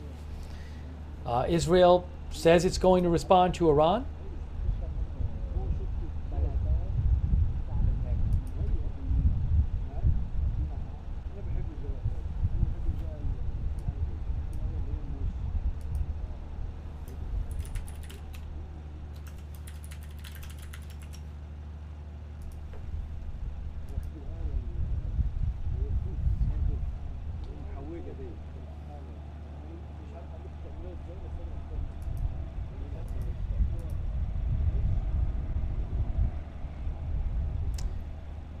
We do not know when Israel's going to respond to Iran.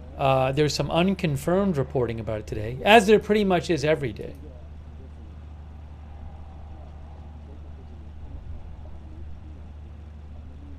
John Turpin says if that photo is real, it will absolutely be used for the next year's history.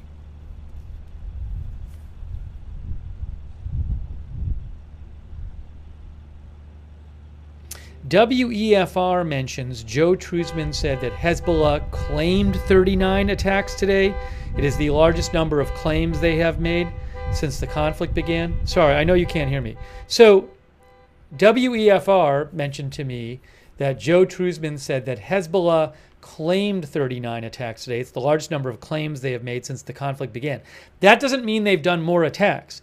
There have been other days when they did significantly more attacks and launched, say, more rockets than they did today. What he's saying is sometimes when Hezbollah launches, say, rockets or a drone or whatever, they will post a message saying, hey, we did that and here's why we did it in support of X, Y, or Z. I guess for some reason today, they've been posting those claims more than they have been. But the Israeli military said today that about 130 rockets had been fired by Hezbollah today, which is not the most they've done. I mean, even the previous couple days, I think there were 200, around 200 each day. So why they might be posting more claims, I don't know.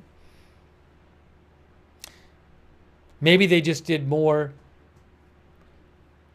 smaller, distinct attacks rather than, say, an attack where they fire 50 rockets at once. I don't know. I'm not familiar with all the rocket attacks today.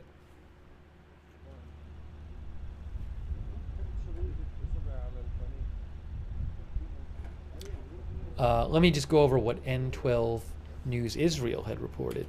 There's these new reports about the retaliation to Iran practically like every day now, so I don't put much weight on any single one of them. N12 News Israel said that Israel's military has completed preparations for the attack, that they're raising the alert in Israel's air defense systems, that it's possible Israel will attack Iran in the coming days, that the Israeli security establishment believes Iran will not wait to respond to the attack, and that because of this, the U.S. is doubling the number of interceptors it's sending to use in the THAAD missile defense system that it already sent Israel. Now, I don't know if any of that is true. I mean, none of it sounds too crazy, but I can't confirm any of that for you.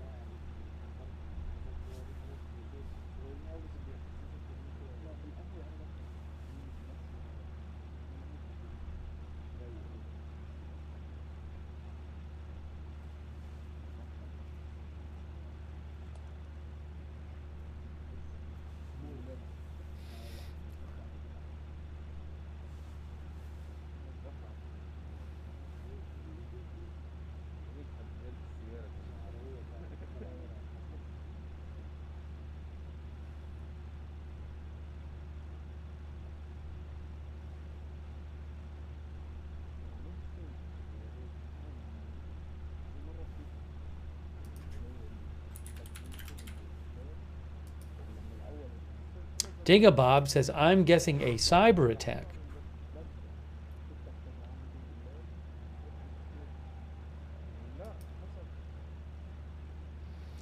Paul Wildigo says it's gone quiet now. Now, all we can see here is, I mean, you know, the Beirut area. I have the border camera up. Usually we don't see anything on that. We more like hear stuff on it. Although I turn the volume down because it's so windy there. Well, maybe a little less windy now. I'll leave the volume on. But the last couple hours, I haven't seen much mention in Lebanese news media of airstrikes in other parts of the countries, other parts of Lebanon. Oh, I just saw one right now. Oh no, I guess not. That's from earlier.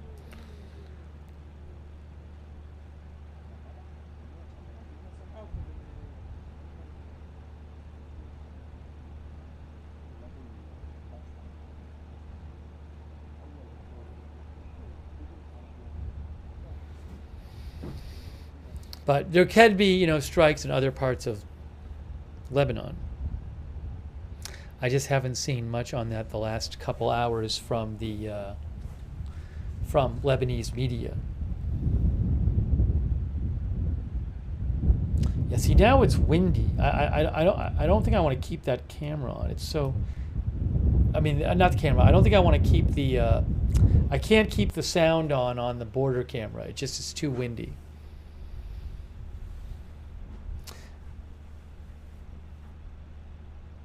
Grampus thinks the Ayatollah Ali Khamenei has been a walking dead man for a month and he knows it now? You think Israel would try to take out the leader of Iran, the supreme leader?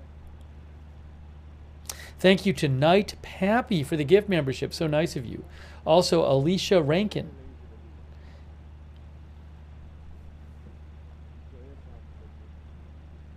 No, the last rocket alert was... I'd have to look it up here. There were a couple earlier, but 3 hours ago. 3 hours ago.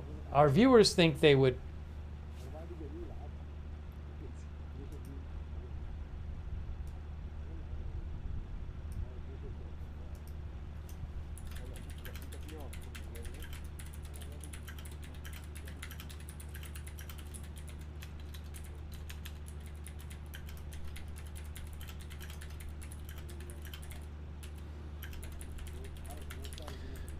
I will ask you a poll question. Will Israel attempt to take out the supreme leader of Iran in its response? I don't know what you guys have to say about this. I mean, that's obviously a huge deal.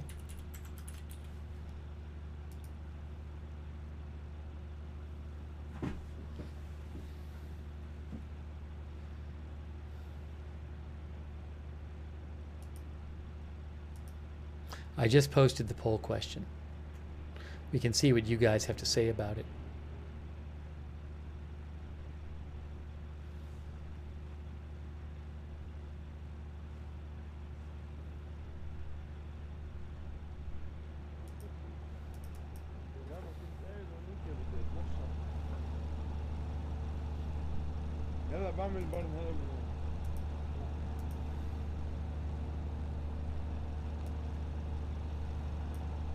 On YouTube, we have 65% say yes.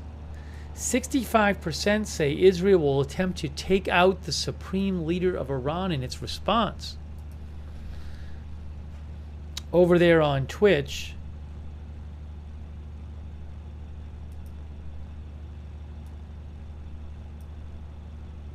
%48% no, 52% yes. We have a significant disagreement there.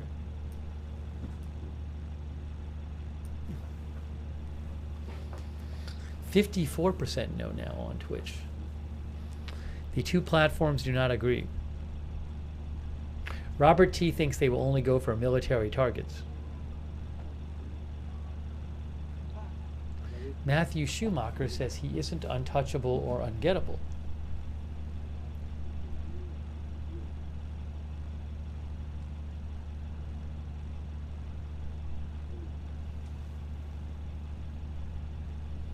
kind of a warmongering. This is warmongering, this poll question? It's interesting because I look at the question and all I see is a question asking whether Israel would attempt one of the possible options that has been widely discussed that they might do. But I guess one of our viewers somehow thinks that question is promoting war. I guess we just see the question differently.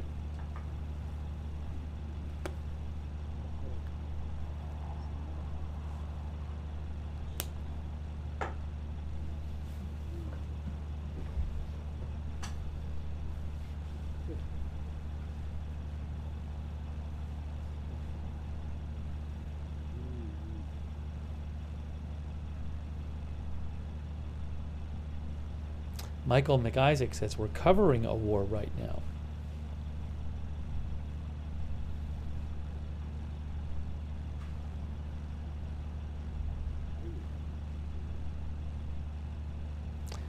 I mean, Israel does face, these are important questions as to what it's going to do. That can have real big consequences. Casey Smith thinks Khamenei could be considered a military target since he gives orders to the Iranian armed forces. I certainly think that if they went after the Iranian leadership, that could risk a bigger Iranian response.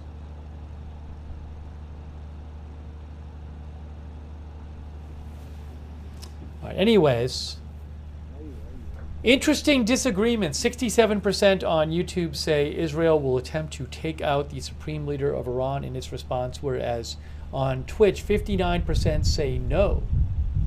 Quite a disagreement among the two platforms in the poll. Thank you for voting. Maddie Boy says, why is it taking Israel so long to respond? Can think of different reasons. It might have taken them a long time to figure out what they wanted to do. Maybe they had to do a lot of prep for it. Maybe they felt that they wanted to talk to their allies about it a bunch beforehand. I don't know. It's a good question. I'd be interested to know. But maybe it's, it's going to take some time to discuss what you want to do and figure it out. Very important choice. And then you can imagine it might take time to plan it. Maybe they have to do rehearsals or make other preparations.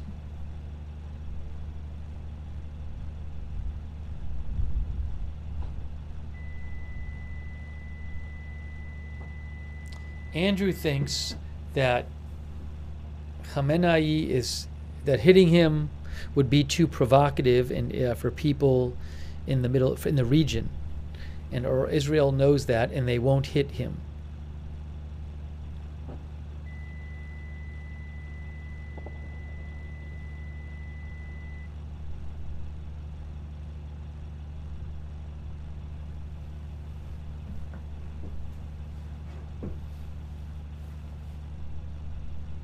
Yoav says provocative is exactly what we are going to do.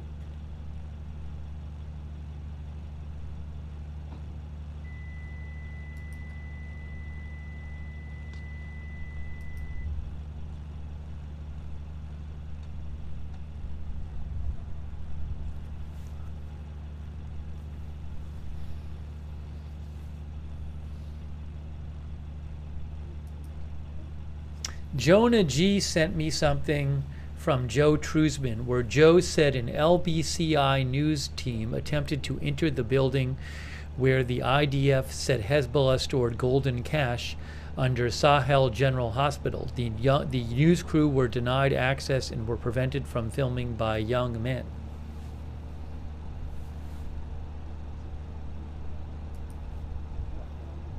That's what LBCI says.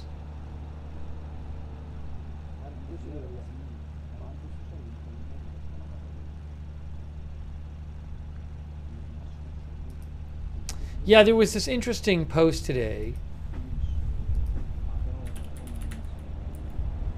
from the IDF.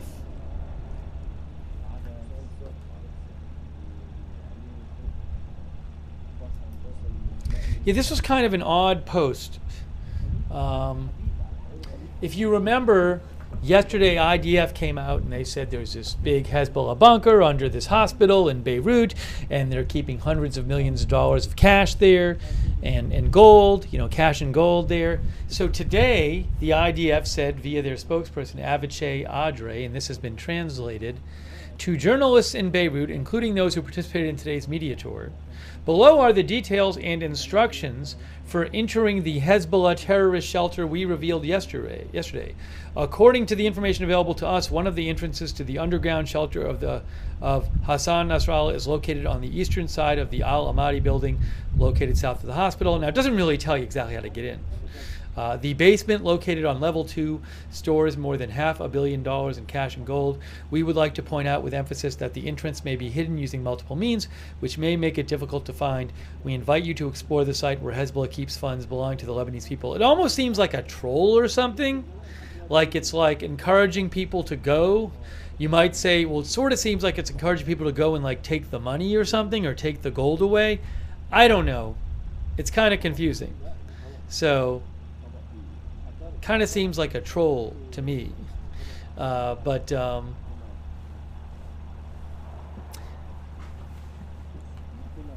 it doesn't tell you exactly how to go in there.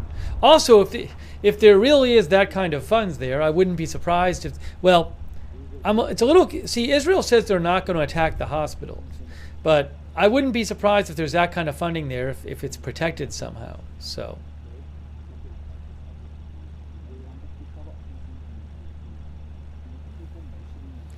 Dr. Edward Moskowitz says that is a provocative statement.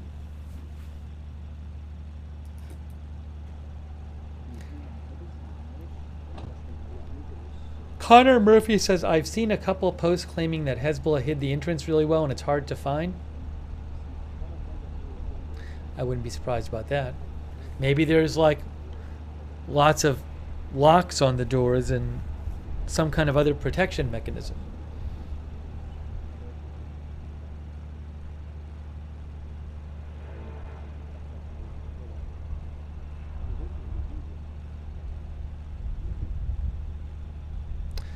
They said hundreds of millions of dollars of gold and cash is there.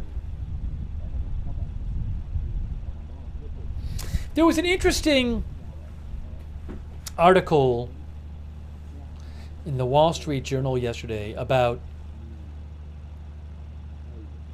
Israel's targeting of this bank that is affiliated with Hezbollah. That Israel has, in the last couple days, done airstrikes on a bunch of branches of this Hezbollah bank. I'll call it a Hezbollah bank. It's a bank affiliated with Hezbollah that Israel says funds Hezbollah. But they made an interesting point in this article.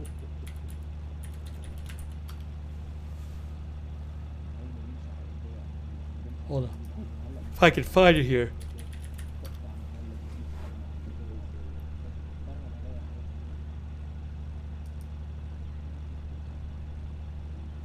Yeah, they said in this article, and a couple other articles said this as well, that they said Israeli officials said the strikes aimed at harming Hezbollah's financial assets as well as weakening its ties with the community.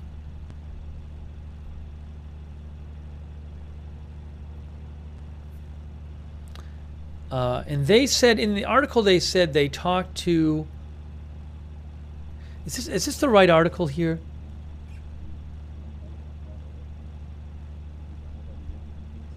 They talked to somebody, I think an economist, who said, you know, it's not about the funds. It's not about attacking the funds. It's more about. Yeah, an Israeli official told the Wall Street Journal the main objective of attacking those banking sites is to affect the trust between Hezbollah and a lot of the Shiite community that uses this association as a banking system.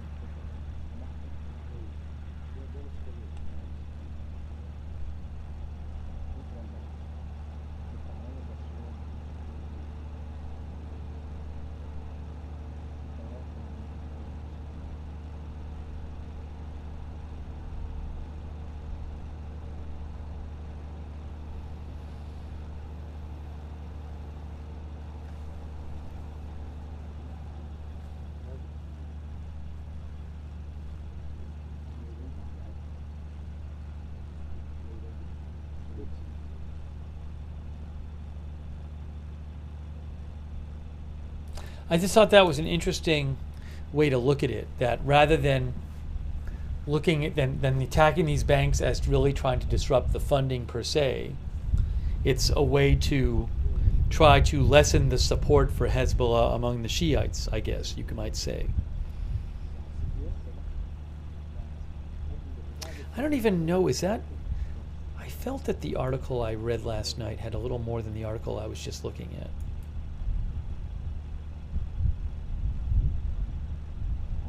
Oh, I think I might have found this. Is this it? Yes. Yeah. They talked to an economist, the Wall Street Journal, who said, the Wall Street Journal said Lebanese experts said the bank was more important as a symbol of Hezbollah's influence among Shiite Muslims than as a significant source of funds for Hezbollah. An economist told the Wall Street Journal it's more about attacking Hezbollah's support base than disrupting their financing, which I thought was an interesting way of looking at those attacks on the banking sites.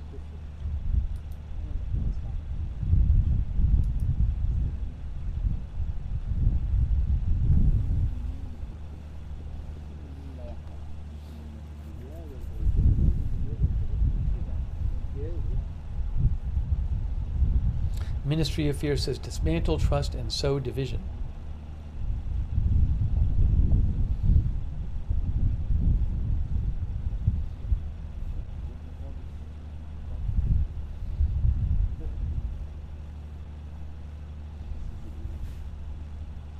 Scott Davis thinks the retaliation by Israel on Iran won't happen until after the U.S. election. Thanks, by the way, to Sean Decker from Australia. So nice of you, Sean. I appreciate that. Thank you.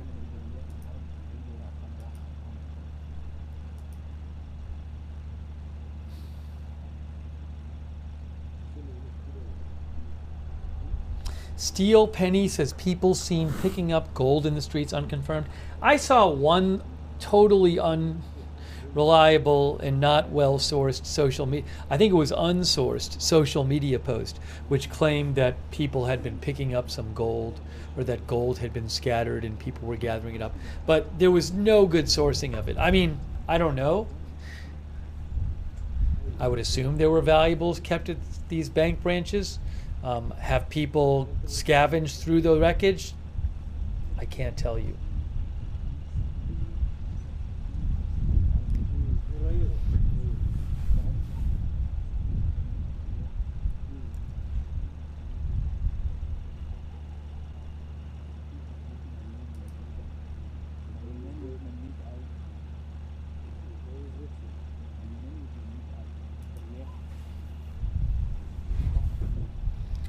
Brum Demmer says that would be crazy.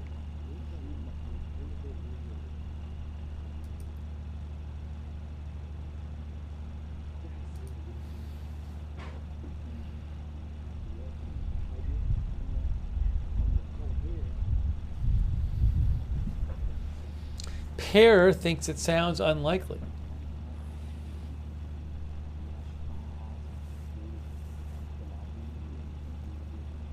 Thanks to our viewer Anuel Juarez over there on X.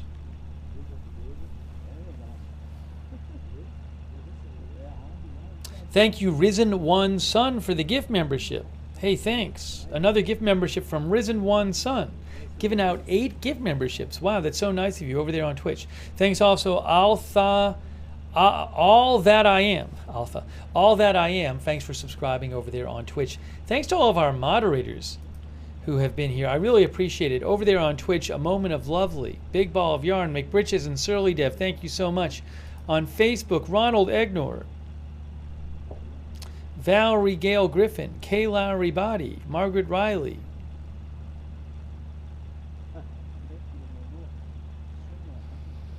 Beth Shepard, Paul Anderson, thank you. Christina Neal. Over on YouTube, Beth Mythical, Ruth Krafasi, thanks so much. Roberts May Queen, thank you. Linda Belk and Larry on X. Big thanks to all of our moderators.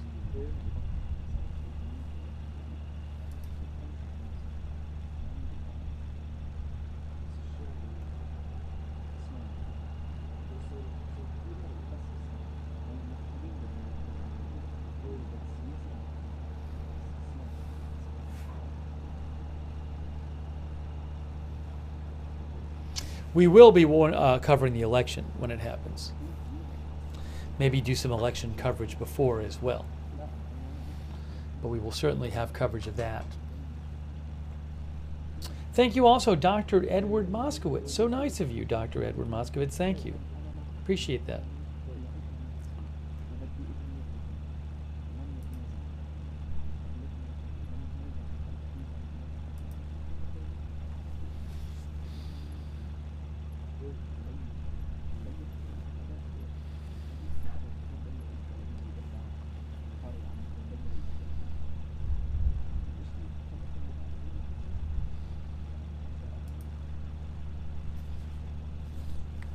Murph says, how is the UN allowing Hezbollah to operate and fire rockets when multiple tunnels were found within 100 meters of a UN peacekeeping force base?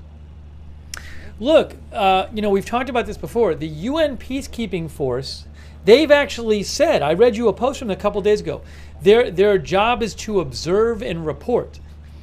The UN is made up of the countries that make up the UN. The UN is not some separate country. It is an organization of countries that get together and vote on what they want to happen. And if countries agree, then they can send a peacekeeping force. But the force needs to do what they're told to do.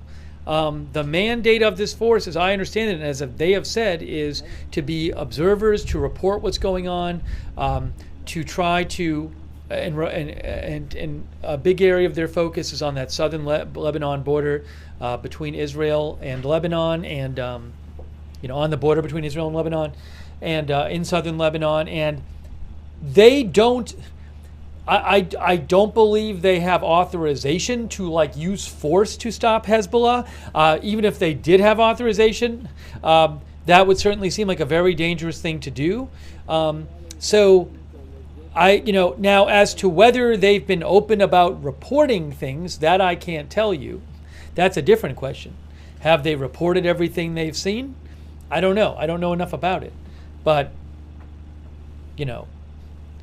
even if they see Hezbollah forces in southern Lebanon, they're not going to start firing at them. Because A, I believe that they're not supposed to, and B, that could put themselves at risk. Albert says, I thought they were there to uphold 1701. I actually think they were there before 1701. And then, there were peacekeepers before 1701, and then they got extra responsibility with 1701. But in theory, the border area is not supposed to have Israeli forces or Hezbollah forces in it. I believe the only military forces are there are supposed to be Lebanese army and the UN peacekeeping forces. But without getting into all the specific, I don't want to get into all the specifics of that, all the technical details. You can go read about it if you want. But again, I just want to emphasize, as I understand it, they are not there to physically stop Israeli or Hezbollah forces from being in the area. They are there to report on what's going on so that the countries that make up the UN can do something about it if they choose to, or decide to try to.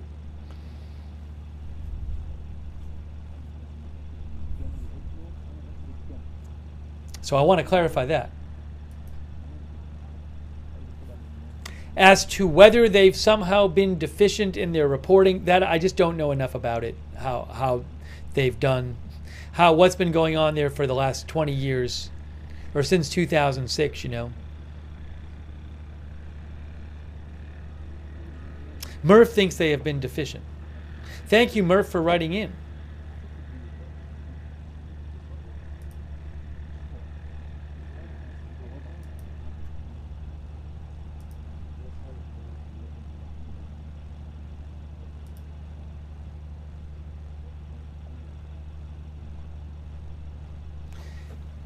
Head-Hearted says, do you think Israel wants to clear Lebanon of Hezbollah forces before hitting Iran?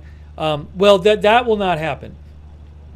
Even clearing, they're not going to be able to do that before. That's just an enormous task. I don't see how they could really realistically clear Hezbollah forces from Lebanon, because,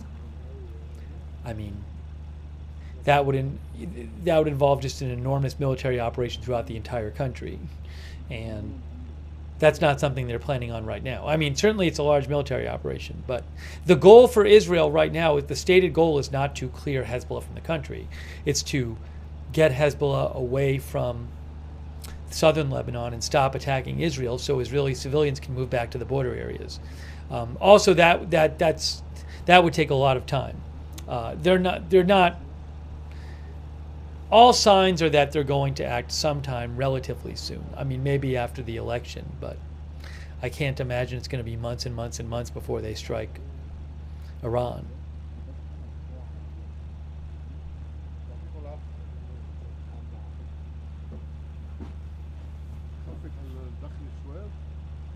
But are they waiting on anything in Gaza or Lebanon before striking Iran? I don't know. I haven't heard reporting about that. Nothing seems obvious to me that they're waiting for, but I don't know. Randy Terpstra says, I am a former peacekeeper in the UN. I can't confirm that, but that's pretty neat. Randy says UN peacekeeping involves observation as opposed to enforcement. Oh, the video went away. I wonder if they switched it. Oh, no, it says stand by. It says it didn't go away. It says stand by. Sometimes the video disappears. Look, I'll show you. See, it says stand by up there.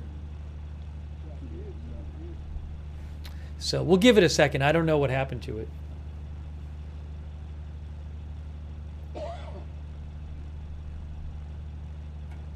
Thanks, Air Fried Tofu, for letting me know. Thanks to Ricky Giles and Lisa Sawyer for your support. What I can do until that video comes back, I can just do this.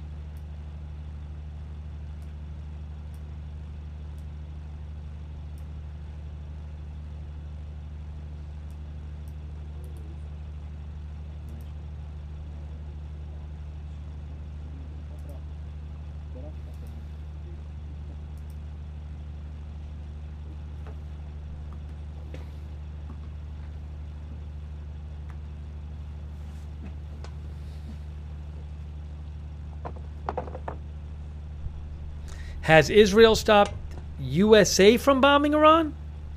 I've heard nothing about that. I'm guessing the US would like to stop Israel from bombing Iran, but I don't think they're going to be successful.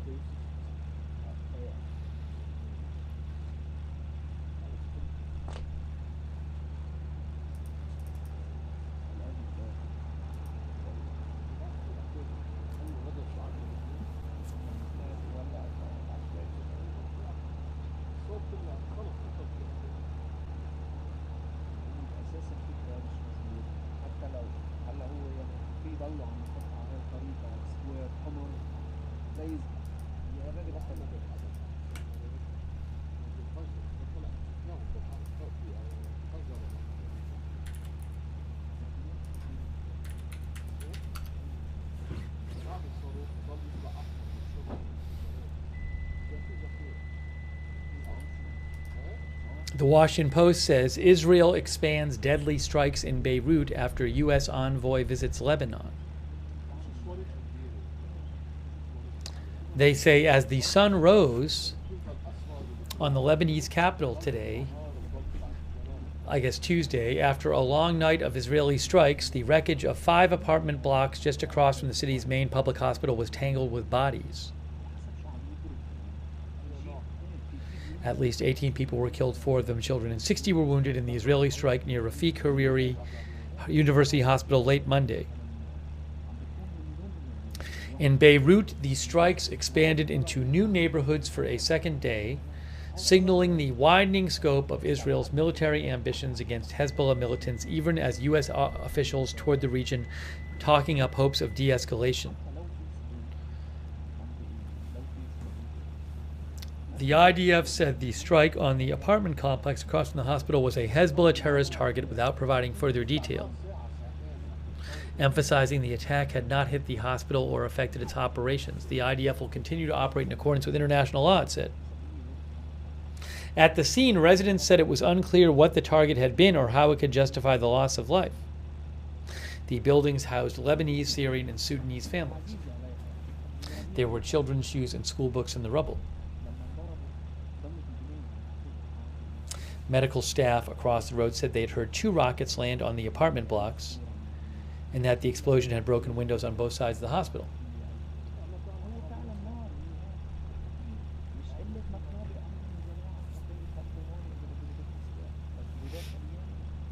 More than 1/5 of the population is now displaced, according to the UN.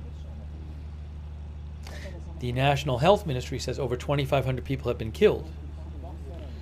That does not distinguish between civilians and combatants, according to their health ministry. Hezbollah is an armed group, a political party, and a social movement, says Washington Post, and its institutions are deeply intertwined with Lebanese society. While Israel's military campaign initially focused on militants, weapon stores, weapon stores, and launch pads connected to the cross-border rocket fire, its targets have broadened recently to include financial institutions, municipal buildings, and health clinics associated with Hezbollah.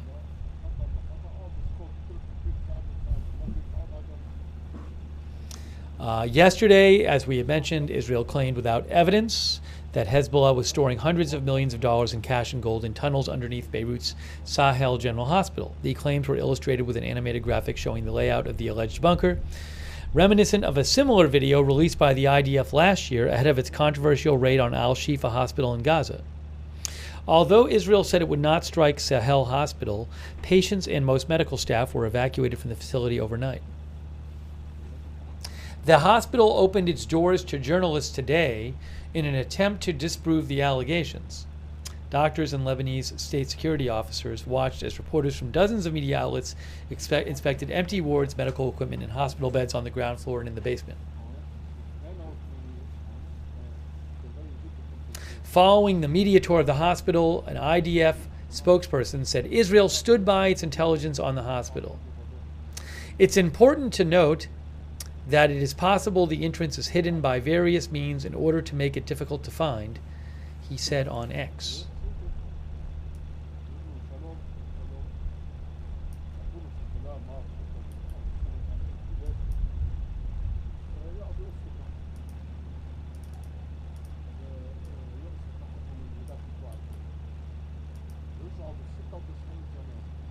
The Washington Post points out the streets of Beirut's southern suburbs, Hezbollah's seat of power, were largely deserted during the day-to-day as the organization held a news conference vowing to fight on. Suddenly, news of a new Israeli evacuation order, this time for 2 buildings just half a mile away, rippled through the crowd. Reporters and other attendees ran to their vehicles and drove away. Near the site of the coming attack, Hezbollah fired their guns in the air, warning residents to flee. The Israeli military did not immediately respond to a request for comment on the timing of the strike, which happened, I think, right towards the end of a Hezbollah press conference. A missile slammed into one of the high-rises a short while later, leveling the building.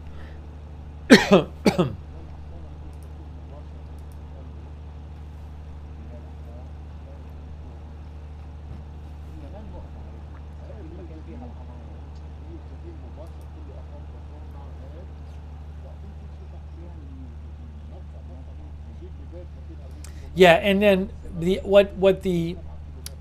IDF spokesperson, Nadav Shoshani, said this. I think one of our viewers mentioned this a little while ago. I can't remember who sent this to me. But what he said is that the media who went on the official tour of the hospital today, where they were shown the basement, the IDF spokesperson said well, that's not how you get into the bunker. The IDF spokesperson, Nadav Shoshani, said, today when several media outlets like BBC World and Sky News were touring the hospital, claims were made accusing the IDF of providing inaccurate information, when in reality the IDF said several times that the entrance to the bunker is not through the hospital, but through the buildings adjacent to the hospital, and that the bunker is not located in the basement of the hospital, but underground underneath the hospital. So the IDF is saying people who went on that official tour given to media of the hospital in the basement of the hospital, they weren't going to find anything anyway.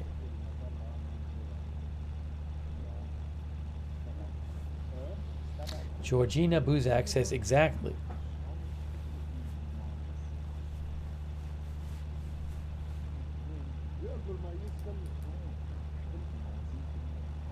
Nippy Noodle says, I don't think there would be signs and road maps to get to the bunker.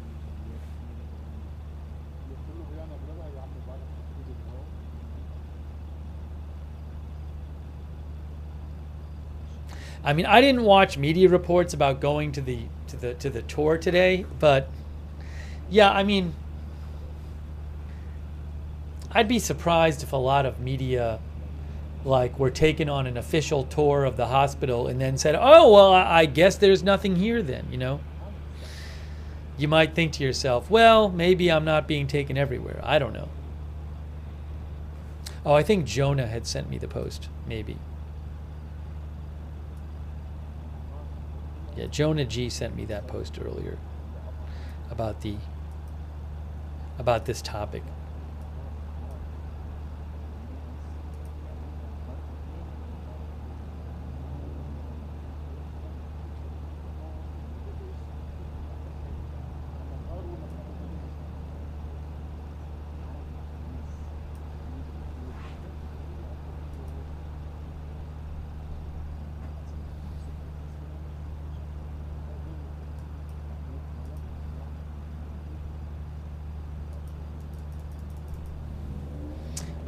Pony Boy says, get your free maps to the gold and money.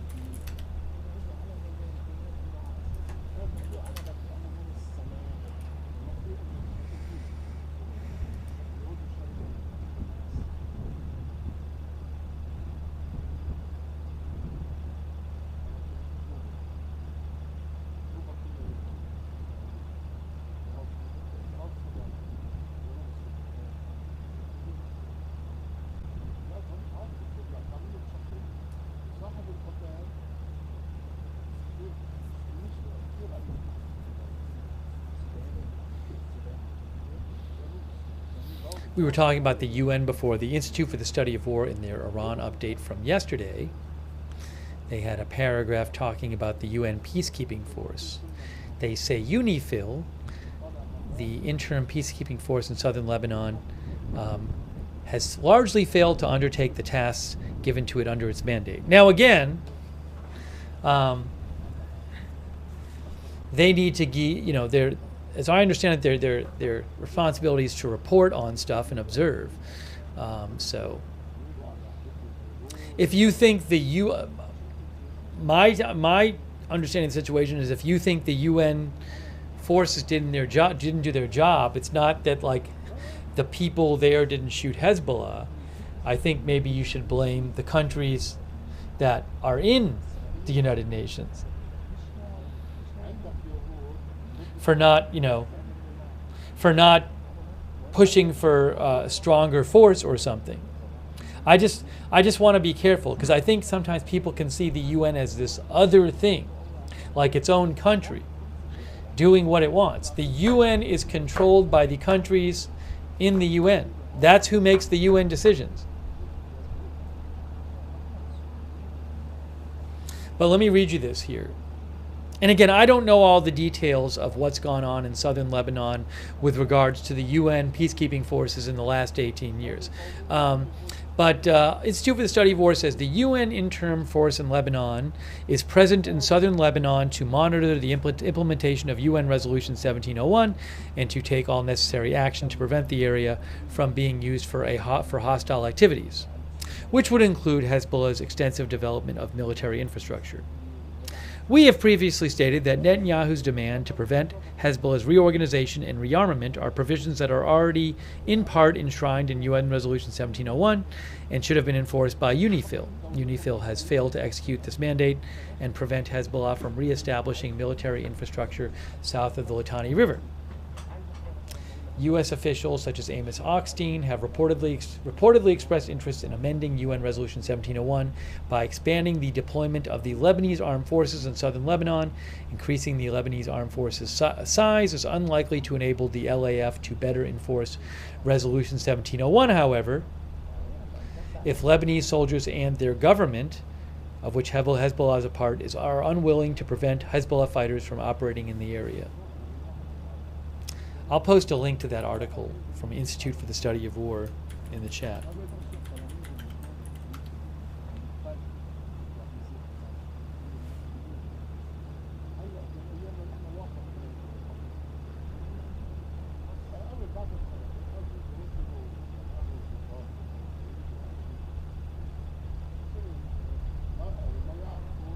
ISW also says Israel is attempting to erode the Lebanese Shia community's support for Hezbollah by targeting a Hezbollah-affiliated financial institution in Lebanon. The IDF has been conducting airstrikes on branches of Al-Qard al-Hassan, one of Hezbollah's main financial assets in Lebanon, which provides financial services such as loans or ATM deposits and withdrawals to over 300,000 members of Lebanon's Shia population. Israeli Army Radio also reports that Al-Qard al-Hassan also manages Hezbollah's banking system, including its payroll for Hezbollah fighters. Al-Qard al-Hassan reportedly receives direct funding from Iran.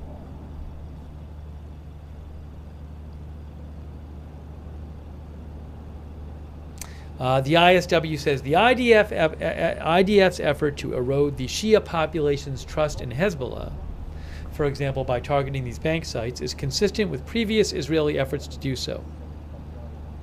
Netanyahu recently asked the Lebanese people to take back their country from Hezbollah, for example.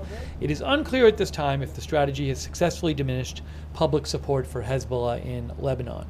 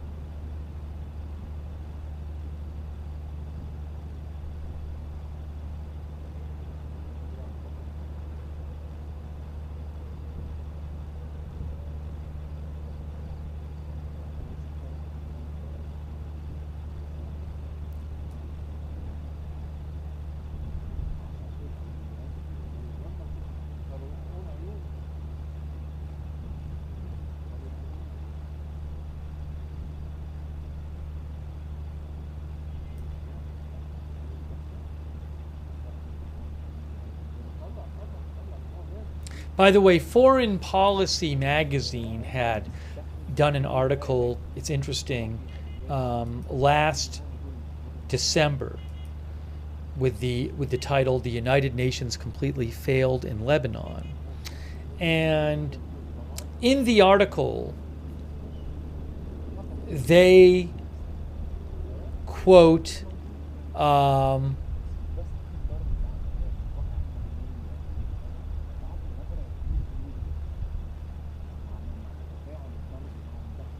they talk about how, Resolution 1701 in 2006, the UN Security Council resolution, was supposed to keep Hezbollah out of southern Lebanon, but Hezbollah moved into southern Lebanon and fortified it, and fired, brought in weapons and stuff, and fired weapons from there at Israel. But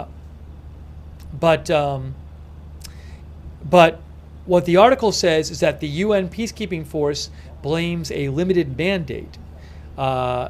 It was sent, it is only allowed to investigate any dispute, not enforce the resolution with military action,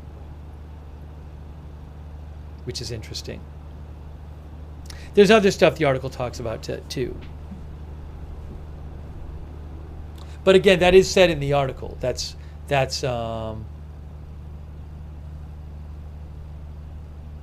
something the article points out.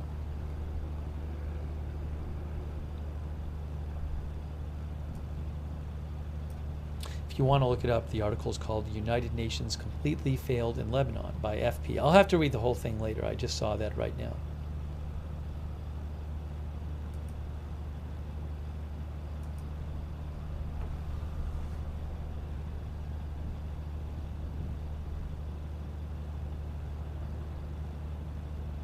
Thank you, Zonti Misfit. Do I remember the opening of Al Capone's vault? No, I do not remember that. Thank you, Zonti Misfit. I really appreciate your support.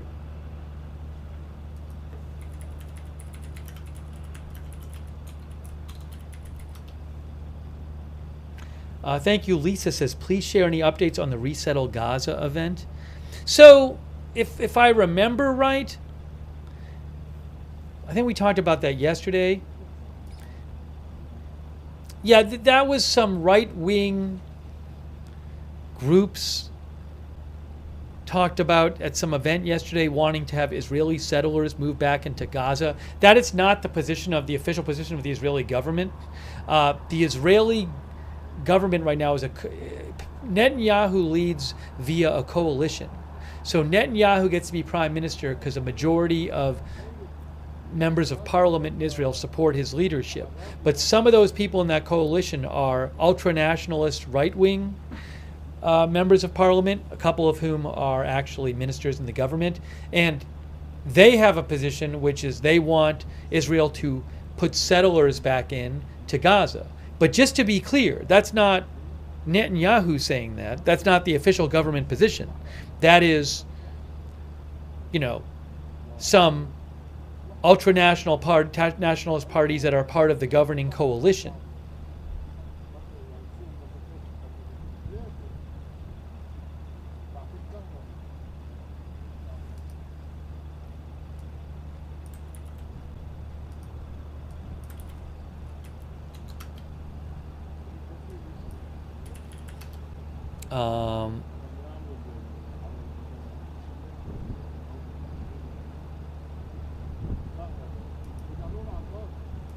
Hang on here.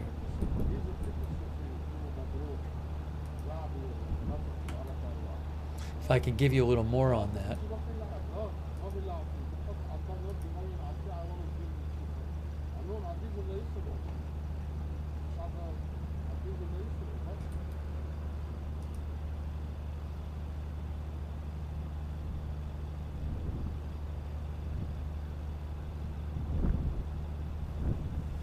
Yeah, Reuters reports that, back in 2005, Israel withdrew its military and settlers from Gaza.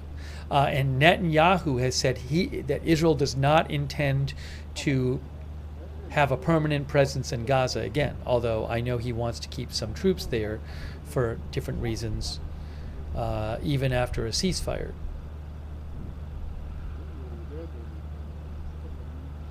But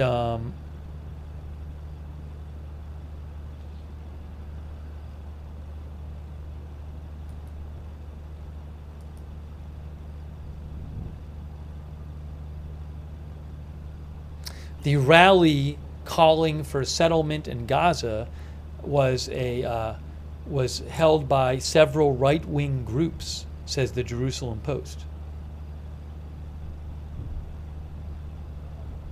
And the Jerusalem Post said it was a remarkable show of strength against the government's stated policy against allowing Israelis to settle in Gaza. So I just want to make clear that was not like the Israeli government rally. Thank you, Lisa, for messaging about that. I don't see such a thing happening anytime soon. It'd be hugely problematic for a lot of the world. But there is this question as to whether is Israel, for example, going to have troops. Israel wants to keep its troops on the South Gaza border, which is their border with Egypt, and wants to keep their troops in Gaza even after a ceasefire, which is something people in Gaza do not want. Well, at least many people in Gaza do not want. I don't think Egypt wants that either. Hamas certainly doesn't want it. But I think a lot of other countries would see that as violating Gaza's sovereignty. So that's what's going to happen there is, who knows what's going to happen there. Thomas Gutkowski says the guy who called for Israeli settlements is the current Israeli Minister of Finance. A couple of the Israeli ministers are from these right-wing parties. But that's a function, I believe, of the fact that Netanyahu needs right-wing support to stay in power. So again, you shouldn't conclude from one of those ministers saying something that it's the official policy of the Israeli government, because it's not. Oh, by the way, the other footage came back.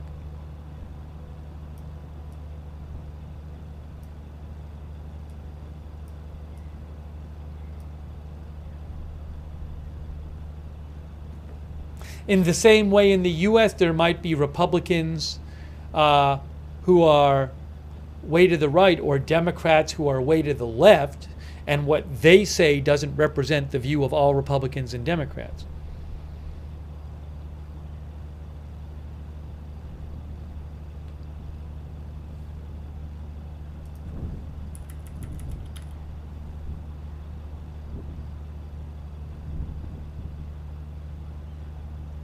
Thank you, William Watson, for watching.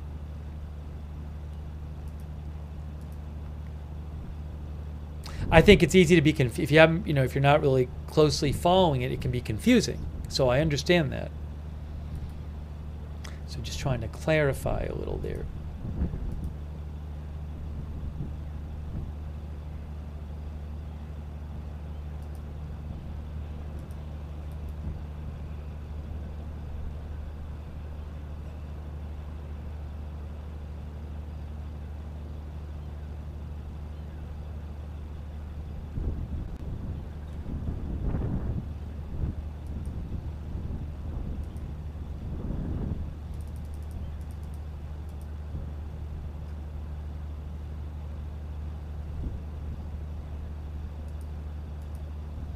Well, after the last 3 nights, there have been strikes in Beirut, the Beirut area, early in the evening, and then they didn't happen later in the evening.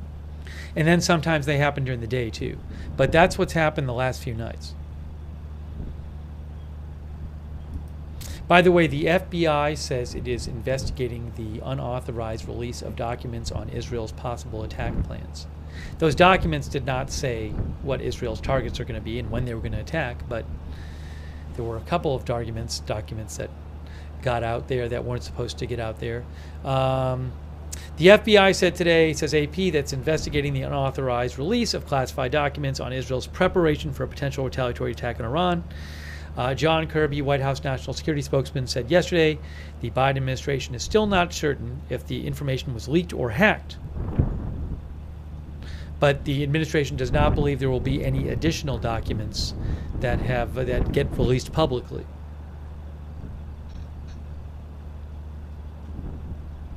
The FBI confirmed its investigation for the first time today.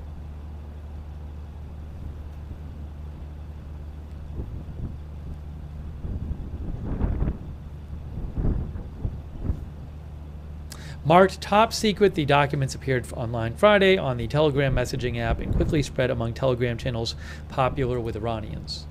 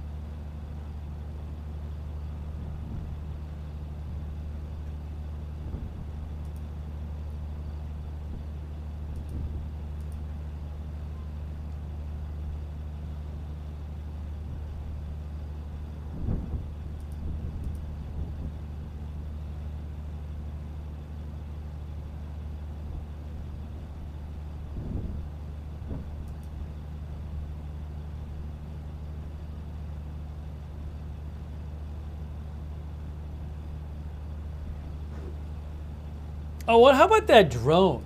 that was traveling around Israel today. That was a whole thing. That was a whole weird thing today.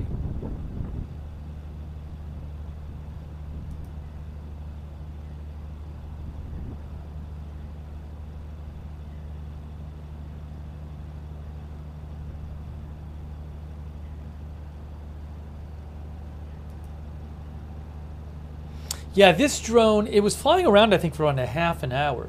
And there kept being different alerts in Israel. Manny Fabian says, the IDF says a drone launched from Lebanon likely impacted an open area, although it is still not located it. That was, earlier today. According to the military, the drone was first spotted near Rosh Hanikra. Then it was tracked as it flew toward the Yok Neam area amid attempts to intercept it. From there, the Air Force lost contact with the drone, but Home Front Command continued to activate sirens in several towns based on the predicted route of the drone. Then the Home Front Command gave an all clear.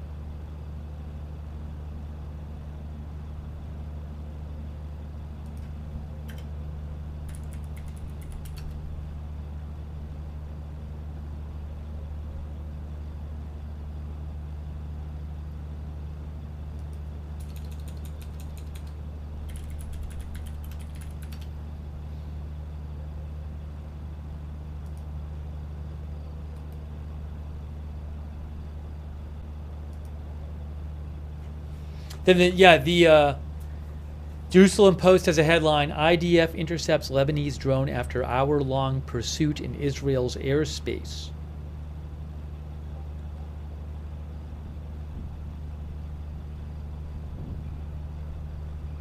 About an hour passed between the time of the first drone intrusion alert and then the IDF announcement that the drone had been brought down.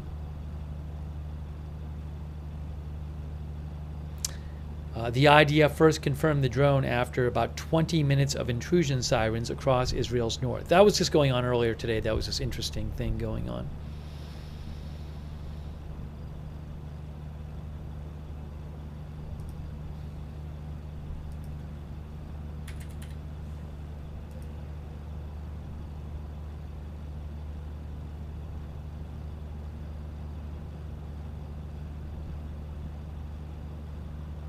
Yeah, the Israel posted about this about 7 hours ago. They said a drone was identified in the area of Rosh Hanikra. The drone flew toward the area of Yok Neam and was monitored by the Israeli Air Force. Sirens were sounded in additional areas based on the estimated trajectory of the drone in order to ensure the safety of civilians. Home Front Command announced the incident has concluded. Efforts to locate the drone are ongoing, which is likely to have fallen in an open area.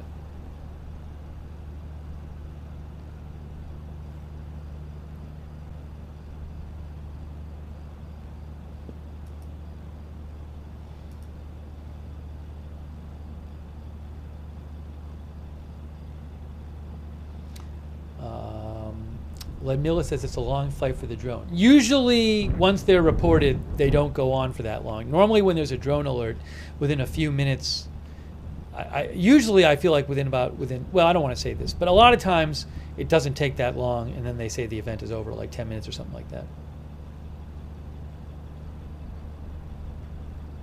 XDG83X thinks the drone was scouting. I felt that, says lots of intel before it was brought down. I wonder what it was doing. Was it an attack drone or a scout drone or what? Richard Zink says, I don't get what the end game is here. Well, Israel says its end game in Lebanon is to make it so that people can move back to North Israel. Tens of thousands of people who have not been able to be there for roughly a year because of the Hezbollah attacks. So they want to push Hezbollah back from the border and make it do what they can do to make it so that Hezbollah will not be attacking northern Israel. Now, how they do that, I'm not sure, because right now Hezbollah is attack hundreds of rockets a day, a lot of days. So people couldn't move back now, even with all the damage that's been done to Hezbollah, because they're still managing to fire lots of rockets and drones and so forth. So we'll see what Israel does.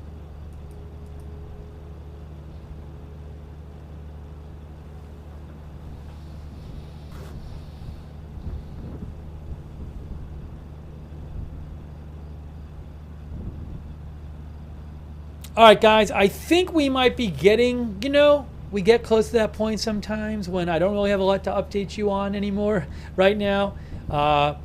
Not hearing about a lot going on at the moment. So I think I might start wrapping up this stream. If there's big news later tonight, I can always come back on the air, right? So there's nothing stopping me from doing another stream. And I will certainly be keeping an eye on things. But I think for this stream, it may be time. It may be time. But I will, again, I'll keep an eye on what's going on.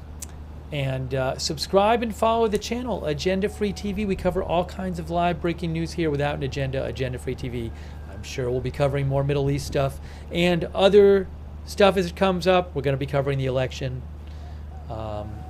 But I really appreciate people coming and watching the stream tonight. If you missed the first half of the stream or first third of the stream, we were talking about the airstrikes in the southern suburbs of Beirut. So if you want to go see that, you can rewind the stream and watch that. But more coverage to come. So subscribe, follow the channel, Agenda Free TV. Also, I will post updates about this and other stories on my X account, which is @Lookner. Follow me over there @Lookner on X for breaking news updates. I'll post a link to that in the chat. Thanks also for sending me news tips, for sending me questions and comments, for letting me read your comments on the air. That I very much appreciate. Hey, huge thanks to our moderators. Thank you so much, mods. You guys are awesome. They are the ones keeping the chats under control and respectful and civil. That's what we want.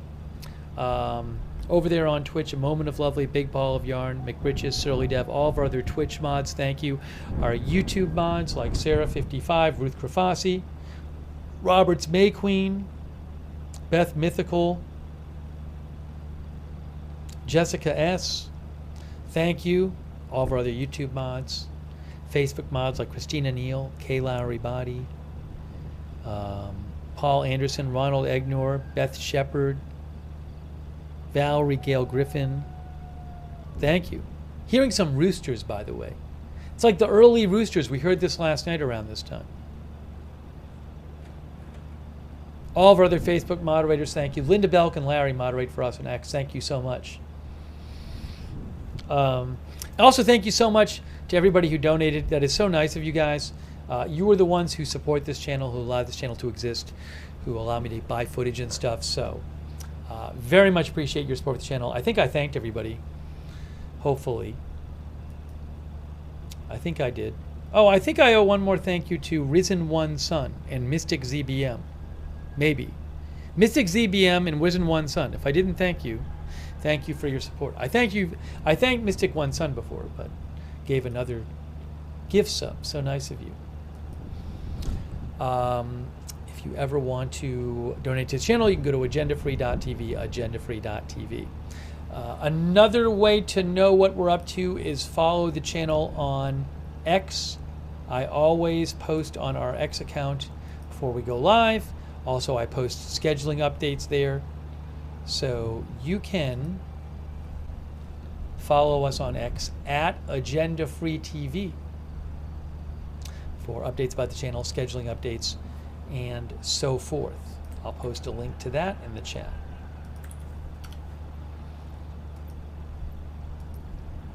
We have, sign up for our free notifications. I don't know when I'm going to go live in advance. Who knows when breaking news is going to happen. But you can always get sent a notification when we go live by signing up for our free notifications. They work awesome. They're really reliable. We do it through Discord.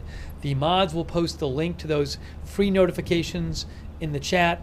And also, you can find it in the description of this video on YouTube and Facebook. You can find the link to sign up for the notifications. Make sure you sign up for those. Also, if you want, at the same link, you can check out our Discord chat, where you can chat with other viewers when we are not on the air.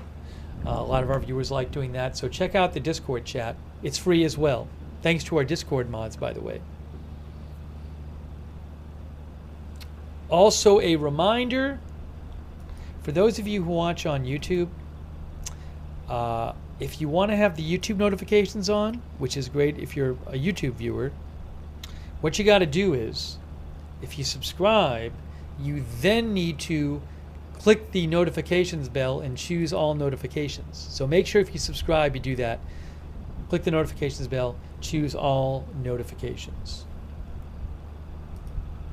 A shout out to John Attard. Yes, I just mentioned the Discord chat. A lot of our viewers really enjoy that. Thanks to all of our subscribers on Facebook, like Eve Richards and Lou Green, and Jane Summers and Robert Rial II, Beth Shepard, Margaret Riley, Evelyn Berry Speedell. Iva says, this coverage has given me a whole new respect, paranoia for drones. Their capability is crazy now. Yeah, and I think it's just going to be, they're only going to get more capable and cheaper, and it's a whole thing. It's a whole new way of attacking, and I guess defending as well. But it's huge. It's gotten really huge in the Ukraine-Russia conflict, in the Russian invasion of Ukraine.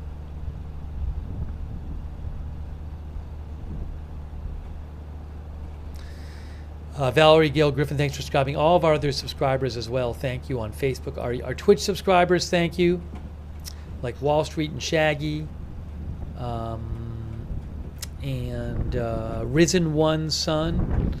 Fweeky Beats, Reckless, Ascertainment. Thanks for subscribing. Extreme Tiger. Ace High. Trillion Nanok, Banana Bananu, Mr. Bigley Hugely. Thanks for subscribing over there on Twitch. Crystal Coder, thanks for chatting. Nebula 1985. Also, all of our YouTube members, thanks so much for your support. Like Alice Wonderland, DD Hubs, Serge Jeb, CAC813, Jay Bird, Mama of Six, Susan States, Linda Vanderstein, J.K. Senar, John Attard, Shockhead, Rick D, The One and Only, Ronald Simpson, Patricia Grace, Dunny on a Fjord, Alice Wonderland, Ronald Simpson,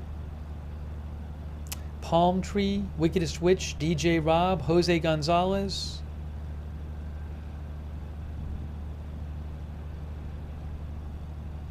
who said there's some reports of fighting in Gaza tonight too. That's what Jose said.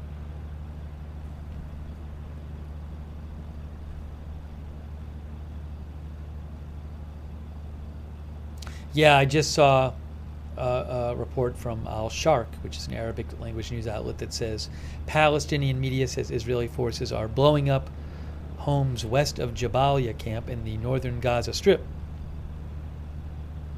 So fighting continues in Gaza tonight, it sounds like. Israel has ramped that up the last few weeks. Patricia Grace, Wu-Tang Savage, thanks for being members on YouTube. Marissa Pugliese, Dean R, Tiger Budgie, Beep Beep, Serge Jeb, Mitchell, Everyone, Warren Tinsley, Buffalo Women, and Kiwi NZ, and all of our other viewers as well. Thanks. Hey, Chris Allen, that's really nice of you. Chris Allen, really appreciate all your support, Chris. Thank you, Chris. Joe Beresford, Yoavo, thanks for being here. John Pemberton, Hannah Arvidsson.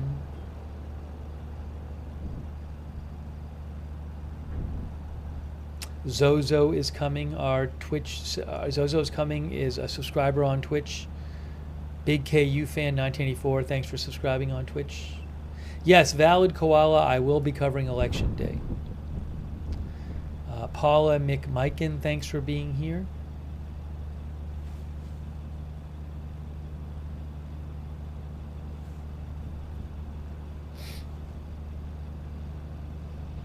Thank you, Shannon Davis Hughes, for being here. D. Schmidt, Maxie Puig. All right, guys. So I am wrapping up this coverage again. If there's huge developments tonight in something, I will come back on the air, and I am sure we'll be doing more Middle East coverage, coverage of developments in the Middle East, and also other news as well, like the election, and who knows what else will be coming up in the coming days and weeks. But that is it right now. Thank you so much for joining our live coverage and live updates on the Middle East conflict. We will see you soon with more live breaking news coverage right here at Agenda Free TV.